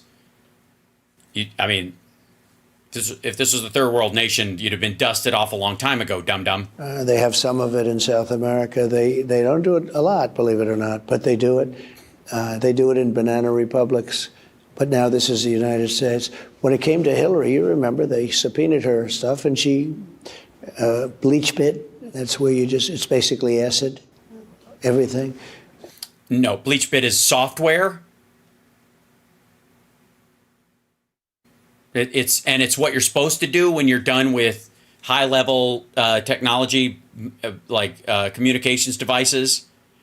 What used to call the DoD wipe, where you would just literally write ones and zeros in random order over top of old hard drives just to get rid of everything, to the point where it didn't matter how many times you do it, they were still able to see an image of what was there. So they have this software called BleachBit that does it for you, and it's permanent. Yeah. Broke the phones, broke the... Right. I mean, in some cases, no matter what you do, still doesn't get rid of it, so you got to destroy it. Computer, broke everything. It was so terrible. It was so protocol. And I had to make a decision. Do I want to do this? Do I want to put the wife of the President of the United States and Secretary of State, by the way, do I want to put her in prison? You can't. And yes, you wanted to. And your followers insisted you did. You got to understand, during this time, we're not even talking about, am I going to put her in jail? His biggest followers, the QAnon crowd, they thought right after the election, right after his inauguration, that she was hung on the White House lawn, right? And that's why they had barriers up, even though it was for the parade that nobody went to. But then the follow-up was, oh, no, she wasn't hung on the White House lawn. They hung her at Gitmo. And then later on, she's out walking around, oh, that's a clone. And then last year, you're hearing from these fuckers that her clone was hung. I don't know what the fuck her clone was guilty of. How is a clone guilty for shit it never did? So you could you just make a clone, fill it with the memories of whoever the person is, and then torture them to death? That's the plan, QAnon? That's how it works? You fucking weirdos? So forget about throwing her in jail. They wanted to hang a clone of her for the crimes that she did after they'd already hung her, just to make sure. And I'm trying to unify a country that really was broken badly. If you look at, what was going on with... Because of you? Obama, when I took this over, this country had tremendous hatred, anxiety. Because a lot of women were upset that you got elected, and they were right to be upset. A lot of hatred. And do I want to put the wife of a president of the United States? Yes, you wanted to. You can't, though, because you actually have to have charges. And when you got into office, you realized, oh, I don't actually get to be a king. There are rules here. In prison, I didn't want to do that. And then when I get out, it's it's amazing, actually. It's amazing. And it's such a bad... By the way, these are crimes he committed while he was in office, the majority of them. The biggest one and the worst one is the classified documents case, and that happened after he left office and refused to return documents he didn't have any right to keep, that he was obviously copying and showing to people. She didn't do that shit. That was the biggest problem with their case, was They wanted to say that she hid certain emails, but none of them, they do have them, they got them. None of them pertain to anything classified of meaning. Like there's stuff that, like there are different classifications. So you can have something that's classified, but you can also have top secret and humint and all that stuff. And like the stuff that they had classified was stuff that would have been classified at the time, probably wouldn't carry forward, would be debatable, and that's why the case was never brought. In his case, there was stuff that was human intelligence that was hot the day he left, and therefore still a matter of national security. Precedent, because people are going to think about it differently. They're going to think about it differently, and it's very sad, actually. But you know the good news? It's so crazy that my poll numbers go up. No, they don't. Whoever heard you get indicted for interfering with a presidential election where you have every right to do it? Oh, all right. Well, there's the admission of the crime. You get indicted and your poll numbers go up. When people No, a bunch of people had left you because of January 6th, and then they came back. But your numbers always had a roof of about 46% because of Republicans. And most of them did it just as, as a matter of course. A lot of those jumped ship over to Haley during the primary. It didn't matter anyways. So, yeah, but, nice try. people get indicted, your poll numbers go down. But it was such nonsense. They got to the DA. They put people in the DA's office. They put people in the Attorney General of New York's office. Fani Willis in Atlanta met with them, and her boyfriend met with them for days. This was all coming out of the department. Also, no, they didn't meet for days. They met on a day during the daytime. And I don't, again, how common sense, right? We do common sense. We can do common sense. We do common sense. Okay, common sense. You have a defendant who is a former president of the United States and has Secret Service, a Secret Service detail. Members of his family have a Secret Service detail. He travels all over the country. He's got multiple properties. And you have to serve him. You have to serve search warrants. You have to approach him and give him copies of them because legally he has the right to have them. They have to be served to an attorney, or they have to be aware of it, right? That he gets the same rights as everybody else. But there's an extraordinary leap because he's surrounded by armed guards, so that if two guys in suits come up, they got to identify themselves, and they've got, if it's from the FBI or the U.S. Marshals or something, and they have to hand him a piece of paper, they got to work that out ahead of time. They got to coordinate that with Secret Service. You don't have a couple of guys walking up saying, "Yeah, we're FBI," without telling the Secret Service, because they would know ahead of time, arguably. There's a chance those guys would get fired upon, because it looks like two guys pretending to be FBI agents. So, of course, they have to coordinate. We're going to charge them on this date. We've got this. This is the date of the trial, we think. It's going to be a national security thing. Also, the Secret Service is going to need to know where they have to be. Right? Common sense. Department of Justice, in order to get their political opponent, me. Think of it. Fani Willis came up with this crazy scheme. And a lot of people were hurt by it, too. Very good people, patriots. Because there was many people were indicted. But they were all engaged in a criminal conspiracy with you and Rudy Giuliani, and yeah. They're not good people. did this to try and get me. No, they tried to get everybody involved. You ran the fucking thing. And then they say to people, listen, we'll let you off if you say bad things about Trump. If you say... No, you can't just say bad things. You have to testify, and your testimony has to be true, and you have to be able to verify it. Or otherwise, why would we, if we could just roll you up, who gives a shit? Bad things about Trump, we're going to let you off. This was all done by the Department of Justice. I'm surprised at Merrick Garland because I thought he was... I thought his name was Merrick. I knew he was very liberal. There were those that said, you know, because when I came in, I put 3 Supreme Court justices in. And they've been very brave, actually, in many ways. Yeah, except the part where you got mad because they didn't hand the election over to you because they looked at the evidence and they were like, get fucked. But they're very, highly thought of people. No, they aren't. But there were some people that wanted me to put him in when I first came in. And they thought that could unify the country. And you decided not to, and you put in another vote that would destroy women's rights, for unity. And I had a decision to make. And I didn't know if it would be accepted. God damn, this is boring. This should be intrigue. This should be intrigue. This should be exciting. This should be like a DC crime thriller or whatever. This is dull as a fucking used eraser. What in the world? Accepted, or yeah, people would say, what's he doing? Why is he doing it? Yes, well, that's basically how we reacted to everything you do. And then I said, I wonder if they'd do it. And you know that if they had that option, which is in the conservative vein, you know they wouldn't do it. When Schumer was screaming on the stairs of the U.S. Supreme Court, I'm going to get you, Kavanaugh, I'm going to get you, Gorsuch, we're going to hit you. Is that what he said? I said, can you believe it? And I actually told our people, I don't think they denied, I think you should do something about it, because that's like a mobster.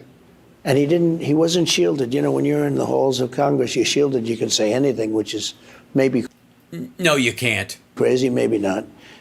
No, you can't. You can't threaten someone's life in there. It's still illegal. You can't say there's a bomb under my chair or there's a bomb under your chair. You can't say I'm going to shoot you in the fucking face once we step outside. I have a gun in my bag. Like a sitting senator or sitting congressperson. Like, you're not immune from that shit. You're just a nut. But he wasn't shielded at all. And Yes, he was. And he said reap the whirlwind. And he meant politically. they said, sure, we don't have a case. We don't have a case.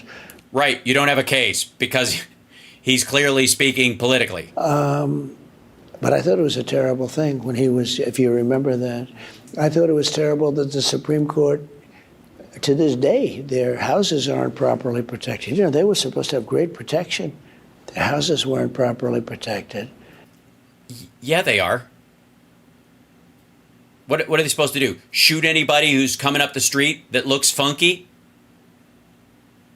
He means when they were protested outside about the Dobbs decision, where they sent U.S. Marshals down to protect them, drive the perimeter back, all that kind of stuff. He acts like they're still fucking there.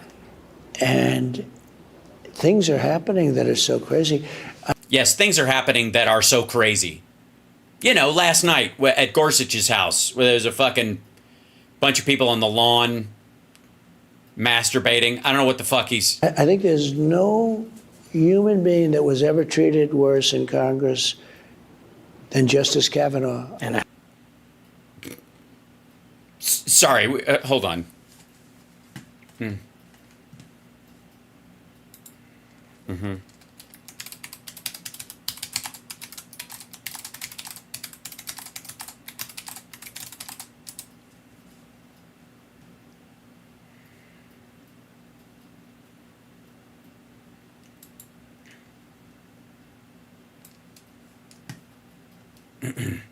If I may.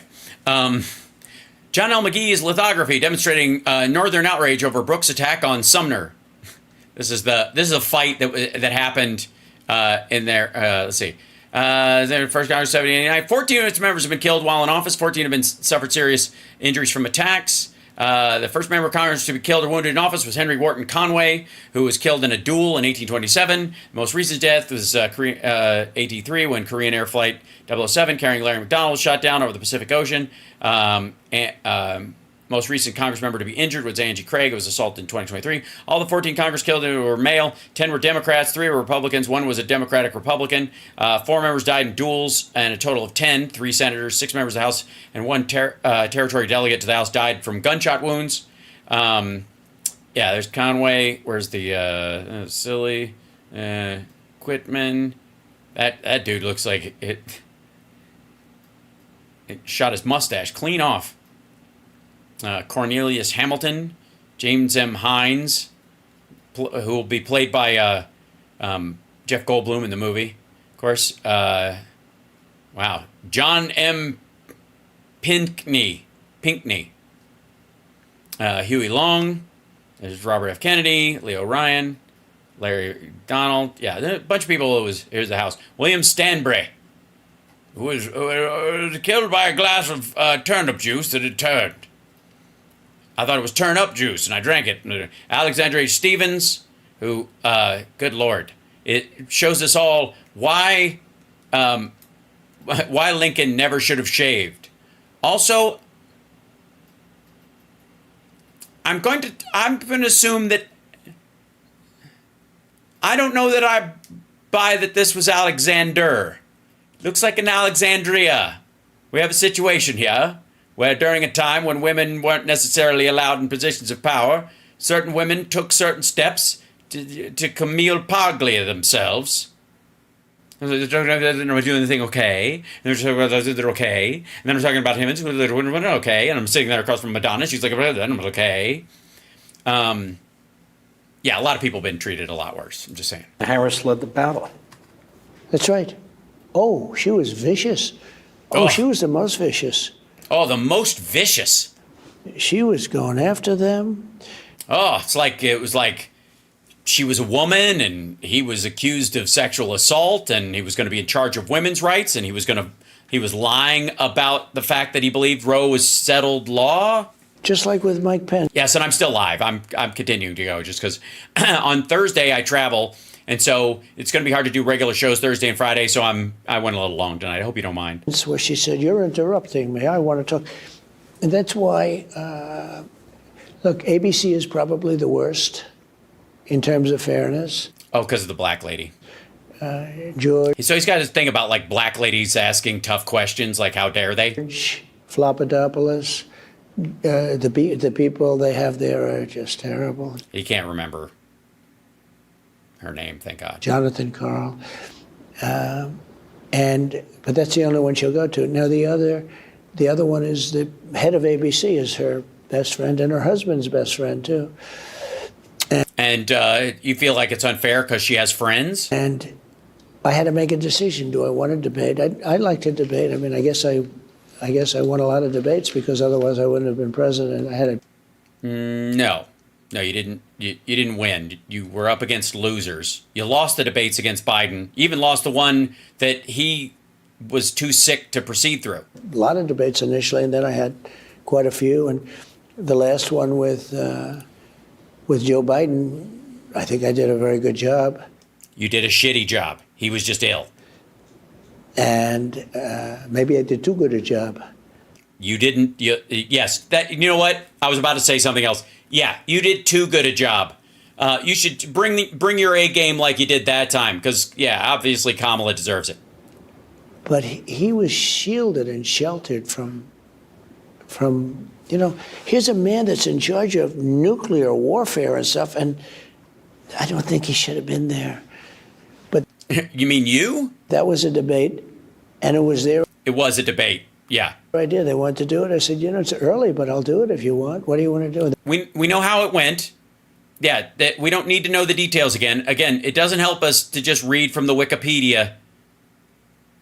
You can't pass the history test just by memorizing the dates, dum-dum. They gave me CNN, they gave me Jake Tapper, and they gave me Dana Bash, who traditionally you would never do it. You'd never do it with them because they're, Why not? Traditionally, they've always done it. CNN's done every debate at some point. they're Trump haters. No, they aren't. They just have a thing against rapists. They're pretty easygoing on you as a person, but it seems like they a couple of people there might have an issue with you being a rapey McGrab pussy. The highest level, and CNN is a Trump hater. Basically, they're liberals. I don't like to use the word progressive. It's too pretty a word. It's such a pretty word. They're progressive. Progressive means you think into the future. They're actually thinking to 3,000 years ago. What? 3,000 years. What do you mean? Oh, you mean like when Jesus was alive? Sure, I guess. Okay. These people, they're not progressive. What do you? Again, 3,000. Right. Yeah. Again, it's an odd time to pick. But But they're liberal. And I took it because that was the only way you're going to get a debate. I was surprised they did debate it. I don't think they actually wanted me to take it. I thought they were going to say, he wouldn't take it and therefore Biden doesn't have to debate. But I agreed to all these things that I normally wouldn't agree to.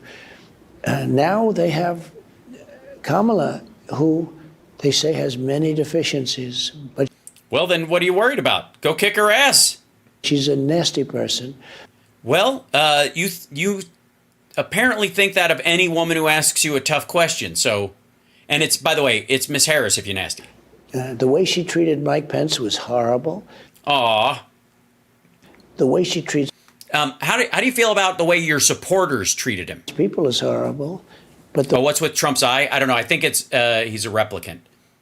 the way she treated Justice Kavanaugh during that hearing, in the history of Congress, nobody's been treated that way. Yeah, he's got his eyes are dilated because he's and so he's getting a reflection from one of the lights. By the way, you have a picture of her in the book. It's a fantastic book, 45books.com. The things that the president are talking about pictorially are in the book, and much, much, much more than that. And, you know, Kamala Jesus Christ. It's so sad, Mark. It's just a fucking infomercial. That's all this is. You're not doing an interview. You're there because you're the only person they could find that would truly debase themselves by just being the flack in a shitty QVC book hack sale. It's not even, he didn't even write anything, you dumb motherfucker. Harris, remember all the stories about how she berates her staff and uses the F word, and she's lost What? She used the F word? 92% of her staff as vice president. We don't hear those stories anymore. No, they don't want to hear him. They don't want to hear him. The Maybe she got better staff? press is a big problem. The press. Somebody was asking, is Mark getting a cut? No. It would make more sense if Mark Levin was getting a cut. He's not getting a cut. I mean, I honestly, I think that was the price of getting the interview on his show, and he would gladly do it for free. It doesn't matter. And they didn't want to do one on primetime during the week. They won't give Trump a primetime slot. So you just give it to Mark Levin to do over the weekend. And, you know, then Trump can't bitch too much about Fox. It's like a diversionary tactic. And you don't understand why. Like, you know, I fixed our military. I created a great border. I built hundreds of miles of wall. I did all these. We had a great economy. Bullshit. We were going with school choice. We were doing a We were going with school choice. No, you weren't. No, you weren't. lot of things that were so By the way, you don't get credit for shit you were going to do in your second term that you never got because you lied during your first term and fucked things up. great. And you don't know why they hate these things. It's common sense. I like to say the Republican Party's been the party of common sense. Much Yes, you've said it 3 times in this interview alone, in the exact same phrasing, which makes me think you don't realize you've already said it. of it is common sense. We don't want men playing in women's sports. Look at the swimming.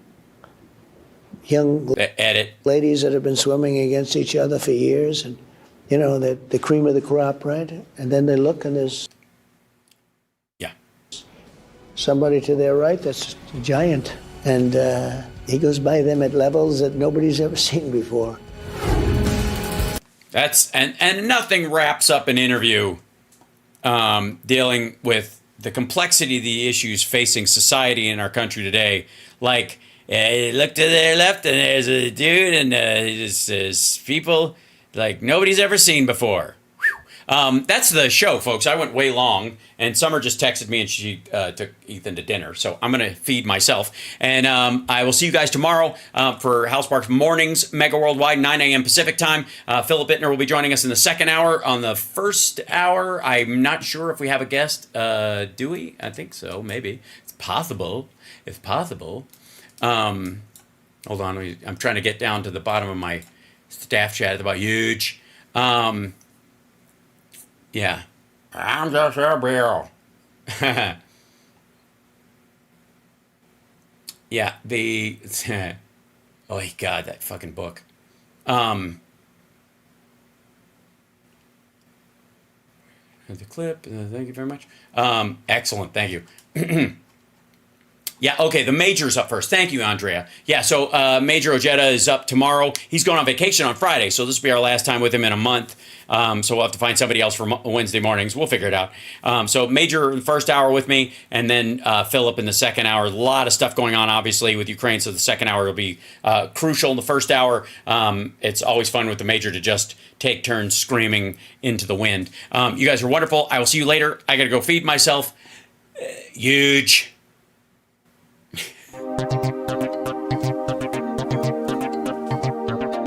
Hit that like, everybody. Thank you so much. Let's do this. Hey, there we go. The awesome ones. Thank you guys so much. Thanks, Daffy and Kelly. Thank you, Robert, again. Yeah, everybody on Facebook, hit that like. Also, I posted some events for the band stuff this weekend. If you want to share it, that would be lovely. Seattle and Portland this weekend. Very exciting. Excellent. I got to change my graphics. That's still got Denver up there. I'm pitiful. I got work to do. Okay, I'll talk to you later.